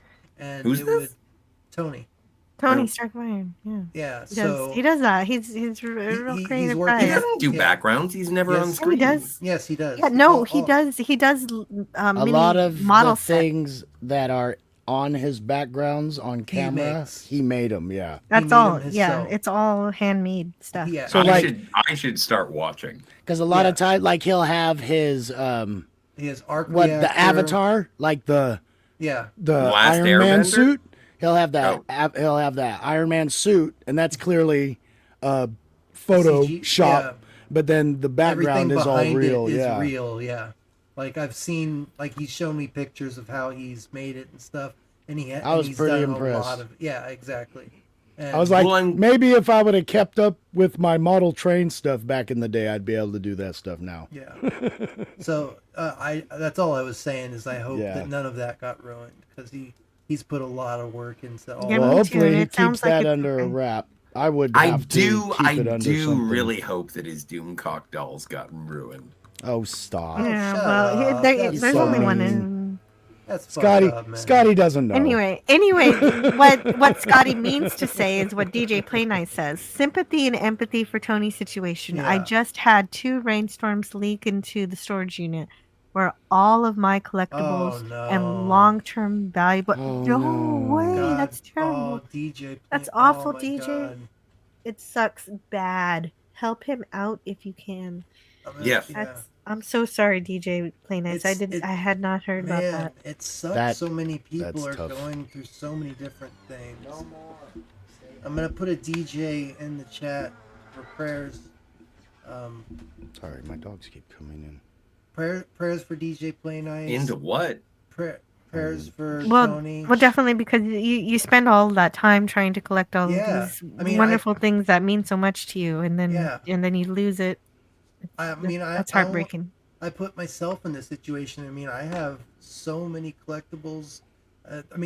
My Transformers, they're worth over $10,000.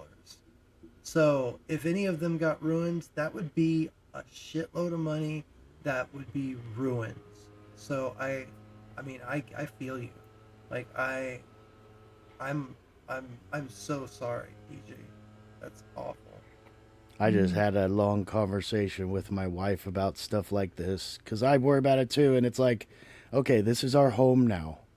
And, and I was like, I'm not trying to say I value the stuff I had, like my junk, more than what is in our house. We both have personal items from family members that if they get ruined or stolen, we will be heartbroken. But I was trying to get her to understand it's like the things I have and many of us have, it's like it doesn't even matter how much money an insurance company gives you for recoup. Many of us simply would never be able to acquire much of what we have. Just simply because it's not around anymore. I disagree with you, sir. Y'all see this diorama I made? Oh, that's a lovely Jesus. That's exactly what I was going for. If someone asks you if you're a god, you say yes. Say yes. Exactly. Yep, he's a god. He's a god. Why is Gozer black? Hey, it's just the lighting. It's just the lighting. But very distinctly, Lieutenant Is Uhura anybody there black with the Gozer. anymore? Is anybody really black anymore? I like the Triforce. Thank you so much. I have the Master Sword and Shield in the closet. I just don't have any place to put it. No, in the closet, you say. When is it going to come out of the closet? Maybe never. Especially after that comment. Come on! Butt sex is fun. That's funny. Now I'm ashamed of that being in the closet. I mean, I couldn't even imagine how many hours it would take just to locate some of my things. Yeah. If like I have it in a shed now, but it's like, oh yeah, we're not gonna have an earthquake. But if a tree happened to fall on my shed, let's just say the boxes won't be able to be saved. But and that's another thing. I have so many toys and whatnot, and then I go and someone will say, "Oh, do you have a John McClane in a tutu?" No. You know when John McClane is walking or he's crawling through the ducts? Got the bandages on it. Oh, that one. Okay. And it's like, do you have that? And I was like, I do have that. Do you have a B'Elanna Torres in her Maquis uniform? Of course he has that. Or costume? And it's like, I do have that. I have to go out to the garage and pick it up and find it. Do you have Jadzia Dax in a 23rd century uniform? I do have that. And I love the fact that my hoarding has made it so that I have the physical manifestations of the emotions that I hold very, very dear. Yep. I don't have to remember. I see it. It's right there. You were such a collector. I remember walking into the stores. I remember who I was with. I could get it down to what year just thinking about it. You know, well, I was here at this point, and when I was at this point, there was this and this, and yeah, I do a lot of my time stamping through pop media and pop culture. Yeah, man. I broke up with my longtime girlfriend when Transformers 2 came out. Two of the best things that have happened to me based on the relationships that I have garnered are both because of Antiderivative Jill. And the first one is when she sent me the Blu-ray of Tank Girl. That's an awesome movie, man. And the second time is when she purchased, didn't like steal it. She bought the PDF for the original script of Tank Girl. The coolest thing about that is it includes a lot of things that are not in the movie that got cut because the director wasn't allowed to edit. I do know about that. Movie. Like, yeah, because it's based on a comic book that is really a lot more mature than the movie was allowed to be. Well, birds do it, bees do it, even educated fleas do it. For one thing, there was supposed to be a room full of dildos that nobody got. I know, I love the dildo room. I have to admit, though, that has to be one of the best castings that's gotta be seen clipped. in a movie. Yeah, especially right? for movies that were widely accepted. The casting was so good in that. She was so perfect as that. She really character. was.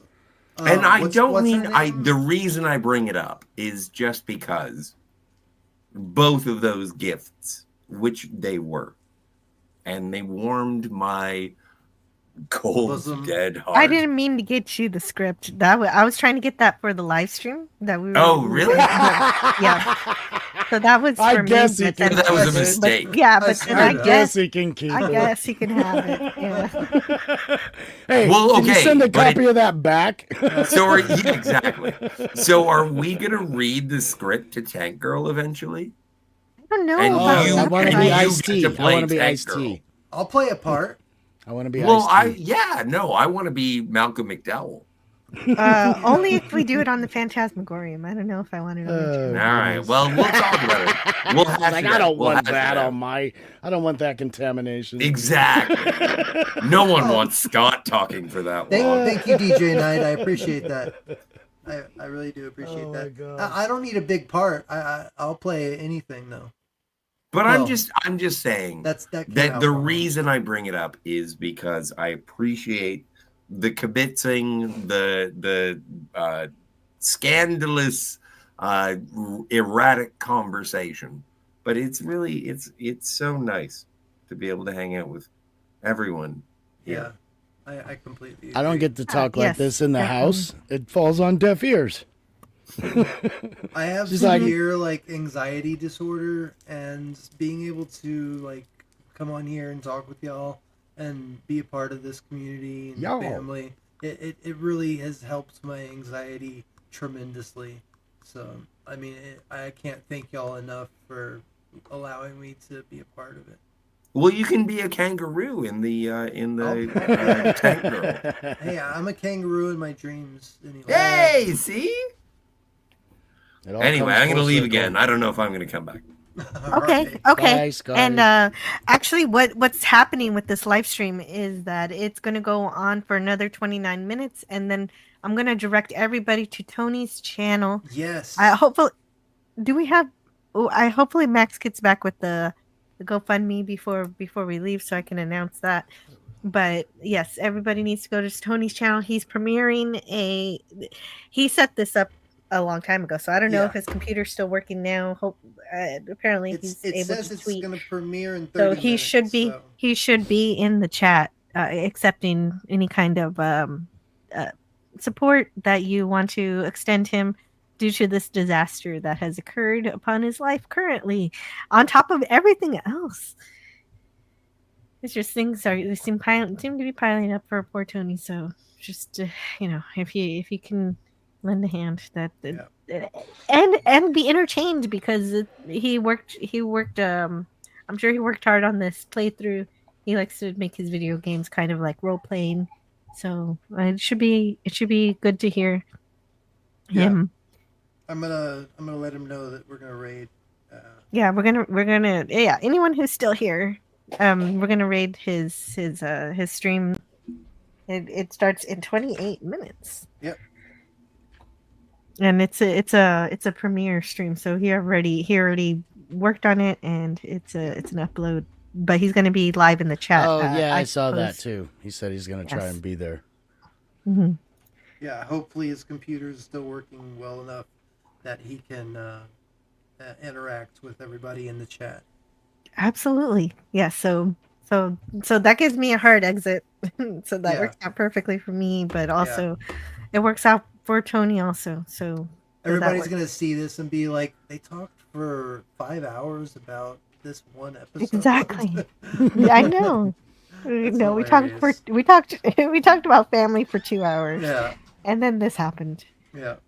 They're gonna be like, but have I seen that episode? It must be a damn good episode. And it is. So it is a good episode, but it doesn't take a whole lot of time to discuss. Yeah, exactly. Hey, Eugene Bird, welcome. Hello to Eugene Bird. We're apologize. I did not put my uniform on. Yes, that is much nicer. You look so handsome now in your uniform.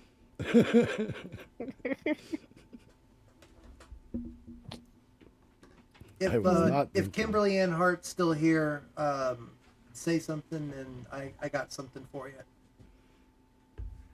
And been on the phone with Tony, says Wes Kagan. This was about an hour ago. His situation is grim. If anyone's able to help in any way, he really needs it now. He's not even sure how he's going to care for his cats. And that was the very, very first thing I thought of when when Theta Zord said his home was flooded. Yeah, apparently Eugene Bird, something else did happen to Tony. His place got flooded, and he's trying to make sure that he has a place to stay because they're trying to get him and everybody else out of the apartment or something, and he doesn't have any place to go. So yeah, we're all just praying for him and trying to help as much as possible, and just bring awareness to his situation, and anybody that can help, please help if you can. That's I don't know the details. Max, I think, knows more than me at this point. But yeah, we love. And Kimberly is thinking, yeah, we do. Oh, hold on. Wait. Yeah, we love him, and we just want the best for him. I'm sorry about that. No, Kimberly, thanks Max and Jill, and I wasn't listening because I was talking to my daughter. Yeah, so I kind of lost. I was just saying that we love him, and yes, we want the best for him, and we're gonna try to help as much as we can. Yes, we will, and thank you, Max, for all the footwork you're doing and setting things up, and all the donation you gave. I will send a couple too, but I'm waiting for the GoFundMe that you're setting up, and thank you for doing that. That's gonna help a lot of people be able to help him. Yeah. And Kimberly says, I had fun with you guys today. Yeah, me too. Yeah. It was fun. The thing with GoFundMe though is that it takes a couple days for the money to get to his account. So if you can, PayPal is instant. So if that's fair enough. Now, so just to remind people that if you want to help, there GoFundMe is any help is amazing, and I praise you for helping. And there it is right there, Tony's PayPal. Yeah, Thank you so much, Franco. I was asking for it. You were the one who put it in the chat for me, but I hadn't caught up to the chat yet. Thank you so much. How far behind are you in the chat? I'm so behind. I'm so sorry. Behind. You can't scan. We can't scan back that far. Let's just say that. Oh my god. My mouth and everybody, just running. You're okay. And running. You're okay. If I had a problem with it, I'd tell you to shut up, Wesley. She needs a chat moderator. They're like, oh, you need to talk about this one. There's another one you need to talk about. Yeah, right. I do. Yeah. So God bless you all. I don't know how many times, until it really kicks in, but y'all are amazing, and I love all of y'all. Y'all are family. And I love Franco y'all so Walker. much. Oh, and I guess Franco Walker has to go. Take care, everyone, and much love to you all. Thank you so much, Franco. You're incredible. You really are. I love you, Franco. Have a great day. He's the best. He really is. He's always so he's always one of the first people to say hi to me when I come into any stream and everything. And I don't know. He's amazing to chat with. Oh, Trisha Mendoza likes Jillian from Star Trek 4's drink, Michelob Ultra, please. Ooh. I can drink as much as I want and not get trashed. All these weak beers. Not wasting my money. Yeah, that was a funny conversation. And so I'm almost actually I'm sort of almost catching up. Oh, good. Fair enough. Good. Yeah, I'm now within the hour of. Oh, good. I've zipped my lips long enough for you to catch up to to at least within an hour. And that helps definitely. Yeah. So Trisha Mendoza says, go to the hardware store and get a long extension cord and run it from a neighbor who you can make a deal with. Sounds like my story, except I have been unemployed since the pandemic started, thanks to the tech job market. Oh, I'm so sorry, Trishan. That must be tough. It's funny. Sympathy go ahead. I was just gonna say it's funny that he said that, because the only reason that I have power to my computer is because I'm running a extension cable from a different different house on the property to here, because there's something wrong with my breaker box or whatever. So that's not good. I can only plug in like my monitor, my computer, and my TV and my PlayStation. Well, now my 100-foot Ethernet cord doesn't sound so bad. Yeah. No, that's a luxury, man. And empathy. Oh yes. Okay. See, this is something I read because I saw it in the other window, and I'm glad I read that one when I did. That was thank you, DJ Play. Nice for being here. And Wes Cagle says, thanks, Max. Let us know the link when you set up the GoFundMe. I still can't get PayPal. So let me use my bank cards. I'm halfway through setting it up, just giving you an update. Okay. And I can't get a hold of anyone to help. I freaking hate PayPal, says Wes Cagle. And angry faces. Yes. Yeah. I'm just happy that we don't have to FedEx money anymore. What's Feria dos Todos? Feliz. Oh, hold on. Feliz. Okay. Feria dos Todos. Oh, what's going on? Come on, Google Translate. Where are you? Come on, robots. Think for me. Happy something to. It means happy something to everyone. Oh. But I don't know what Feria those. Maybe happy. Hey, Jill, I'm going to leave the studio for a bit. I'll be back, okay? Yeah, go ahead. Just take care of it. Definitely. Man. Yes, get it done and then return, please. It sounded demanding. Sorry. No, it didn't. It really didn't, Jill. Don't worry about it. It was more supportive. Definitely. Oh, happy holidays to everyone. Oh, okay.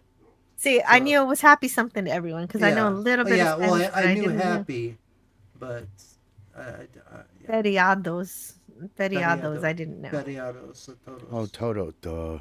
Toto. I should have been able to figure that out. I took French. It's close. Mm-hmm. Yeah. I took Spanish, but I was dealing with the rest of the chat, and I wasn't really focusing on this and the fact that I clicked on it. Yeah. Well, we lost him. No, we didn't. He stepped aside so he could focus. Okay. Yeah. Okay. So he could focus on what he's doing. Yeah. I think it was. It might have been. Finish up the link. Yeah. Yeah. Mm-hmm. DJ's Play Nice is talking about taking out insurance policies on the things that are most important to you. God, yeah, I really need to do that. Yeah, I thought of just doing a video of everything because it's like am I gonna list all my DVDs and the CDs and all the books and just take a video of everything, put it away. You know, I went to look at this apartment yesterday, and it was a nice apartment. It's a $750 a month for a 1-bedroom. I mean, it has a fireplace, has all the utilities paid and stuff. And I have 2 cats, and the lady was like, "Here's if you don't want to pay the pet deposit, you can register your pets as emotional support animals, and that way it waives the $400 fee for pets." So I'm trying to get that taken care of. So and they really are emotional support animals. Like I said earlier, I have really bad social anxiety and just overall panic and anxiety and stuff. So I need to get that taken care of to save me. I hope that goes through. That would be very helpful for you. Yeah, exactly. Definitely. That would be amazing. I think to get the certificates, it's like $65, but that's still less than $400. So. And my dogs are everything to me. Yeah. Always have been. Yeah. So that's a little hack for anybody that's looking for an apartment for the first time and has any pets. If you register them as emotional support animals, you get to waive the pet deposit. So. And so we're going to be rating Tony's stream now in 17 minutes, and here's the link to it. Yeah, if you want to. Yeah, I see that, Datazord. You're already there. So is Swollen Salad. Yeah, so that's we're gonna fill up that chat over there. We've got four waiting. Yeah, Swollen Salad. See what we can do there. Richard so we Spake's son. Oh, that's Richard. No. I didn't realize that was Richard. No, it's his son. Oh, it's his son. Yeah. Oh, that's great. Oh, that's right. They had a reunion on Tony's stream. Yeah.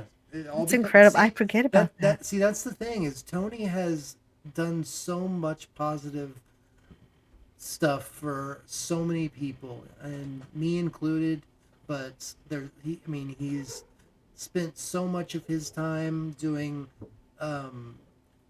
relief, streams for other people.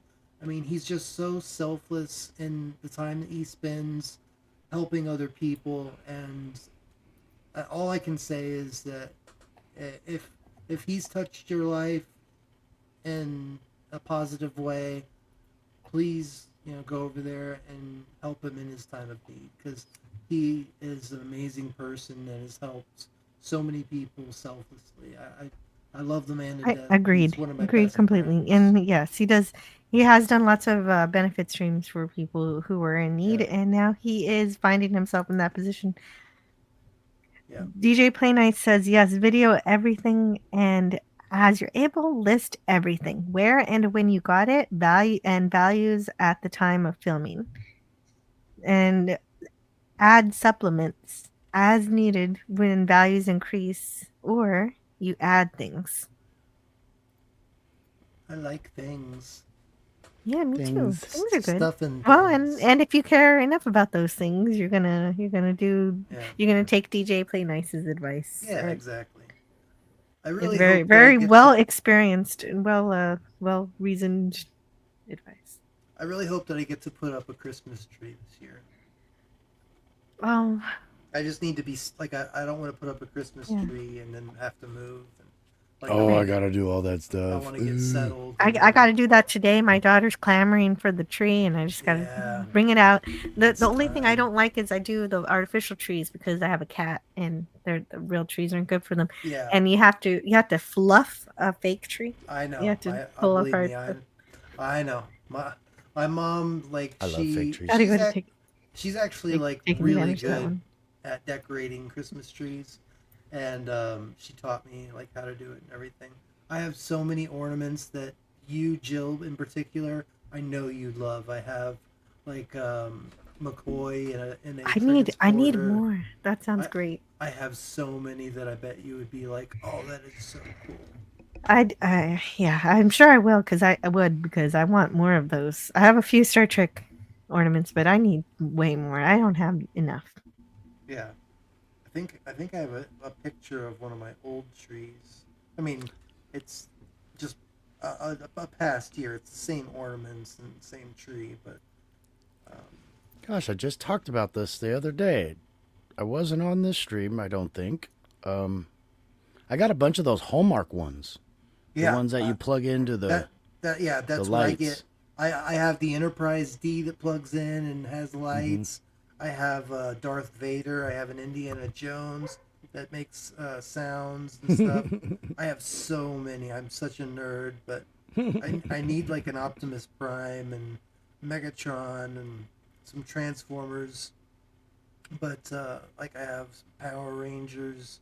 I got all my nerdy shit. Fair enough, and yeah, I don't. We just got back off vacation on Monday, so it's like, I'm not ready to put the stuff out yet, but we need to get it out. Yeah, on because vacation those first couple soon days. enough. Well, because you want to get it up before it gets too late, and then you only have it up for 2 days, and now it's time to take it back down again. But yeah, we got the fake. I've always been a fake tree person. One of my first jobs, that's what we did in the off season, is sell artificial Christmas trees. Oh, so really? I'm kind of all in on those. We sold a really good brand, so a lot of people. We had people come in. They're like, "Yeah, we're wondering where your fake trees are," and it's like this whole floor area is artificial trees. And they're like, "Oh, these are the trees," and I'm like, "Yeah, these are the trees." But I would have to. You'll see the trees. I would have to explain to people, which this was a big selling point, and it also helped my wallet at the time because I would go to people's houses and set up their trees and stuff. But you could make one tree look so different year after year after year. Yeah, that's what my mom. If you have the ones with those hinges, if they have those hinges, you can then bend a lot of the branches. Yeah. Kind of anyway. But the fluffing, yeah, Jill, I know what that's like. We had to do that because we had to put all the trees on display. So we did like over 100 trees every year. Oh, wow. I only have to do 1 6-foot just tree. like a week Just solid 100 of getting trees. trees ready for the floor. And we would pre-light that. terrible. We sold pre-lit ones, but they were so expensive. This was when pre-lit were thousands and thousands and thousands of dollars. Ooh, So it was like, oh yeah, we can pre-light it. Just go get your lights. And even if you'd like, you can give us a call next year. We can set up an appointment, send somebody out to your house, spend an hour, fluff it up, turn it on, good to go. That was probably the most lucrative job I'd ever had. Unfortunately, it was only at Christmas time. Yeah, exactly. But pretty much every day of Christmas, you could have a customer booked. So you're making $60 to $200 a day, depending on what kind of tree you're doing. And the gratuity and generousness of the people that do it. Because it was a lot of older couples, and they were just so happy to have somebody that could lift the darn thing, let alone the work. And they can keep doing their own thing. They can have family over, whatever, and you just set it up and you're out. And it's that very one of the best jobs, I swear. Just to see people so happy. And it's like, oh yeah, this is an hour. I kind of felt guilty taking the money. I'm not going to say no to it because it was a very high ticket price, artificial trees weren't cheap, and these people could afford it. Their houses were very luxurious. But I did feel like I was robbing some people. Yeah, but if they they chose it. They chose this. Yeah, that's the thing about being a freelancer. You get to choose the price that you set, and if they want to pay it, they can. If they don't want, they want to look somewhere else, they can. Because I would get some calls. We would have people come into the store and they're like, we set up our tree and part of it's not lit. So it could be an out bulb. Oh, yeah, and then there's the maintenance. Yeah. It could be an out bulb, but probably 90% of the time, I would go to the people's house and find a plug that got jostled loose. Yeah. And I would still get, we're talking like a 10, 15-minute visit, and they would still give me enough money. And it's like, I can't, this is way too much. And they're like, nope, you take it. And I'm like, okay.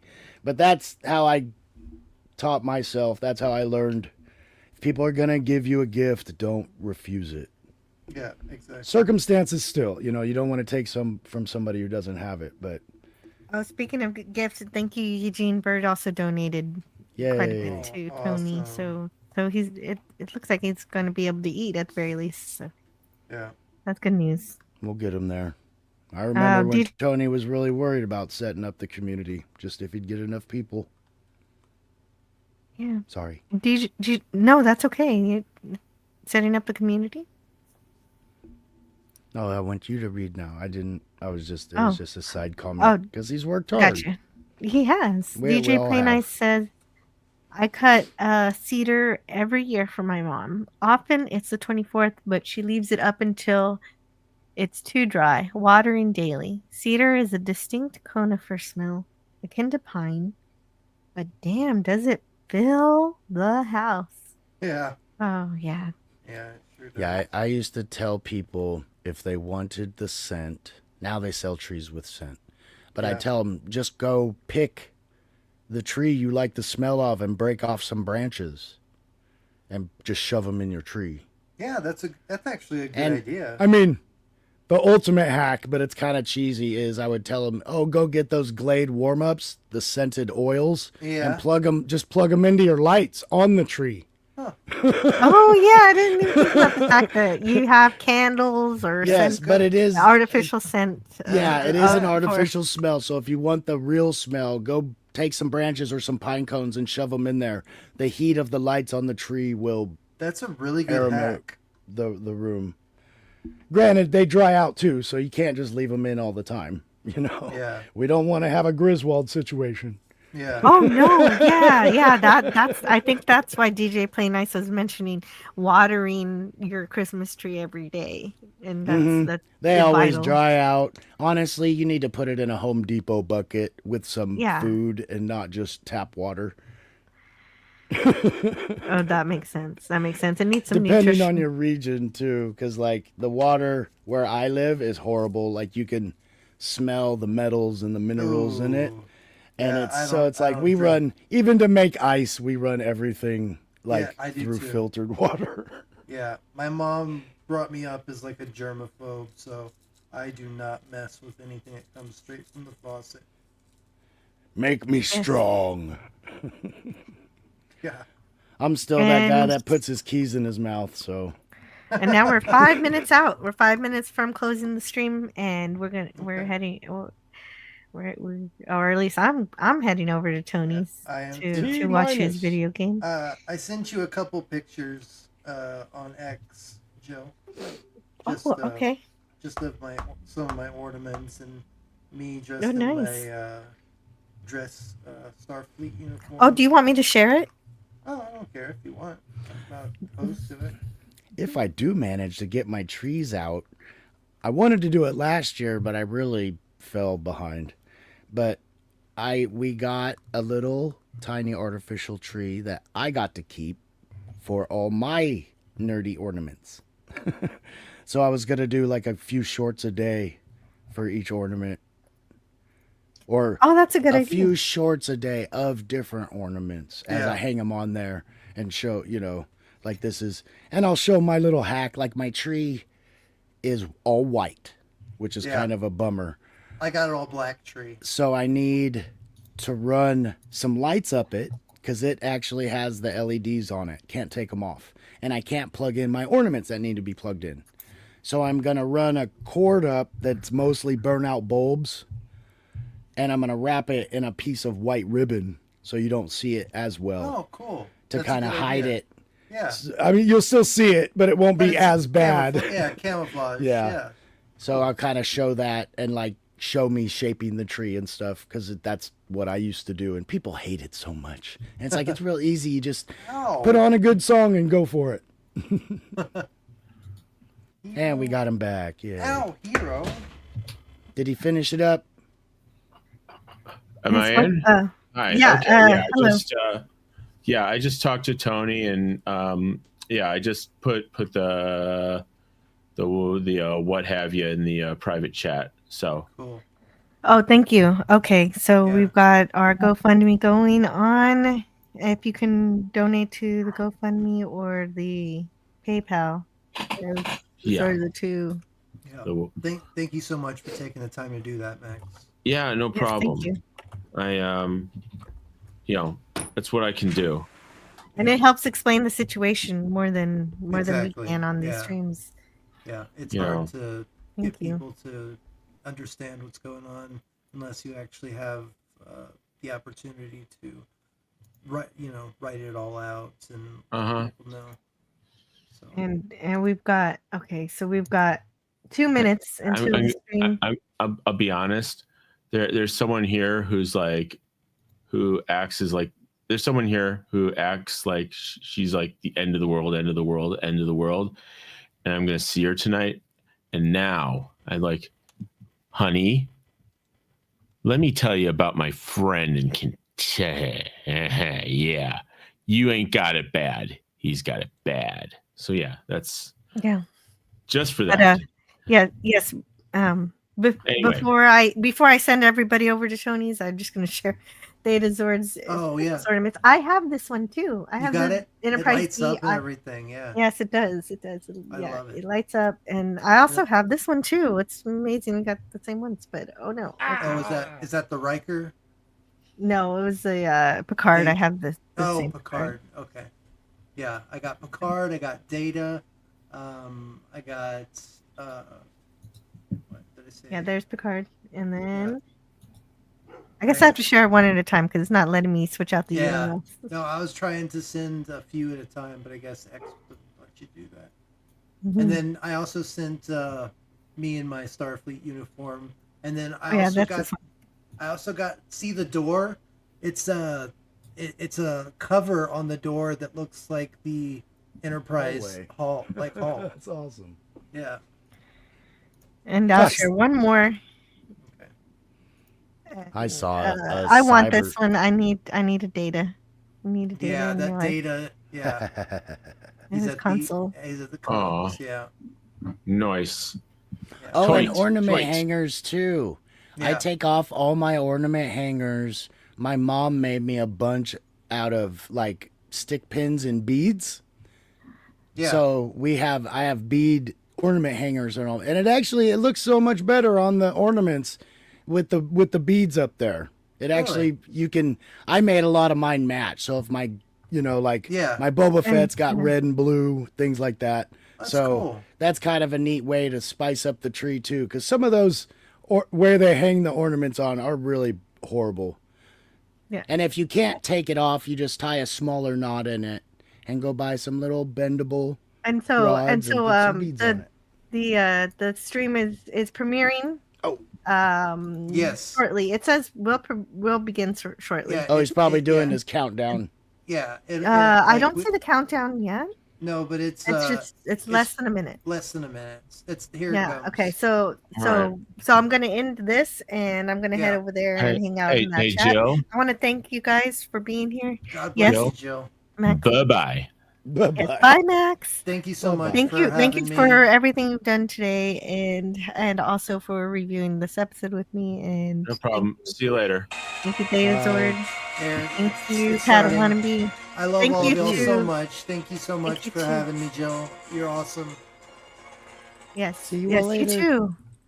All right. I'll talk to you soon. I've got the countdown is starting. Definitely head out and go over there and hang out with Tony. Yeah. And I'm just gonna wrap up this stream. Yeah. If anybody remembers, several hours ago we finished a review for family. We actually did a Star Trek: The Next Generation thing. And then it became a thing where we have to, because we became superheroes. We also became a family. Well, we're a family too. The Star Trek crew is a family. They're family, obviously. Yeah, that's what I was saying. It's important to them. I'm blessed. So a real life family situation came up, in our YouTube community, and I hope you guys can at least, even if you can't give anything, just give him some moral support. Go in the chat and say hi. Exactly. And we so yeah, this was a good an important live stream. Maybe not the best news, but the good news is that we're together in some kind of way, even just nebulously over the internet. And even though we can only really be together virtually in 2 dimensions, but it's still something meaningful. And so I'm glad that we could be here. Well, I think you're real people. You've been, yeah. I promise I'm not a robot. I can't promise anything. I have no idea. Yeah, I love all head over. those. Thank you. Head over to Tony's now, and I will see you guys next time I'm ending this. And bye. Bye. Have a good weekend. You too.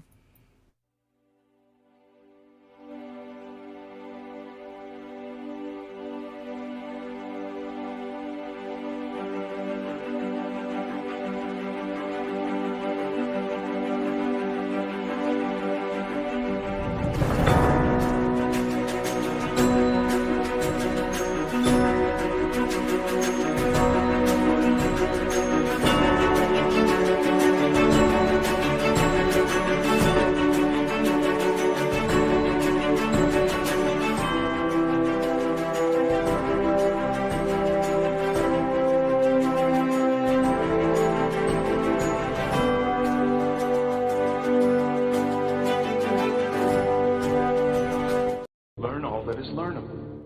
And the ways our differences combine to create meaning and beauty. It has always been easier to destroy than to create. May we together become greater than the sum of both of us. Well, now you have something new to think about. Carry on. Don't be mean. We don't have to be mean. Because, remember,